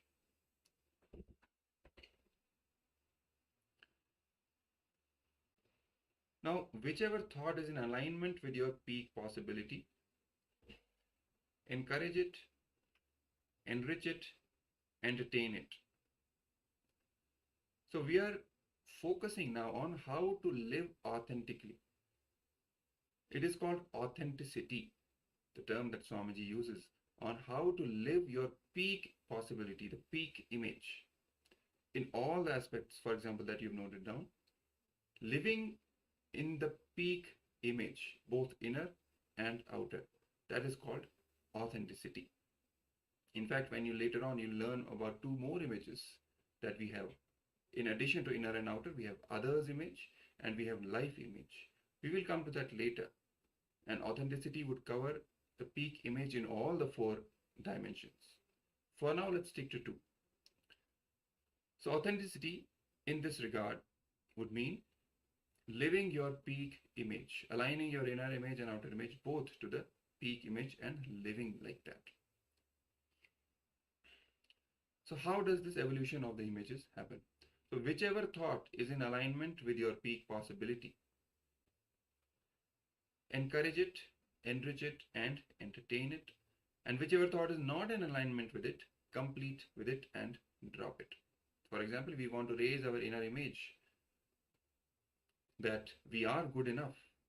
We might have an inner image that, oh, I am not good enough, I'm not capable enough. Now, the task is to raise the inner image to the peak image. Yes, I am good enough. I am capable. And I do deserve to have the best things, whatever it is. Whichever thought is aligned with this higher image, cherish that thought, entertain it more and more, encourage it more and more. And whichever thought is not in alignment with the peak image, for example, oh, I'm not capable, it is not possible, just complete with that and drop it. Complete with those thoughts, those powerless thoughts. Consciously, decisively complete with that pattern of continuously cherishing those low inner image thoughts.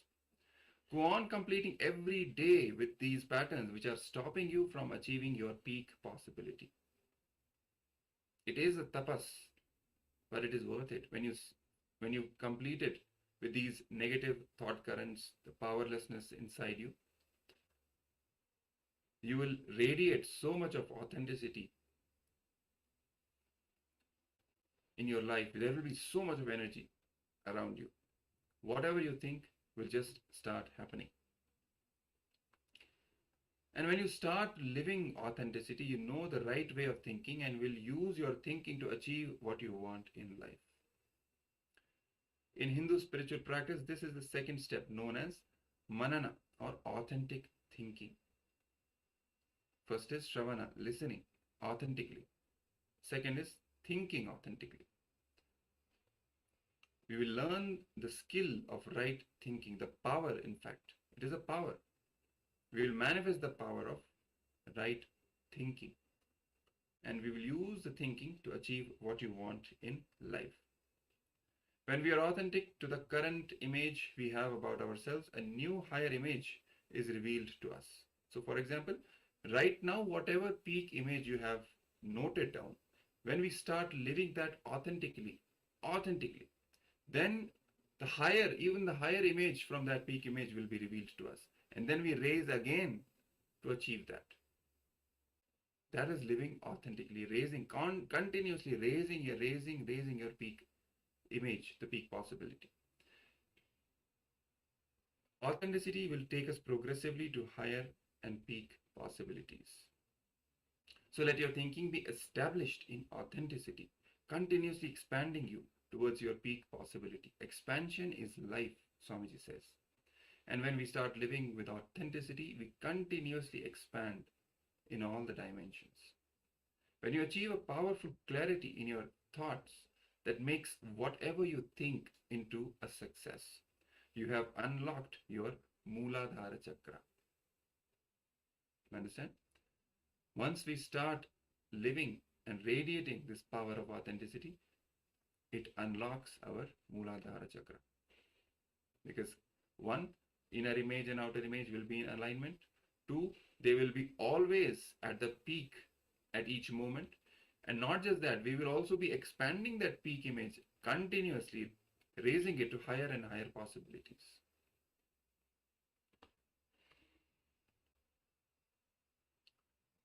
So, hopefully you have understood this principle of authenticity and how to apply it to your day-to-day life.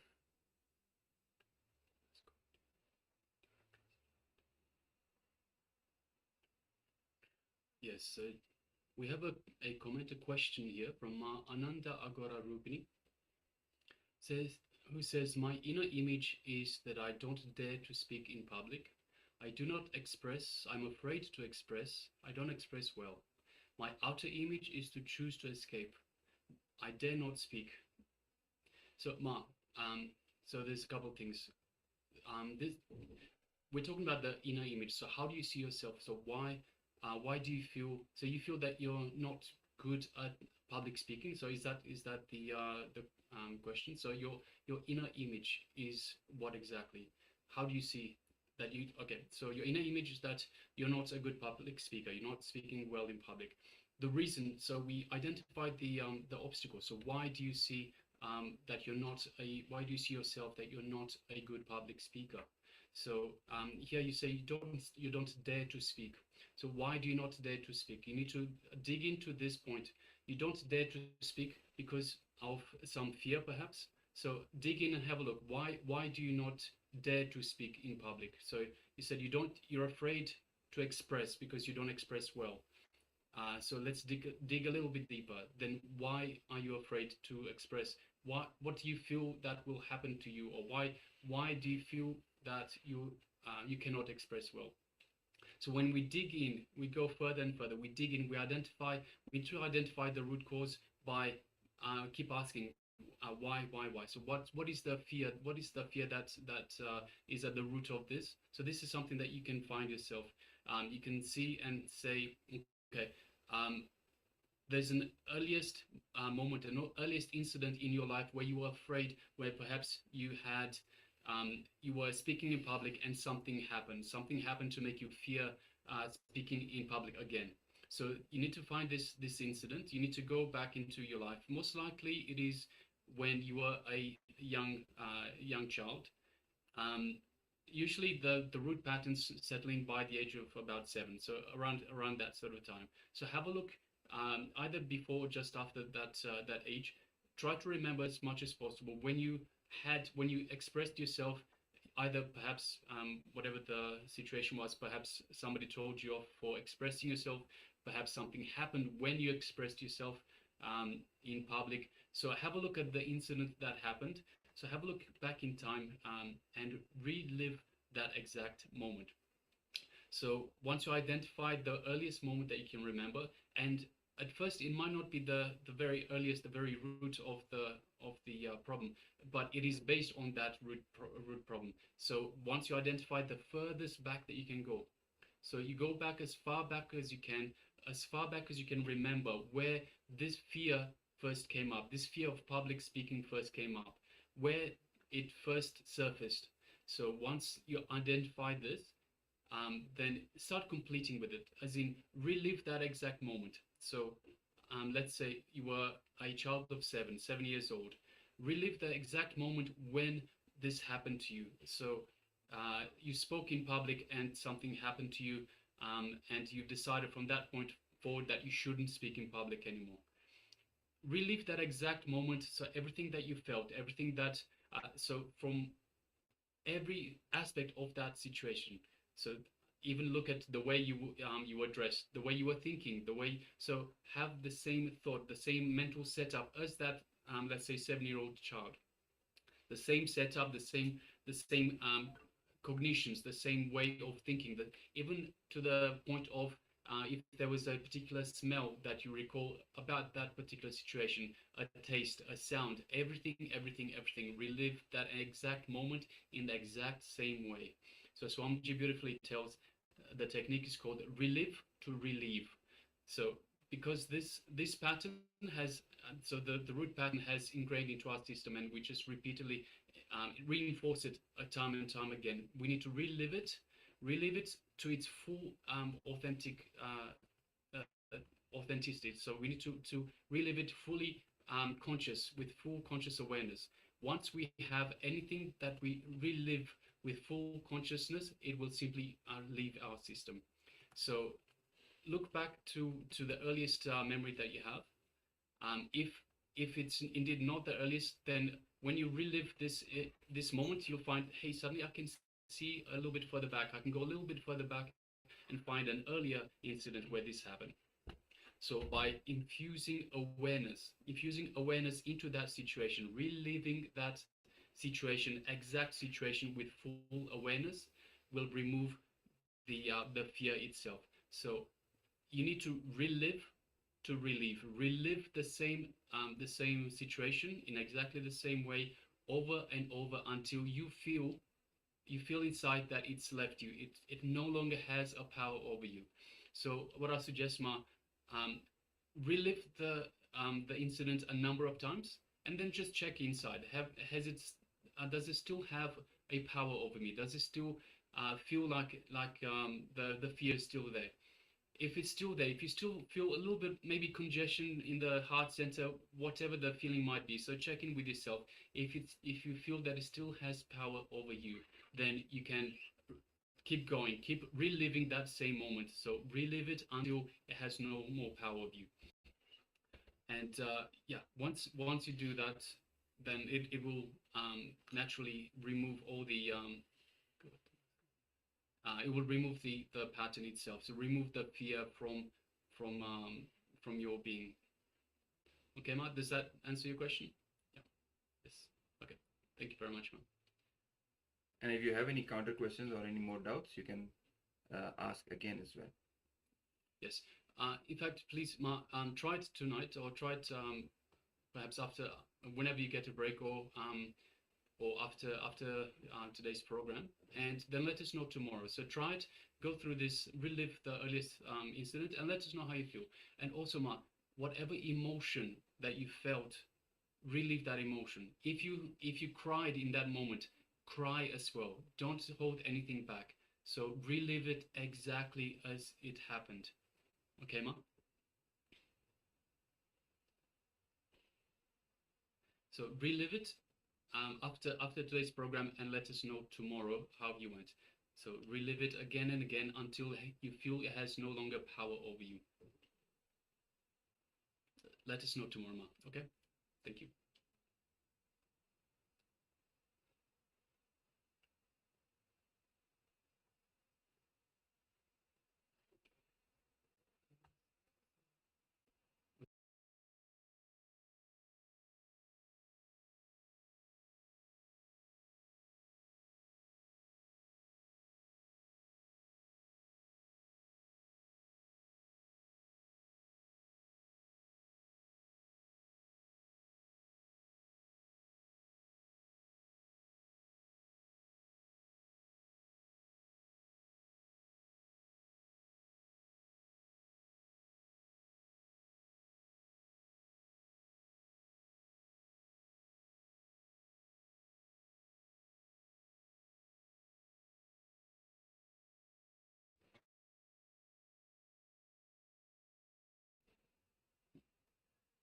Yes, Ananda Guru Rupini, you're asking.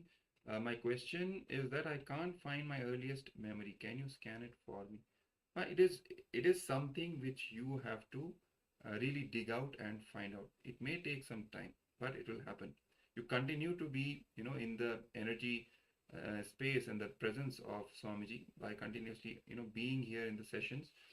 And when we will be doing this process in one of the future sessions, you can do it with full sincerity and authenticity, and you will find the earliest incident as well. What is important, first of all, is to you identify the inner image and outer image clearly. What you have noted down earlier, you have said that you feel uncomfortable speaking in public. That is not the inner image. That is a symptom. Why is it happening? There has to be some inner image that you carry about yourself, which makes you fearful in that situation. So what is it? Why do you feel scared? There must be something you constantly tell yourself. There must be some words associated with it. What is it that you're constantly telling? Right? When you are on the stage, why do you feel that fear? What is the belief, core belief that you have about you, because of which you have that fear? Right? So you have to ask these questions yourself. Okay, I'm on stage. I feel scared. Why do I feel scared? Oh, I may not be able to speak correctly, properly. Why do you feel that way? Right? Oh, I feel that people will ridicule me. So what if they ridicule you? What is it that you're trying to protect? You have to ask these questions first to go to the root of the problem. What is the fundamental inner image that you carry, which is making all these things happen in this way for you? Once you catch that root pattern, once you catch that inner image, then you go back to your childhood and see where that started, where that belief first started. Then it will be much easier. Maybe you might not have identified the inner image properly or exactly pinned it down. So it might be confusing for you. Try to find the inner image and the outer image in this situation at least, so that you can then trace it back to where it started. And when you trace it back to that incident where it started, then you can relive and drop the powerlessness associated with that incident. So the pattern will lose its power over you. I hope you have a better understanding. You can, and feel free to, respond back. And meanwhile, Chen Hai Hui Ma is telling, may I ask the teacher, when we refer to consistency, should we make decisions based on our inner voice, the voice of our mind, or the feelings of your body? I'm not really able to understand, Ma, when you refer to consistency, which consistency are you talking about, first of all? And in general, if you ask, how do you make the decisions based on your mind's voice or the feelings of the body? See, if it is something is coming out of intuition, that is different. And mind's voice is not necessarily intuition. It may be just the thoughts. How would you know? So unless it is coming from intuition, you be the one to decide. You cannot let either your body or your mind to decide for you. You are consciousness. You are neither the body nor the mind. They may give you whatever signals because of whatever reasons. You are the one who is supposed to decide which direction you want to go, what decisions you have to take, what actions you have to take. You may listen to what your body and mind is saying, but ultimately, the decision has to be yours. That's why, unless it is coming out of intuition, some visualization, that yes, this is the direction I feel like going, that is different. That is not mind's voice. The intuition comes from a very deeper layer of our existence, from our inner being itself. So you be the one to decide. That's what I can say. All right. So you can ask us further questions as well. Meanwhile, we will move on to the next segment and we'll try to answer it after that. So,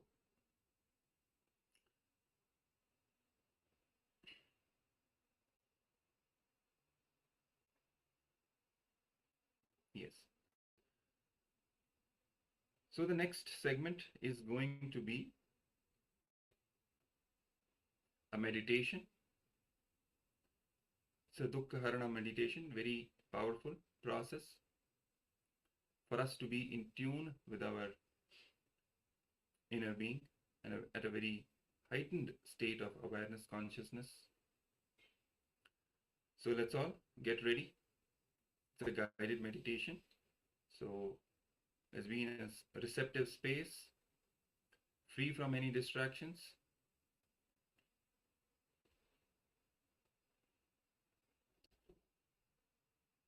And let's follow all the steps in this meditation as we will be guided.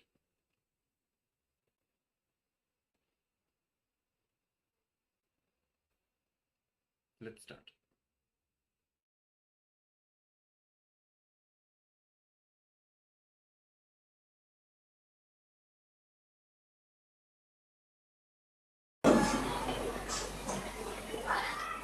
So this meditation is called Dukkha Harana.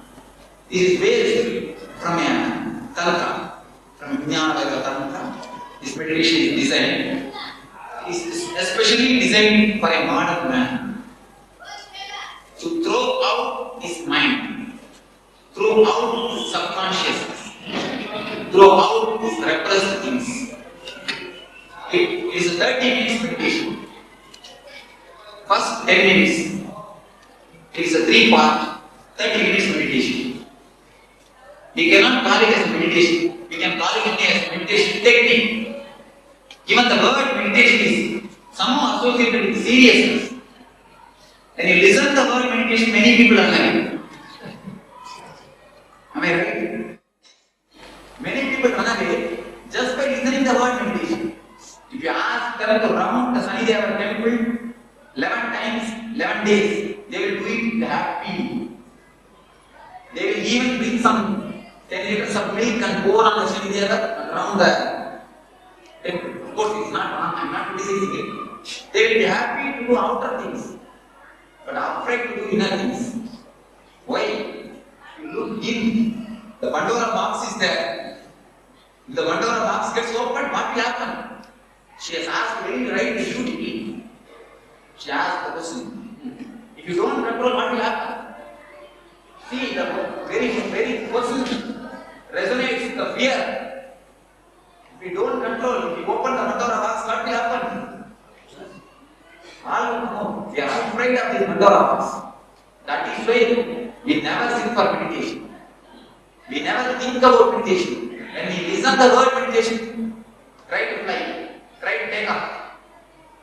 So, the word meditation is also a little bit too serious. That is the thing. So now we will go for the technique. The first 10 minutes, there is a music which will encourage you to do the meditation technique. There is an encouraging music which will change by itself every 10 minutes. You don't have to see the clock. This is 30 minutes technique, 3-part, each consists of 10 minutes. The first 10 minutes, we are going to work with breathe.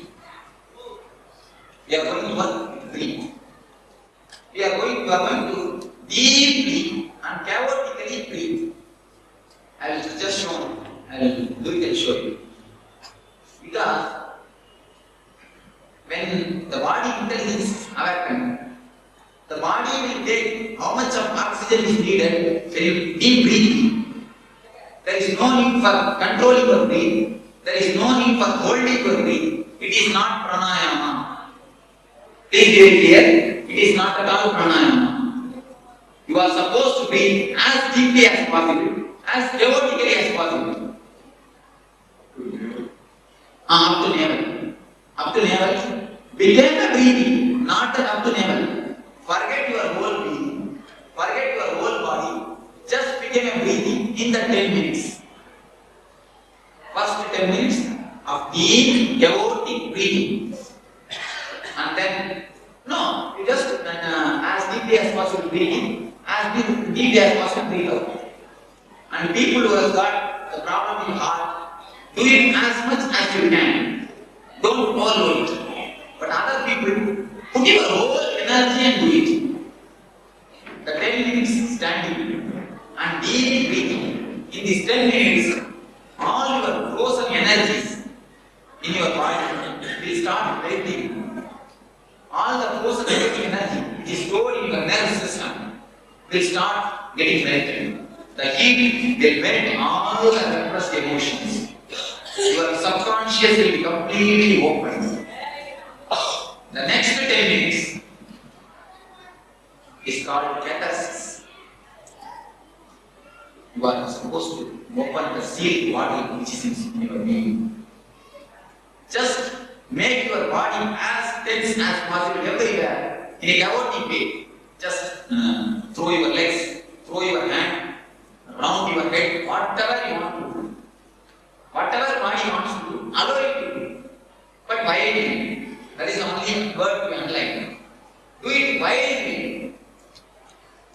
Just make your teeth tense, make your eyes tense, make your hands tense, make your legs tense, make whatever body part you feel, make it tense as possible and relax. I will show you, do it and show you. Have you understood? The first 10 minutes, deep chaotic breathing. Next 10 minutes, just pouring out all your dukkha. If you feel like crying, just cry. If you feel like screaming, scream. If you feel like rolling your head, just roll. Allow complete independence. This 10 minutes. Don't control your body for 10 minutes. Only one rule, don't disturb the next person. Don't disturb others. That is the only rule. You are supposed to throw all the insane. Become a man. In one word, I tell you, become a man. Because already we are mad inside. Am I right? Already we are mad inside. You just take one paper. Today you go and do it as a homework. Today this is the homework for you all. You all will take one paper and sit in your place. And allow the mind to think. Even if you just keep you sit within 1 or 2 minutes, you will forget everything and start having your dreams, your thoughts. When you remember, just start writing what you thought. Then keep the pen and allow.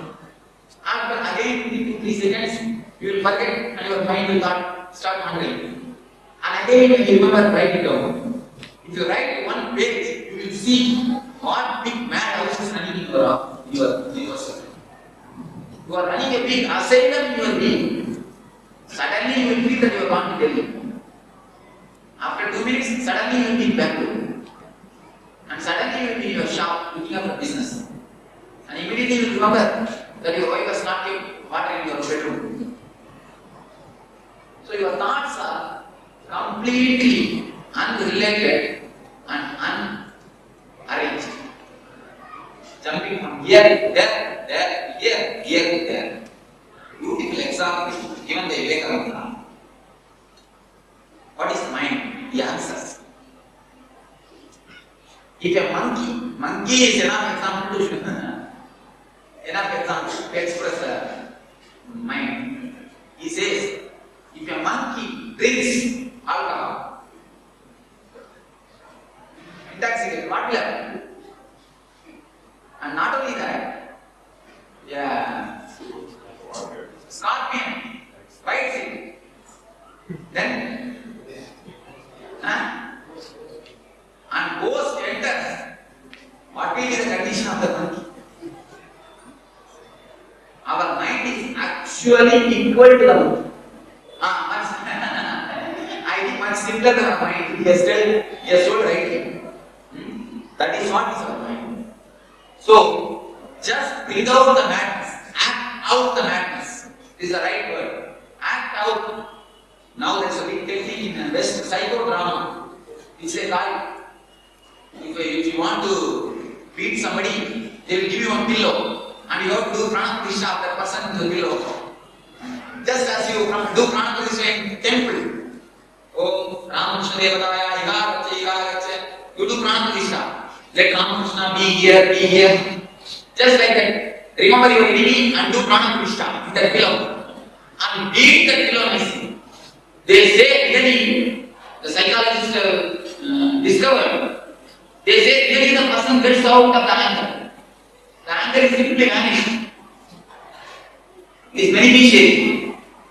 The psychodrama, throwing out your feelings into the air. Throwing out your feelings into the air. Dropping your feelings into the air. If you beat somebody that what will happen? The chain of karma will be continuing. He will beat you, he will beat him, then it will be continuing. If you keep it inside, it will become suppression and disease. Either you disturb others or you disturb yourself. Now this is the technique. Neither to disturb them nor to disturb you. Just to throw it out. Act out all the repressed anger. Just to make your whole body make faces. Now you will all be given weapons. So nobody will be able to see each other. So you have complete freedom. Full freedom to do whatever you want. The 10 minutes, just without everything. Don't have any shape, any culture, anything. You have had enough of all these things. Just keep your, patient, moody. Right word? Mask. Just keep the mask out. And bring the violent figure outside. You will become really a Shanta. You see, when the violent person comes out, the Shanta, the the Ananda, the silence, it starts moving automatically. Then, without your knowledge, from a deep inner consciousness, you will be in a deep silence and pleasure and pleasing. So, when the tape says, when the 20 minutes says, tape will say stop, immediately stop as you are. If you are standing like this, stop as it is. Just become a frozen idol. Just become eyes statue. Why I say, from heart, mind, if you come to a deep, old frozen mind, in between, mind will stop working. You will be having the experience of samadhi or meditation. There is every possibility, and especially in the master's presence, when your mind stops working, immediately the energy is rushing to you. Actually, you are all made to listen, not for listening. I have nothing to tell you. I have nothing to give you. If you are able to feel the energy directly, I can communicate, I can give you more in silence than talking.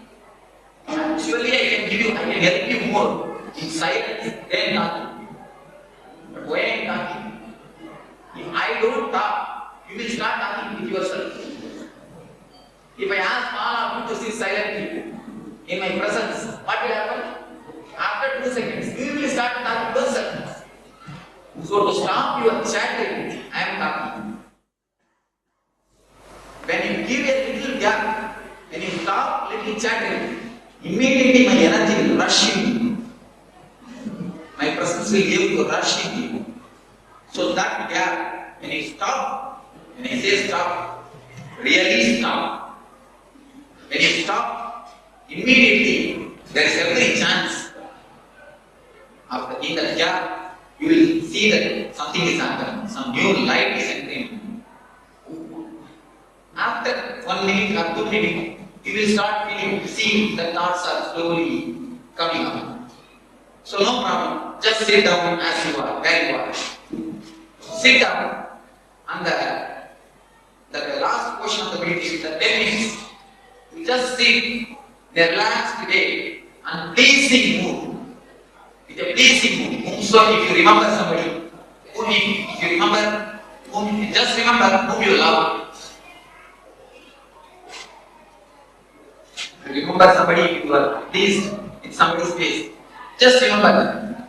He may be God, he may be a guru, he may be your devata, or he may be your friend, he may be your relative, he may be your husband, he may be your wife. And most probably not be your wife and husband. It happens so. The wife and husband maybe. Anyhow, whomsoever you feel like pleasing, just remember that. Or you can be as you are without even remembering. You can be just sitting in a pleasing mood and witness all your thoughts. Don't condemn your mind, don't condemn your thoughts, don't concentrate on anybody. Concentration has nothing to do with meditation. Concentration is not meditation. Meditation is awareness. So just be aware of your thoughts. Whatever thoughts comes, those just allow it. So, do you understand that clearly? First 10 minutes, deep chaotic breathing, standing. Whatever way the body goes, allow it. And next 10 minutes, deep catharsis, acting it out. When catharsis says stop, stop. And other 10 minutes, when slowly thoughts start coming, just sit in a relaxed way and pleasing mood. Whatever happens inside your body and outside your body, just witness it by closing the eyes. Don't try to force silence in the house when you meditate. There are few people, if they start meditating, they will torture the whole house. You keep silent, they taking out and keep the telephone and giving big commands to the people, I am going to meditate. Before they go to meditate, they will make a big poster and then only they will go to meditate. Don't do that. Whatever happens outside, Let it happen. Don't feel anything as disturbance. Don't try to torture anybody in the name of meditation. So, this happens somewhere else. Nice. Stand like this and have a free clothes.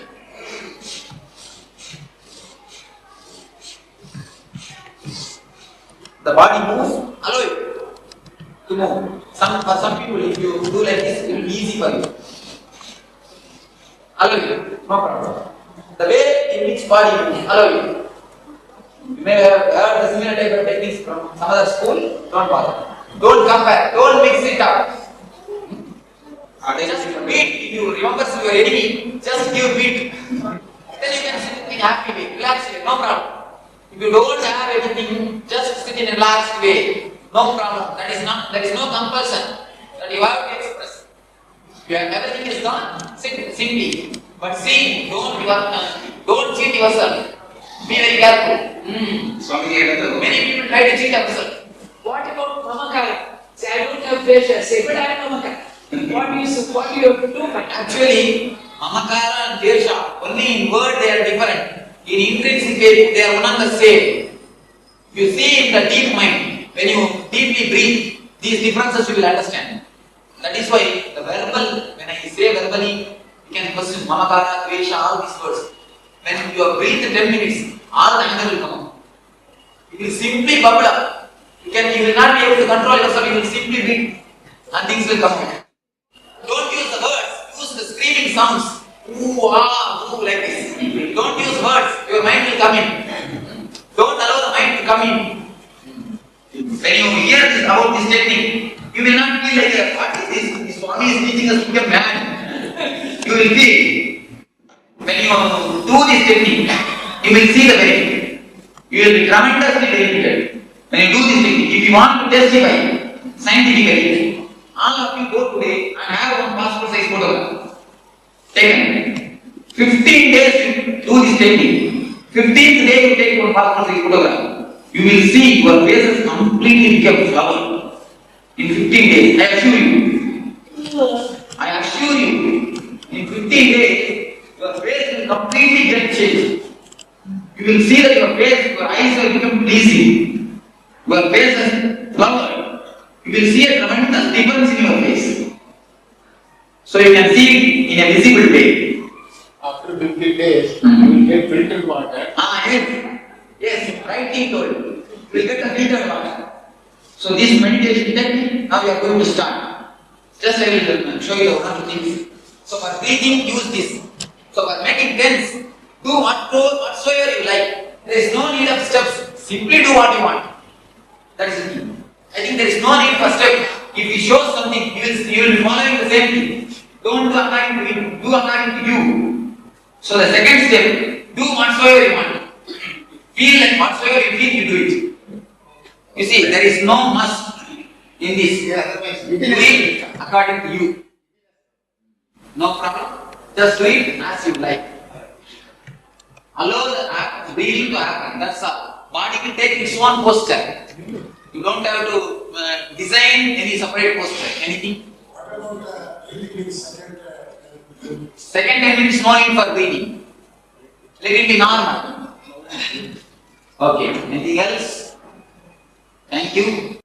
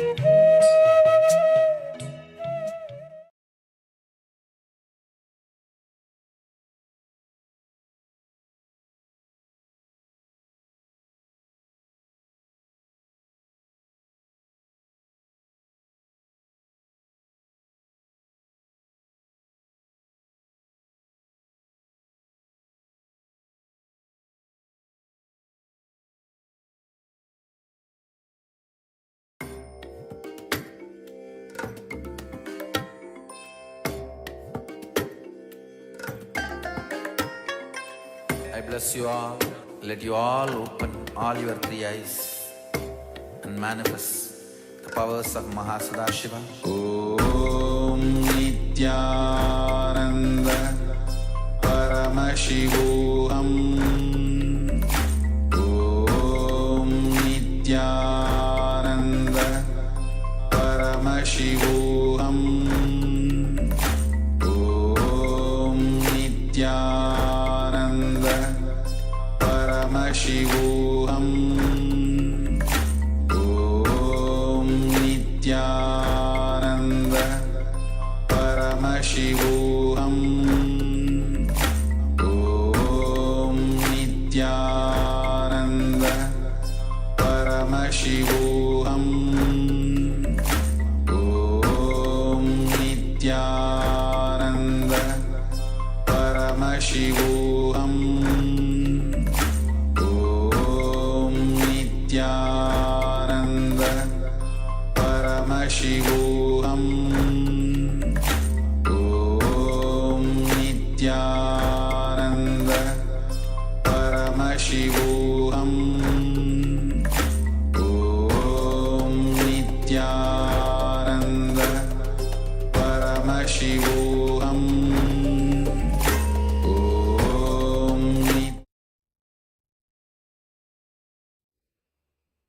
Yes. So after this beautiful meditation, let us now enter into the power manifestation round. Today we are manifesting the power of consciousness over matter, which is one of the most fundamental powers which Swamiji initiates all his disciples into. And at the same time, it is one of those powers which comes from the very depth dimension. So it's a very powerful experience for us to be able to manifest this power. The power of consciousness over matter draws from the cognition, the root cognition, that I am Paramashiva, I am consciousness, and anything that is out there, existence, Prakriti, nature, I have the sovereignty over it. I have the authority to control it and direct it the way I want, just with my will. The whole of existence is rooted or established in my will, which is Paramashiva's will. So let's enter into the power manifestation now. Actually, just before we enter into the power manifestation, we've placed in the chat box the steps for the meditation technique itself, the meditation that we've just gone through. So please make sure get a chance to write down the steps, and you can practice this meditation on your own whenever you feel the need to practice it. So please have a look in the chat and practice these Dukkha Harana meditation in your own time as well. Yes.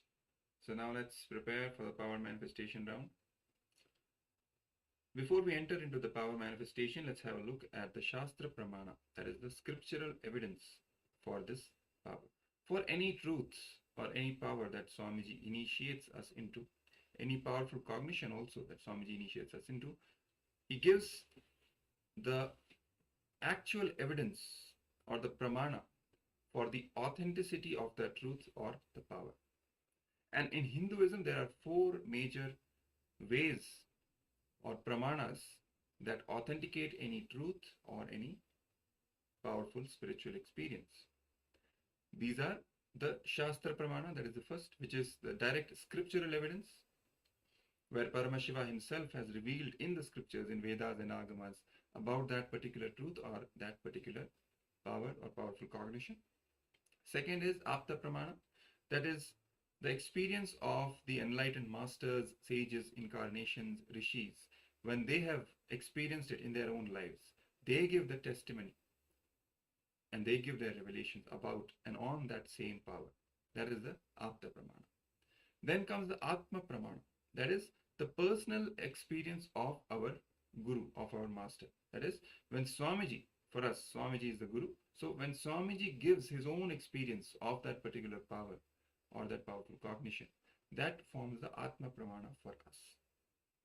And finally, when we experience it in our own lives, that truth or that power, when we start manifesting it, it becomes as our Sakshi Pramana.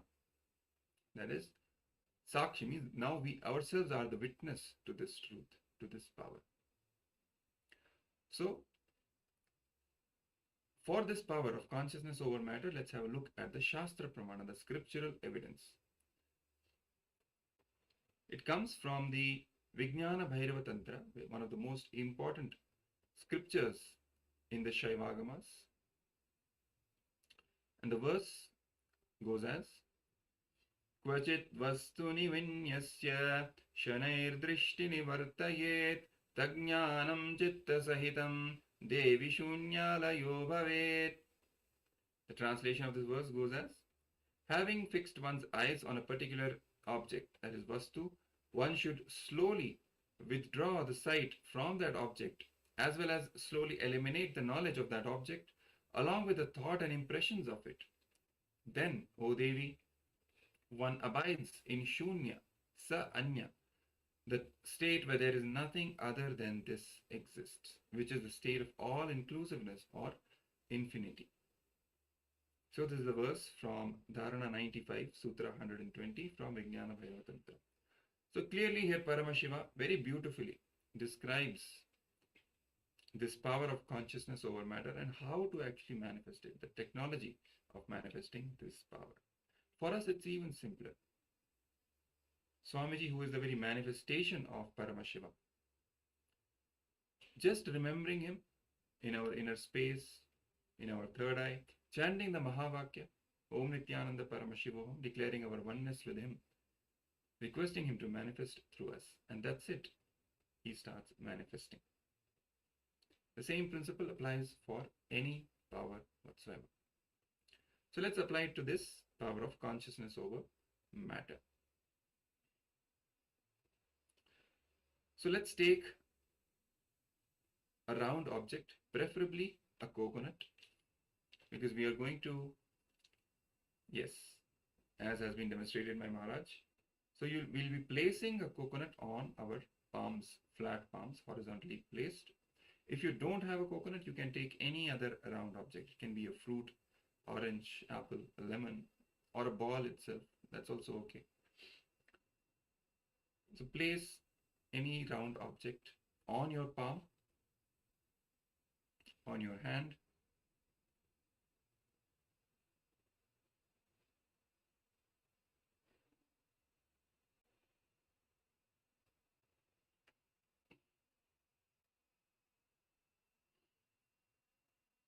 Yes, requesting all the participants to be ready with their objects so that we can manifest the power. Yes, requesting all participants to please come on camera. So this is the power manifestation round, the power manifestation segment, consciousness over matter. So previously we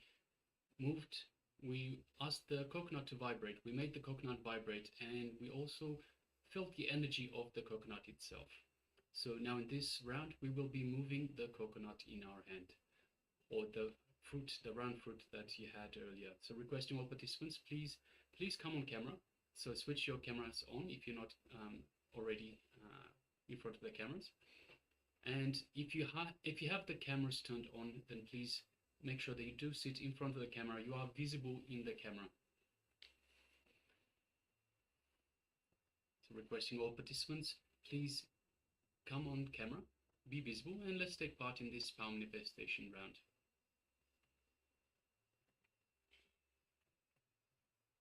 Yes. So now that you have placed the coconut or any other round object on your palm, connect with Swamiji. You can visualize Swamiji in your third eye, or you can even visualize yourself as Swamiji, as he is sitting. He is the one holding the coconut. Start chanting the Mahavakya, Om Nityananda Paramashivoham. Declare, Paramashiva, only you manifest through me. Swamiji, only you manifest through me. I consciously declare, let all my confusion, delusion, all of them be wiped out. Let only you manifest in me. Invoking the space of oneness with the Mahavakya, Om Nityananda Paramashivoham. Consciously declare for this object to move to the left. So with your will, holding the space for this coconut or the object to move towards the left, your left. You can even look at the object with your third eye. Make sure you don't move your hand, tilt your hand, because subconsciously sometimes we tend to do that because we want it, but make sure your hand is stiff, steady. Only with the help of your third eye, you will be moving the coconut to your left. Preferably, even making it fall off the hand from the left edge. So if your hand gets tired, you can always place the hand on a solid object such as a table or flat object. Make sure the hand, though, it is flat and even this way. So make sure it is straight and it is flat on the object itself, on the table or the chair that is in front of you. So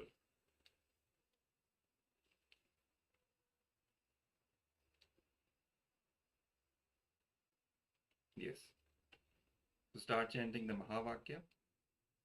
Declare for the coconut to move to the left and hold that space while you're manifesting the power till you're chanting the Mahavakya.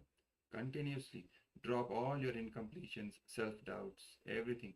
With will persistence, continue to manifest till the coconut moves to the left. Let's start with the power manifestation now.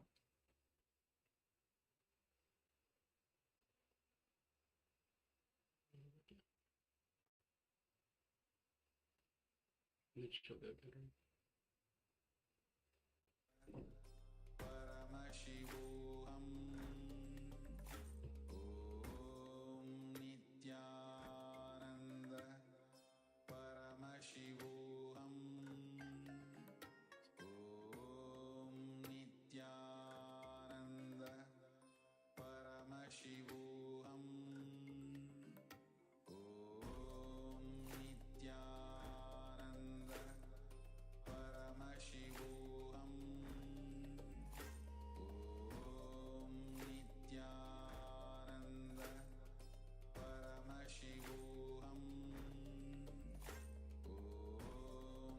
Nityananda Paramashivoham Om Nityananda Paramashivoham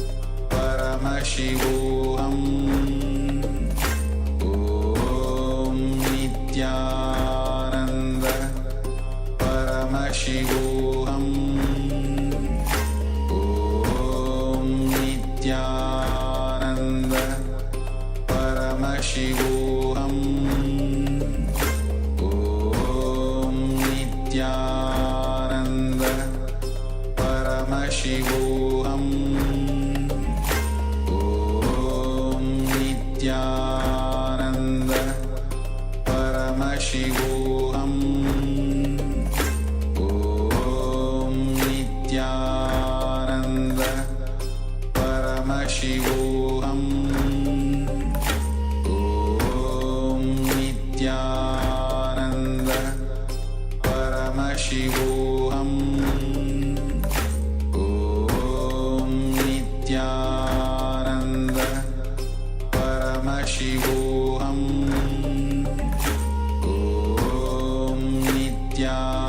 Om Nityananda Paramashivoham Om Nityananda Paramashivoham Om Nityananda Paramashivoham Om Nityananda Paramashivoham Om Nityananda Paramashivoham Om Nityananda Paramashivoham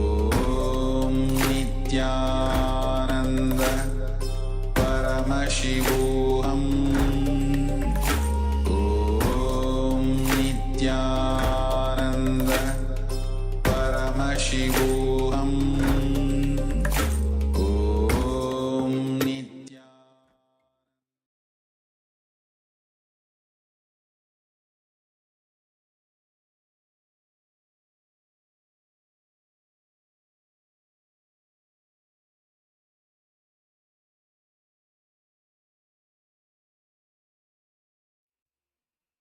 Yes.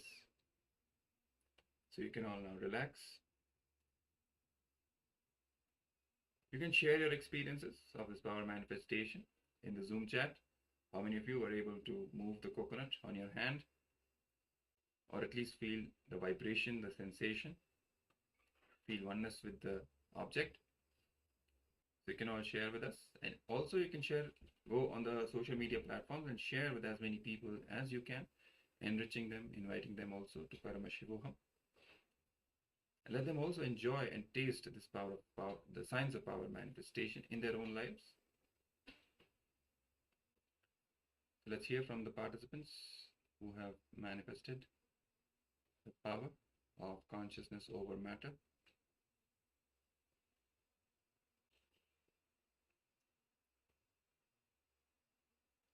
And meanwhile, we will be getting ready for the next session, which is going to be on Swadhisthana Chakra, the second energy center after the root center, the Mooladhara Chakra.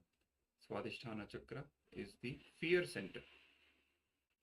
The thought current related to fear is what the center is associated with.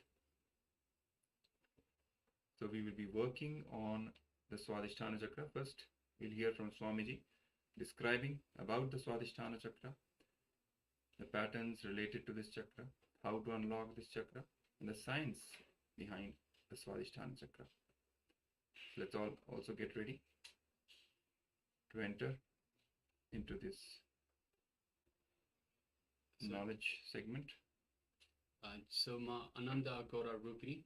So this is one section that you should be paying a little bit more attention. So with regards to the issue you were mentioning earlier, so your fear of public speaking. So in this chakra, we are working on the fear itself.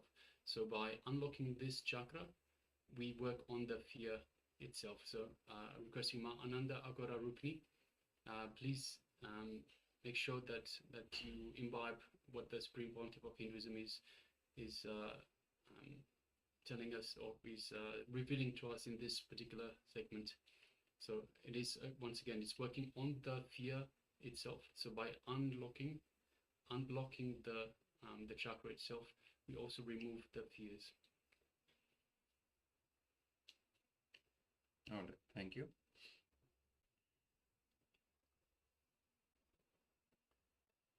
All right, so let's now get ready for the revelation by the Supreme Pontiff of Hinduism on Swadhisthana Chakra. Please be seated with your head, neck, and spine in a straight line.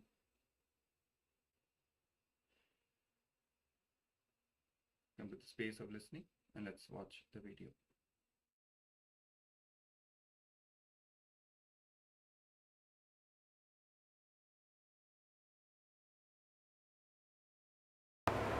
Have you heard of the word fear stroke? For example, in the night time, around 9 o'clock, you are taking a small walk in your garden, like this place. In some place there was no light. If you see a coiled rope, what will happen?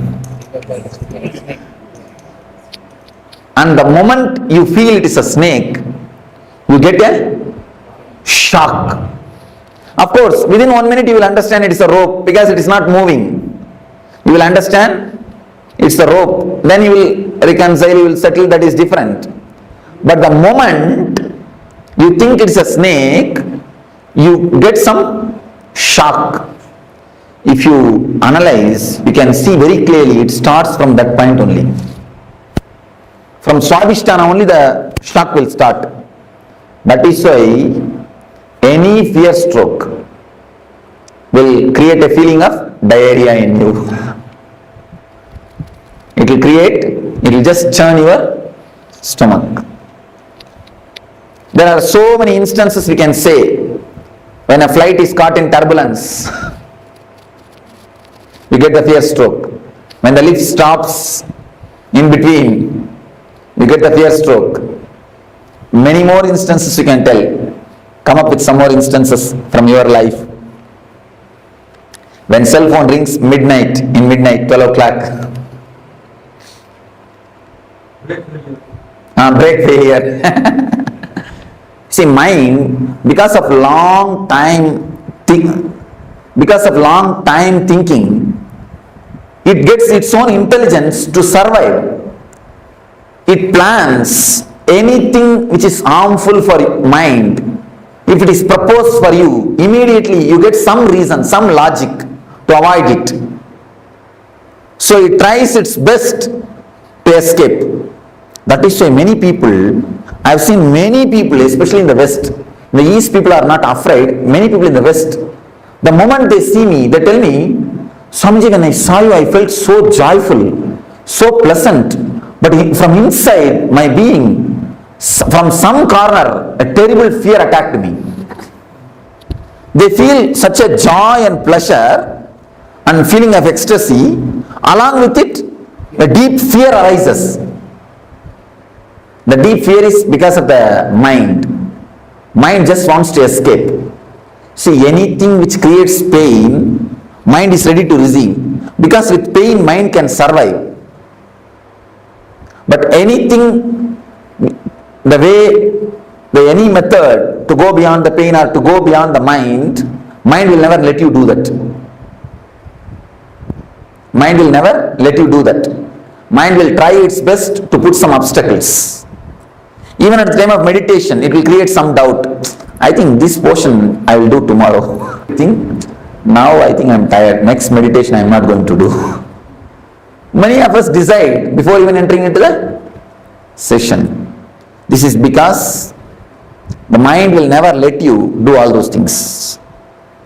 And moreover, mind has got its own regular setup of thinking, regular way of working.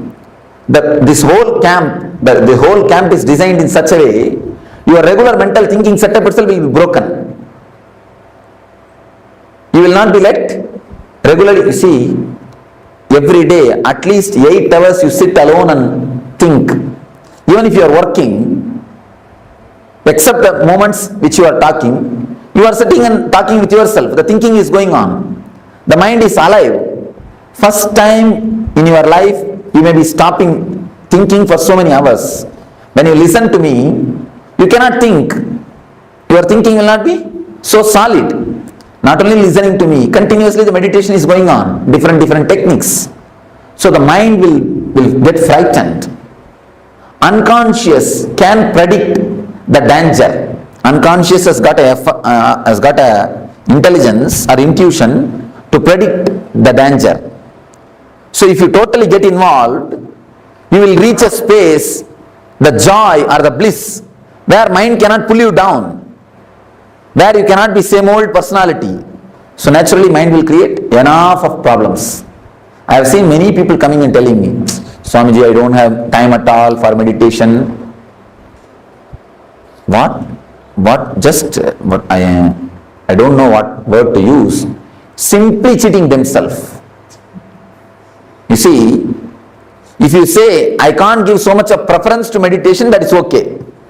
But how can you say, I don't have time? Because everybody has got only 24 hours. It is your priorities. For what you want to give priority. For money, if you want to give priority for money, you spend all your time in working. If you want to give priority to the family relationships, you are just continuously around them. You take them out, you spend time with them, you sit and chat with them, like this. For what you want to give priority? Only for that, you work. So if you really want to give priority for your life, for your joys, for your bliss, for the real energy, naturally you will find time for meditation. So if you say, I don't find time for meditation, it means two things. Either you have not understood the importance of meditation, or you don't feel like giving priority to the meditation. Any moment of fear stroke in your life?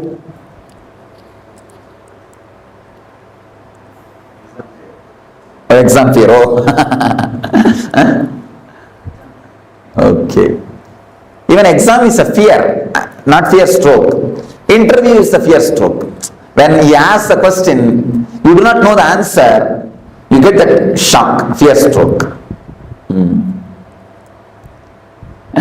The fear of unknown things. Whenever you see, in the midnight, you feel like having a cup of coffee. You slowly come down from your bedroom to go to the kitchen. Suddenly you see a shadow moving.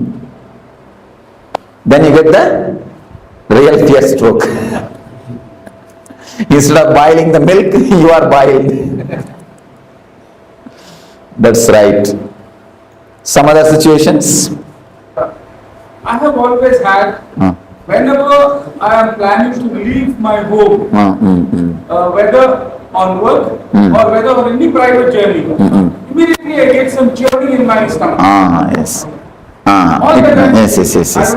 It means in the young age, when you leave the house, mother will warn, hey, be careful, come back properly, don't go here, don't go there. The mother's train, that gets recorded. Actually, the kids' Swadhisthana is very simple, very relaxed, sensitive Swadhisthana. We actually inform we put lot of inputs, so that gets recorded. That becomes a solid thing. Now, that's why in the young age, I've seen some in some houses, they make the kids to sit on the dining table. If they do some mistake, if they do something wrong, if they are too naughty, they make them sit on the dining table. That only creates the height phobia. The height phobia is created if you punish the child, making them sit on the heights. So naturally they get that fear. The fear is recorded inside the Swadhisthana. So that only creates the height phobia. For every phobia, these things are only reasons. So at least with your child, please don't create. With your children, please don't create the phobias or deep fears. Never let them, don't give all these nonsensical inputs. I have seen many parents doing it. See, you may catch cold if you move in the rain. Never think children also will do the same thing. Children have got their own strong immune system. It is you who teach them. Don't go in the rain, you will catch cold. Don't go here, don't go there. This will happen, that will happen. Don't eat ice cream. All these things are your teachings. By teaching all these things, you make them dull. Once they have become dull, buffalo, then we feel comfortable. Yes, we have created our we have reproduced. Or we created replicas. Never create this type of strong imprints, samskaras in the kids' mind. And if the kids are jumping around, if they whirl, if they spin, immediately you tell them, hey, keep quiet, sit, you will hit this wall, you will get hurt. I tell you, if they get hurt, be prepared to do the first aid. Never stop them. If they try to climb on a tree, don't pull them down. Just be prepared to do first aid. And just be there. Even if they fall, you can catch them. Never try to disturb them. Never try to pull them down. In the West I saw, in the beaches, kids simply enter into the ocean and play. Parents are just waiting to take care of them, that's all. They never go and disturb them. And in India, we cannot even imagine. I think they will put practically a chain and hold them. Except like a dog, except putting chain, they have done everything else. Don't do that. These are the reasons, these are the things which create very dull or a dead life system. These are the few things of fear stroke. We can very clearly feel the love is felt from the heart. The worry and the depression is felt from the stomach, navel. The fear stroke is felt from the Swadhisthana. Sex is felt from the Mooladhara. In every layer, you can see exactly the emotion being felt in those chakras. Let me explain the fear stroke. 3 things you need to understand about the fear stroke. Average in 24 hours. And one more thing, you all have forgotten, you get fear stroke in dreams also. Even in the dream states, you get fear strokes. And suddenly you get up and you will see your heart rate is high and you are sweating. Like you've fallen from a height. Yes, you have fallen from a height and you get up, you see fallen from a height and many things. So even in the dream, you get the fear stroke. Average, at least 6 times you get fear strokes every 24 hours. Every 24 hours, at least 6 fear strokes. You may think it looks too much. But the people who do research on this, they say average at least 6 fear strokes you get. They say maximum even 12 people get even 12 strokes per day. Minimum 6 strokes. One thing you need to understand, fear stroke is just like shaking a rose plant. There's a rose plant. Every day, 6 times if you shake the root of the rose plant, what will happen? Plant will die and the whole flowers will wither out.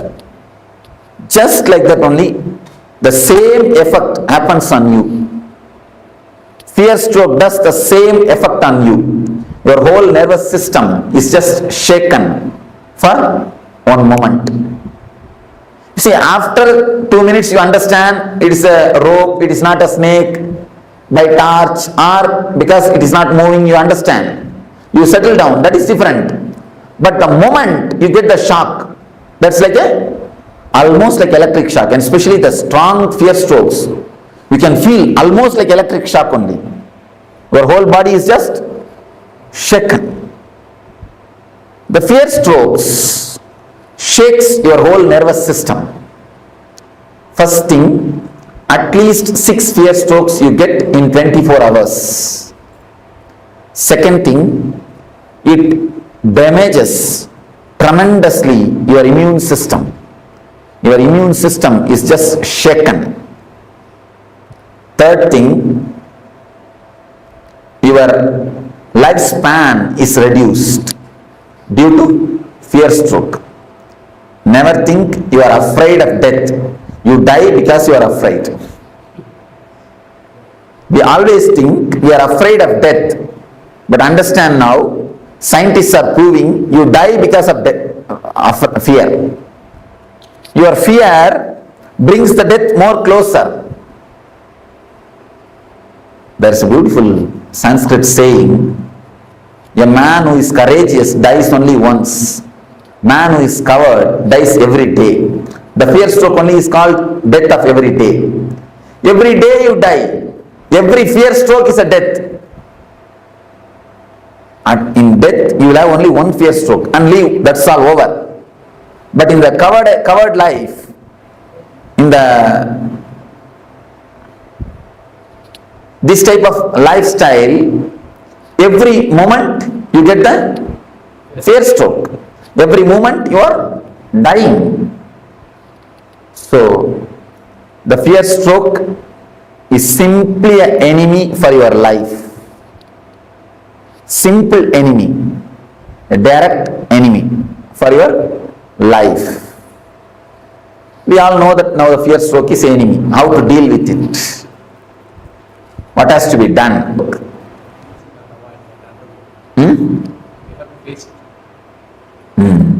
You said beautifully. We have to face it. There is a Upanishad called Katha Upanishad in Vedanta which deals on the death fear. there is a beautiful idea.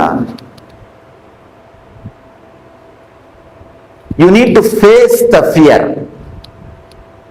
You need to face the fear. What is exactly fear? Let us analyze. What is your subjective feeling of fear? Let us reduce everything to words. Don't say, I cannot explain, I cannot express. It is an emotion which paralyzes all thinking. Yes, Scott, beautifully. Then? Maybe it's only an imagination. You create something. Even the word imagination is not right, ma. You see, he gave a beautiful subjective experience, subjective expression. A special kind of chemicals or hormones are released in your system, which when the feeling is created, you just don't want to live inside your body, you want to jump out. You just don't want to be in that space. In a nutshell form, I will present it to you. Something happens in your system is not ready to put up with it. You just want to escape from that space. You just want to jump out of your skin. Some uneasy feeling is the tremendous uneasy feeling is created inside your system. That is what we call, see, raising the heartbeat or raising the pulse, raising the BP, all side effect.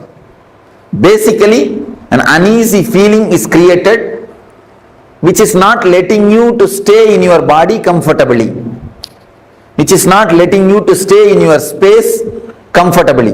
That is what is fear. What is the exact way to face it? Upanishad says, create the same space consciously and face it. When you create the same space, same hormonal changes, same BP, same heartbeat rate and same pulse rate, same uneasiness, create them consciously and face them. Once you create them consciously and face them, your consciousness gets a deep strength. Even if it happens unconsciously, you will be ready, you will not lose your balance. It's like if you add a deep foundation, if you have a deep foundation, even a flood cannot take away your building. If your foundation is not deep, if you have that type of foundation, even a small fear stroke can imbalance you, can put you off. If you have a deep foundation, if you have worked on your fears, if you have a deepest consciousness, even the unconscious strokes can never touch you. Even the unconscious strokes can never touch you. Swadhisthana is the master of paralysis. If this chakra is strong, you will never have the paralysis attack. If this chakra is weak, there is every chance of getting paralysis attack. Paralysis stroke is nothing but the side effect or byproduct of fear stroke. So, the way in which you can overcome the fear stroke is create the same fears consciously. When you create consciously, the same hormonal changes are happening in you, same pulse rate, same BP, same uneasiness, but you are steady facing them. It's like you are the center of a cyclone.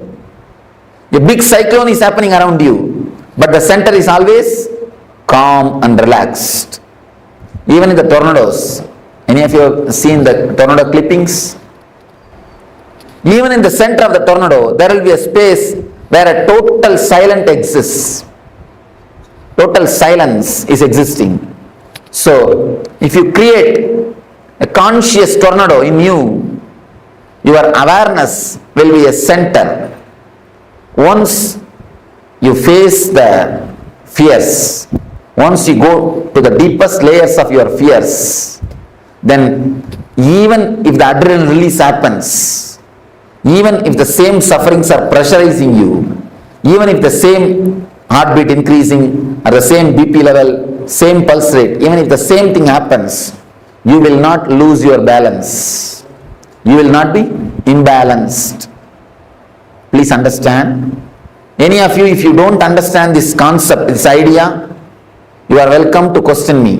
Because based on this idea only the whole meditation is going to happen. How much you understand this idea, that much only you will be able to meditate. If you have any question, please crisscross me. Innumerable situations where stroke can strike. You said that consciously create so many situations like that. You put a right question. All the innumerable situations can be brought under 4 classifications. You have the 4 layers of fear. Is fear of losing some part of your body in accident or through some fatal disease like cancer, all those things. This is a second layer of fear. The third layer of fear is fear of losing your near and dear ones, your loved ones. Fear of losing them or losing love from them. Losing them physically or losing love from them is a third layer of fear. The fourth is fear of the unknown, fear of your own death or fear of God, fear of the ghost, fear of unknown is the fourth layer. These are the 4 major layers of fear. If you think there is some more fears, then these 4 layers, you can tell me. If we work just on these 4 layers, that is more than enough to reduce the quality and quantity of fear strokes. Any other layers, any other fears? Somebody asked me, in America, just like this I was telling, somebody asked me, Swamiji, I am afraid of marrying. Under what layer the fear of marriage comes? What is the layer under which the marriage comes? I told them, marriage comes under all the 4 layers. First thing is the fear of losing the status. A small story. Once in the forest, marriage between lion and lioness was happening. Because the marriage was lion's marriage, the whole forest gathered for celebration. Monkey is playing some instrument and fox is playing some instrument. Everybody is playing some instrument and celebrating. Big celebration is going on. Suddenly, a rat jumped in the stage. The center of the stage, it started dancing. The rat started dancing. One lion came and caught the rat and told, hey, it's a lion's marriage. What courage you will have to come and dance here? Fool, who are you to come and dance here? Go outside. Get out. Immediately the rat said, no. Before marriage, I was also lion only. So first thing, losing the social status. The next thing, of course, don't mind if you are already married. The next thing, the fear of losing the body, some part of some body, or the fatal disease. I was just making fun. In all the 4 layers, you can bring the marriage. Fear of unknown and fear of losing the love. All the 4 layers can happen due to marriage. Anyhow, any other? Fear of expression. Fear of expression. Social status.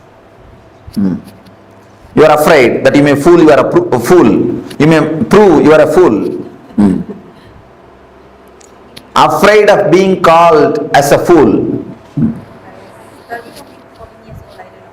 This time my brother-in-law passed away by accident. Eldest son. While I was sleeping, I know there's somebody coming because the bed is facing the door. So while I'm sleeping, I know somebody is coming. I move myself. Then why his voice is my brother-in-law? And he's already died. Why he speak to me now? You know, that made me very fierce and, started to shiver. I just run away from the room. Actually, till the 16th day, the hangover will be there. That is why we are expected to keep that place separate, and expected to do that regular shraddha and all those rituals to give a send-off, peaceful send-off. Emotionally, when you relax, when you let go them, only then they can carry on their life. Emotionally, when you let go, only then they can let go. They will be able to let go the whole thing. I normally conduct yoga in the morning. Now that seems a lot of time. Not able to come out of it. Is it the right thing? No, it's a wrong thing. Anything done with a fear cannot be spirituality. That is why I always tell people, never take up Nitya Puja. You see, one day you must have felt so joyful, ecstatic when you did puja. Some one day you will feel so joyful just sitting in front of God and chanting some sloka. Because of that joy, you become greedy of it. Then you start possessing. Yes. You wanted to do the same thing every day, but the same feeling will not be there every day.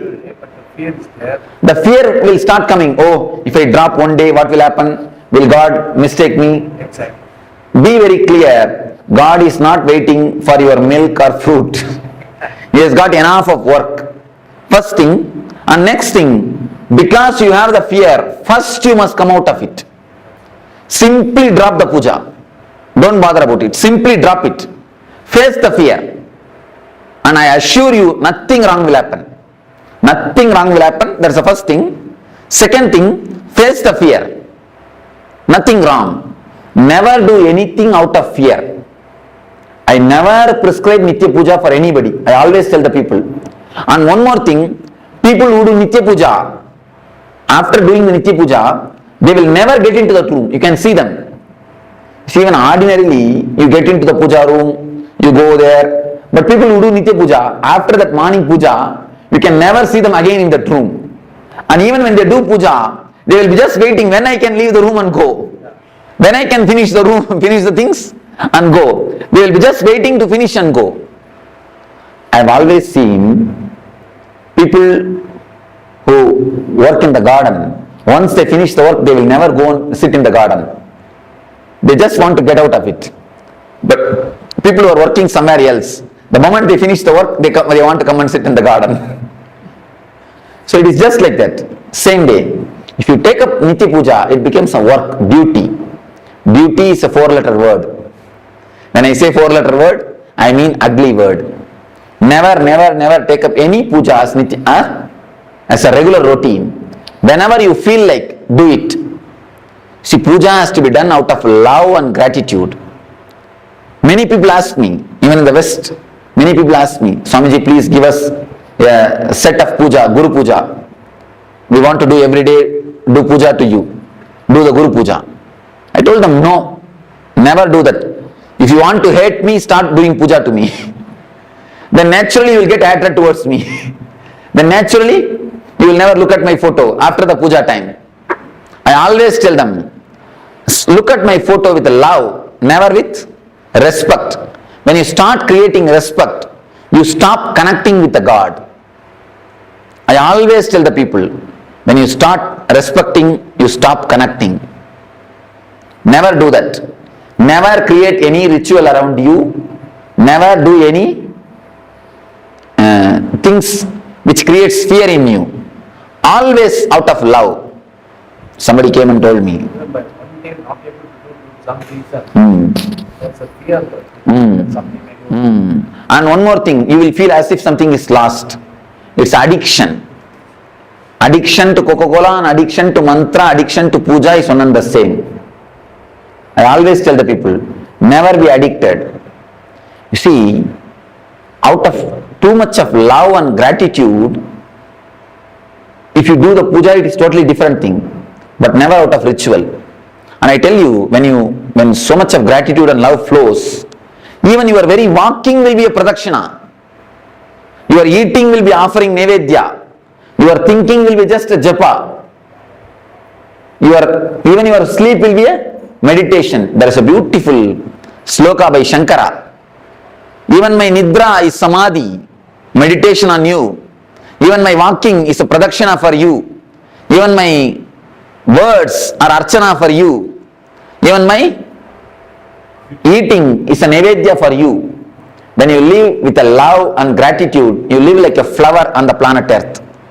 That is the status, that is the state in which real puja happens. Don't do it, that's all. Why do you bother? Huh? What is this? Why should you feel guilt? One thing, if you see, if you think the God will punish you if you don't do puja, why should we worship him at all? Pull down, he is not God, it means.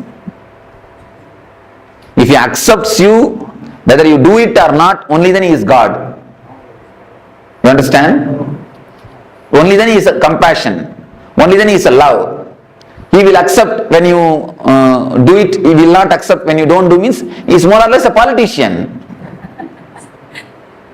And pull him down from his seat. One thing, remembering him will be always with love. Then you will not have the fear. If it's a ritual, you will have a fear. Be very clear about the things. Be very clear, analyze yourself. If it is out of fear, drop today itself. This moment itself, drop it. If it is out of love and gratitude, you can do it. I always tell people, no intelligent man can do any practice more than 21 days. It's a law. If you are an intelligent man, you cannot do any practice. Practice means this type of rituals. Of course, meditation you will be able to do. That is different. Any kind of ritual cannot be done more than 21 days. If you do it, it will become a dull, dead thing. The moment you enter, you will be waiting when I will leave, finish it and go out. That is it. Rama, Krishna, by the time you finish the 108 Nama, only Nama will be there, nothing else will be there. What is the significance of this 21? Last time on the previous class of 21 hours. 21, every 21 minutes, your energy does one full circle. In every 21 hours, your energy moves through all these 7 emotions. The emotion of love, worry, fear, sex, and jealousy, ego, discontentment. These are the 7 emotions related to the 7 chakras. Your mind at least goes once and comes out throughout the 7 emotions in every 21 hours. That's one thing. In every 21 days, at least 3 days you fall in every one of these emotions. That is why the 21 is a very significant number. In every 21 minutes, at least one thought related to these emotions come in your mind. If you can test it. Just sit for 21 minutes and write down whatever thoughts come up in your mind. You will see all the 7 emotions thoughts will be there. Every 21 minutes, all thoughts, the thoughts which is related to all the 7 emotions will appear at least once in your mind. Same way, you will have the fall into that emotion at least once in 21 hours. And in 21 days, you will have a deep feeling of that emotion. The peak of that emotion will be realized in your body at least once in these 21 days. Thought, feeling, and the peak. Intellectual, emotional, and being level. In all the 3 levels, you will enjoy or you will experience these 7 emotions at least once. In intellectual level, 21 minutes. In emotional level, 21 hours. In being level, 21 days. That's why the 21.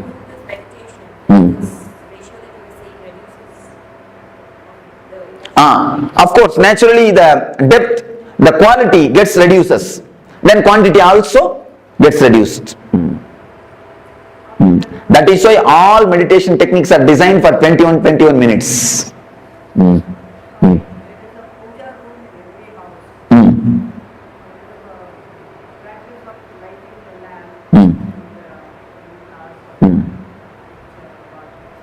Make it as a small ritual. When you feel emotional, that day you sit and do it casually, relaxed, 2-3 hours. When you don't feel, do it as a 2-3 minutes ritual and finish it and go. Over. Or take turns. Tell somebody else, if you are feeling, today let them go and do, that's all. Even that is to satisfy the mind. Even that is also to satisfy the mind only. If you ask me honestly, I will tell you, drop even that. Don't bother about it even. Don't even bother about that. Is it only for partners or even for the future? Generally our life. You see, when you imagine about the future, you alter your life. When you imagine about partner, you alter her life. If it alters your life, it is welcome.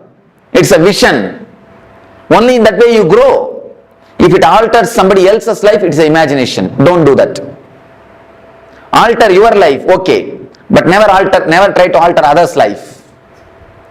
This is the difference.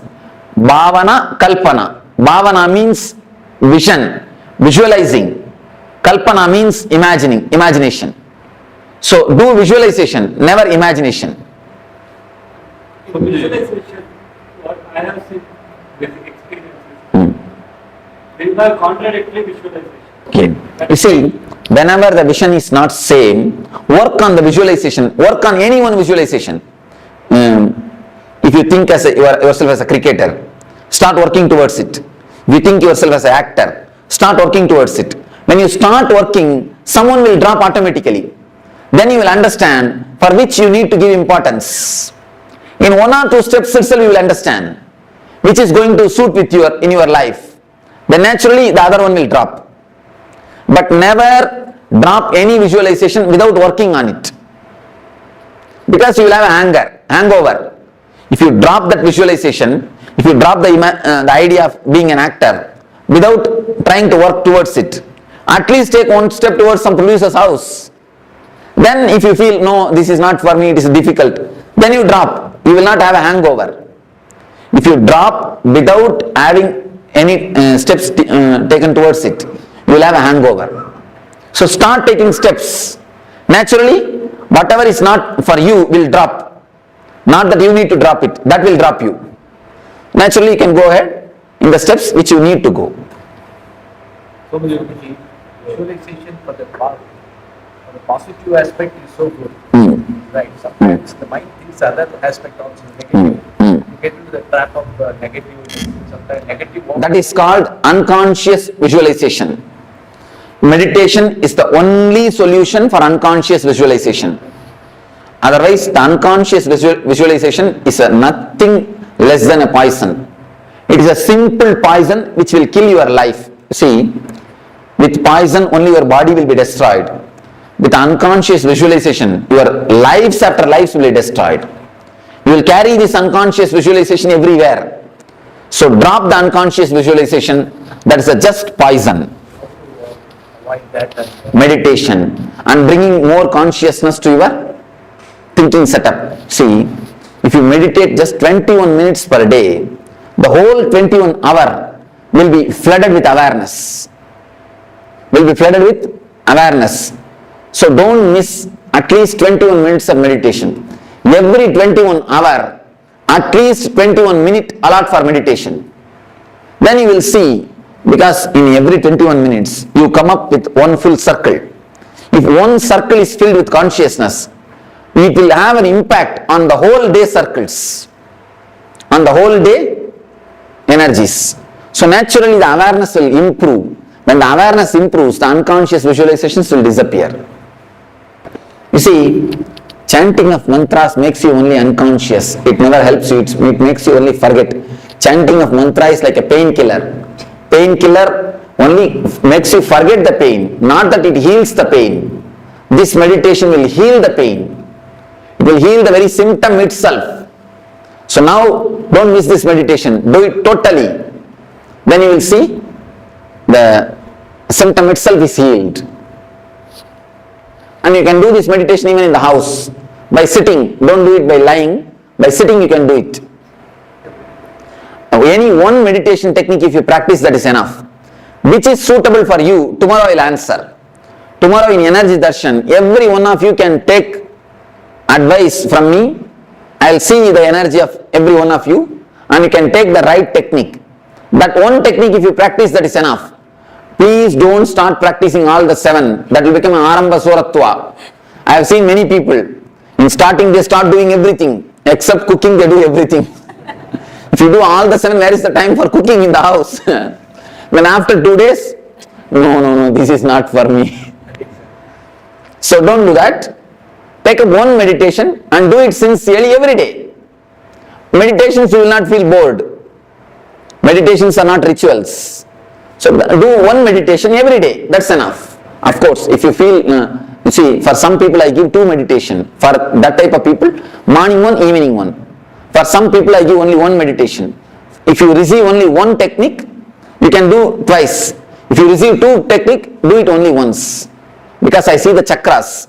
If some chakra is damaged, I give them the meditation technique. If some chakra needs more help, I give them that technique. How do you know that chakras are open? The very feeling of lightness and the bliss, that itself is the symptom. Reaching the chakra, only I ask us to meditate, but you are not just how to meditate. Just concentrate on the region. Don't meditate, don't imagine any flower or any chakra or anything. If you start imagining, you will start seeing visions. You will not have the experience. So I don't want you to see visions. I want you to experience the maturity, the emotions. So best thing is just concentrate there. I'm getting some golden light. If it automatically happens, okay. Don't do it by yourself. So we shall start the meditation. Please sit straight. Let me explain. Sit straight. And now I think you can close your eyes and listen. If you just listen, that's enough. Then when I start the meditation, I'll guide you. If you are not able to sit, no need to tie the ribbon. If you are not able to sit on the ground, you can sit on the chair, nothing wrong. But sit straight and close your eyes.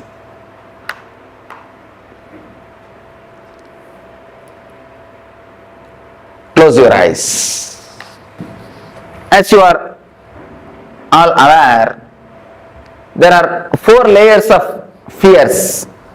First thing is fear of losing the wealth, comforts and social status. Next thing, fear of losing some parts of your body or fatal diseases or accidents. Third thing, fear of losing the near and dear ones, the loved ones. Fourth thing, the fear of unknown, your own death. If you have fear, deep fear in some one layer, work on that particular layer deeply. Otherwise, come one by one along with me. I'll guide you one by one. First, if you have the fear of losing the wealth, visualize as if you have lost it. Imagine really you have lost it. You don't have it. You are really lost. Put yourself in the worst situation which can happen in your life. Allow the fear, allow the uneasiness to happen to you. Allow that shock to happen to you.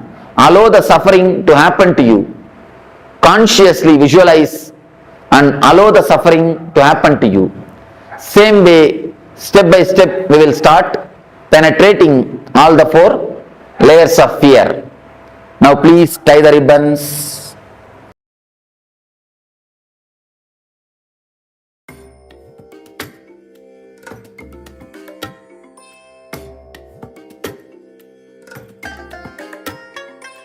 I bless you all. Yes, Nadan, and welcome back to all the participants. And yes, we are about to start the meditation now, as Swamiji has revealed more in depth about the 7 chakras, and in particular the Swadhisthana and how we, how the Swadhisthana is blocked by fear, the deeper layers of fear, sometimes unconscious fear that we are not aware of, that may be very deep rooted within us in our past experience, even past life is memory sometimes. So now we'll be guided by Swamiji into a very profound meditation to penetrate the deeper levels of the Swadhisthana chakra.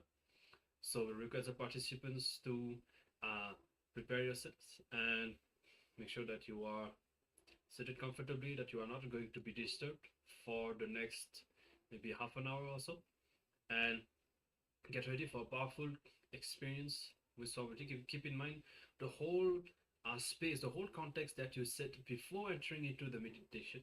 That decides how intense your experience is going to be. That's why we take a short break in between this segment and the meditation, so that we can remind you to prepare yourself and make sure that you are ready to dive deep within yourself in this meditation with Swamiji. And so with this, we'll be now entering into this meditation. We hope that you are all ready for this, as Swamiji will be guiding us to dive deep within the layers of the Swadhisthana chakra. So let us now begin this meditation, and throughout this segment, if you have any question or doubt, anything that you like to ask, or if you miss some of the instructions given by Swamiji, you can feel free to ask us, and we'll be there to guide you. So with this, let us start, and let us enter into this meditation to dive within the Swadhisthana chakra.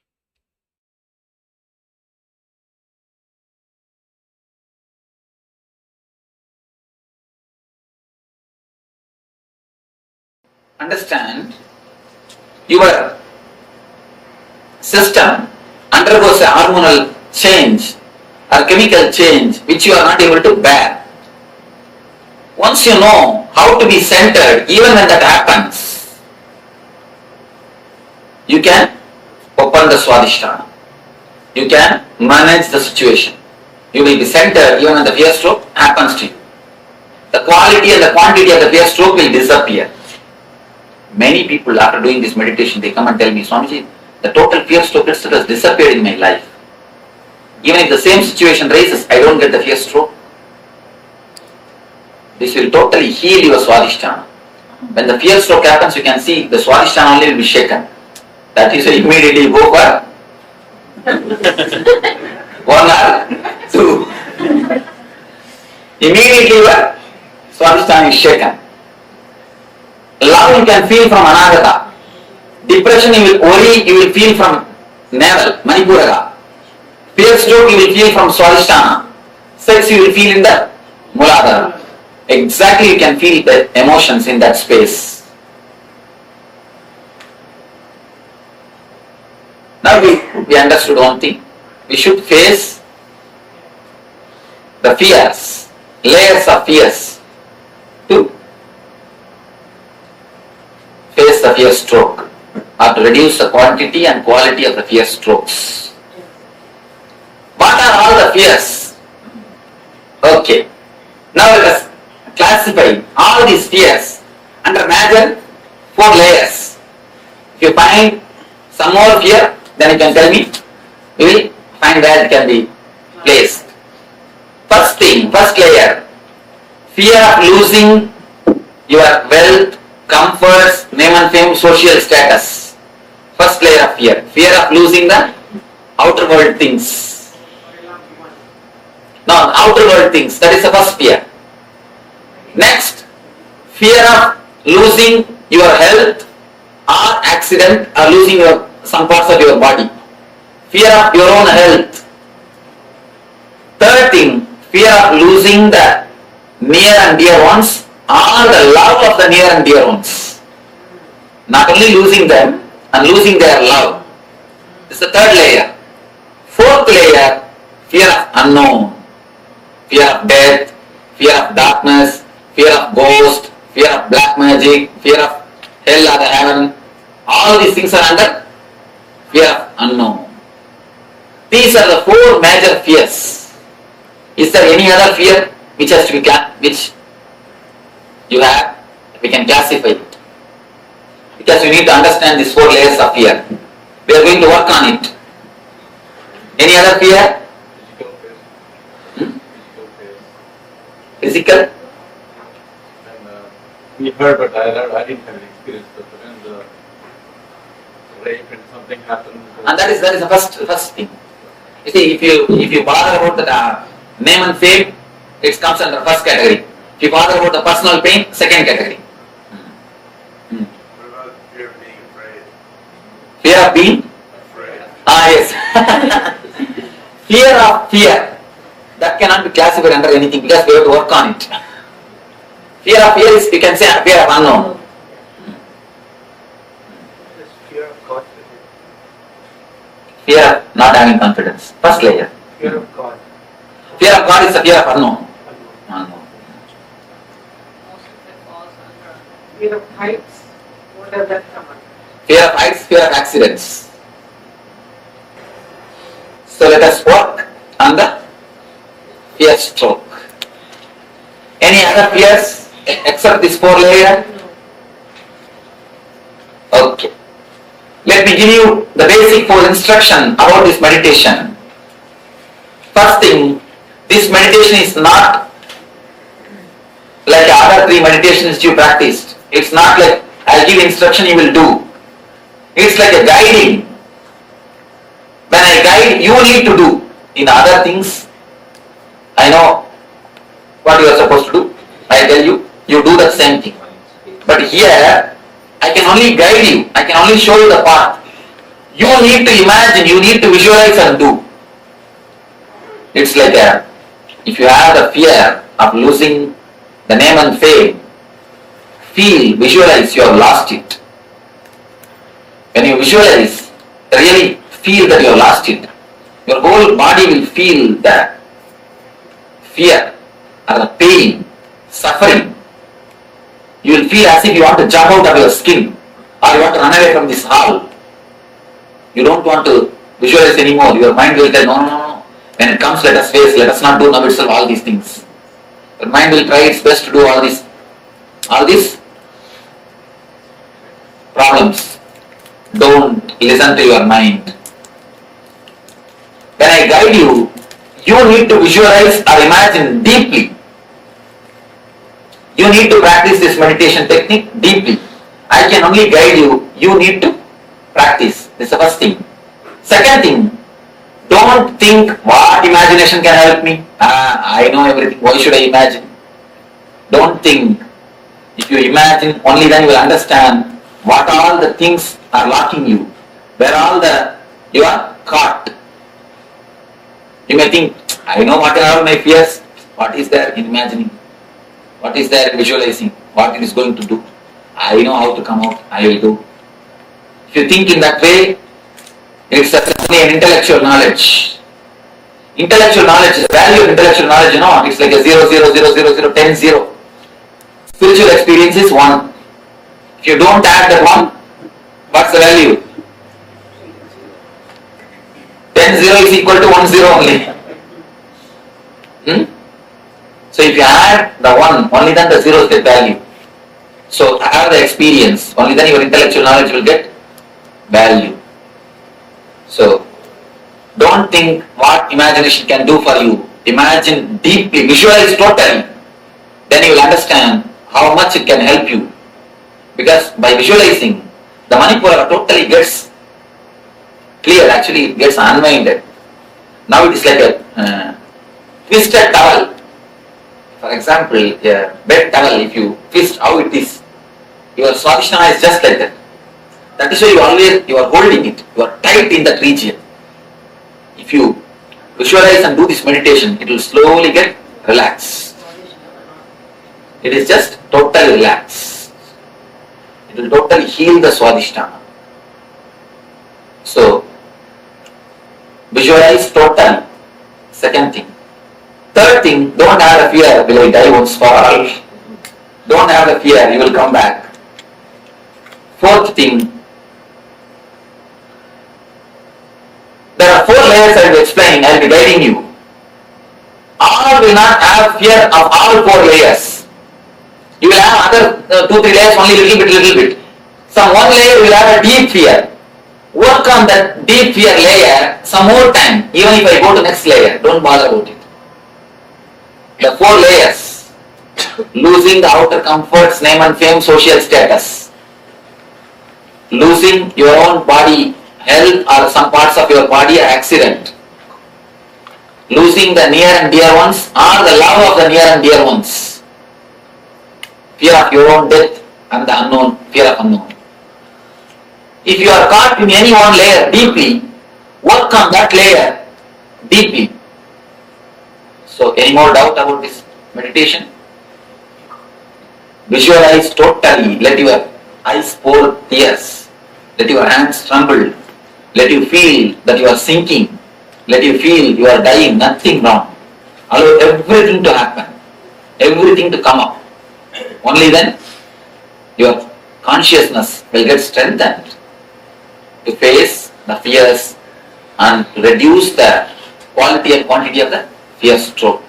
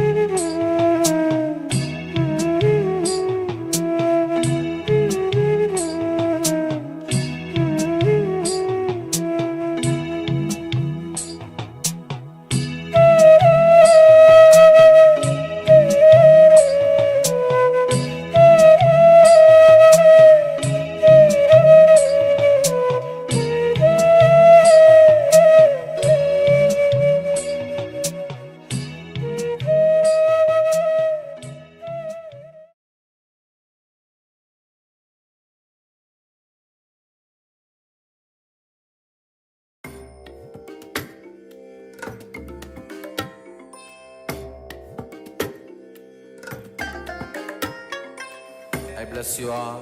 Let you all open all your three eyes and manifest the powers of Mahasadashiva. Om Nityananda Paramashivoham. Om Nityananda Paramashivoham. Om Nityananda Paramashivoham. Om Nityananda Paramashivoham.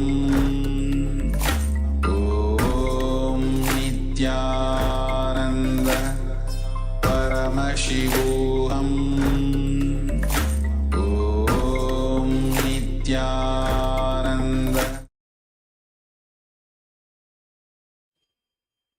Yes. We have come to the end of these powerful meditation, facing the fear and thus opening the Swadhisthana. And we hope that you had a deep experience, experiencing the liberation from the fears. And somebody says, once the Swadhisthana is open, once the fears are removed, it's like it's a completely different life that you can't even cognize, that you can't even imagine before. Just like if you describe how would be life with eyes to a blind person, that much of a transformation we will be experiencing once the Swadhisthana is open and once we are free from all the fears. So feel free to share your experience. Let us know if you're able to connect with the Swadhisthana chakra, with the new experience, its awakening, and if you were able to transcend your deepest fears through its meditation with Swamiji. And with this, we'll be now entering into our power manifestation and another round of the consciousness over matter, which we have been manifesting today. Yes. So the power of consciousness over matter is the power where we are able to manifest our consciousness on any object, on any matter, and you will be able to control that matter, you will be able to command that matter to do whatever you want. So now we are going to start with the first basic levels, and we have done a few rounds of the power till now. Now we'll be starting with the next round, which is rolling the coconut from our hands. Okay, so I request all the participants seated with us to have a coconut or an apple, orange, anything which is circle in shape and little big. You can get that and place it on your palms. Now once you place the object on the palms, then close your eyes and connect with Swamiji and start visualizing that that coconut is part of you. Then visualize Swamiji in your inner space and intensely chant the Mahavakya and visualize the coconut rolling from your palms. Now let us enter into this manifestation. Please start with getting your matter, your object which you're going to manifest on, whether it is the coconut or it is another object like a ball. Get that and place it on your hands. Let's take a moment.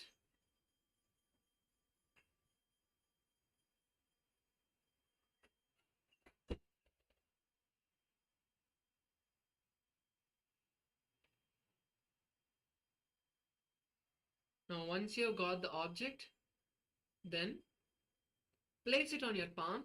Keep it flat on your palm and place it.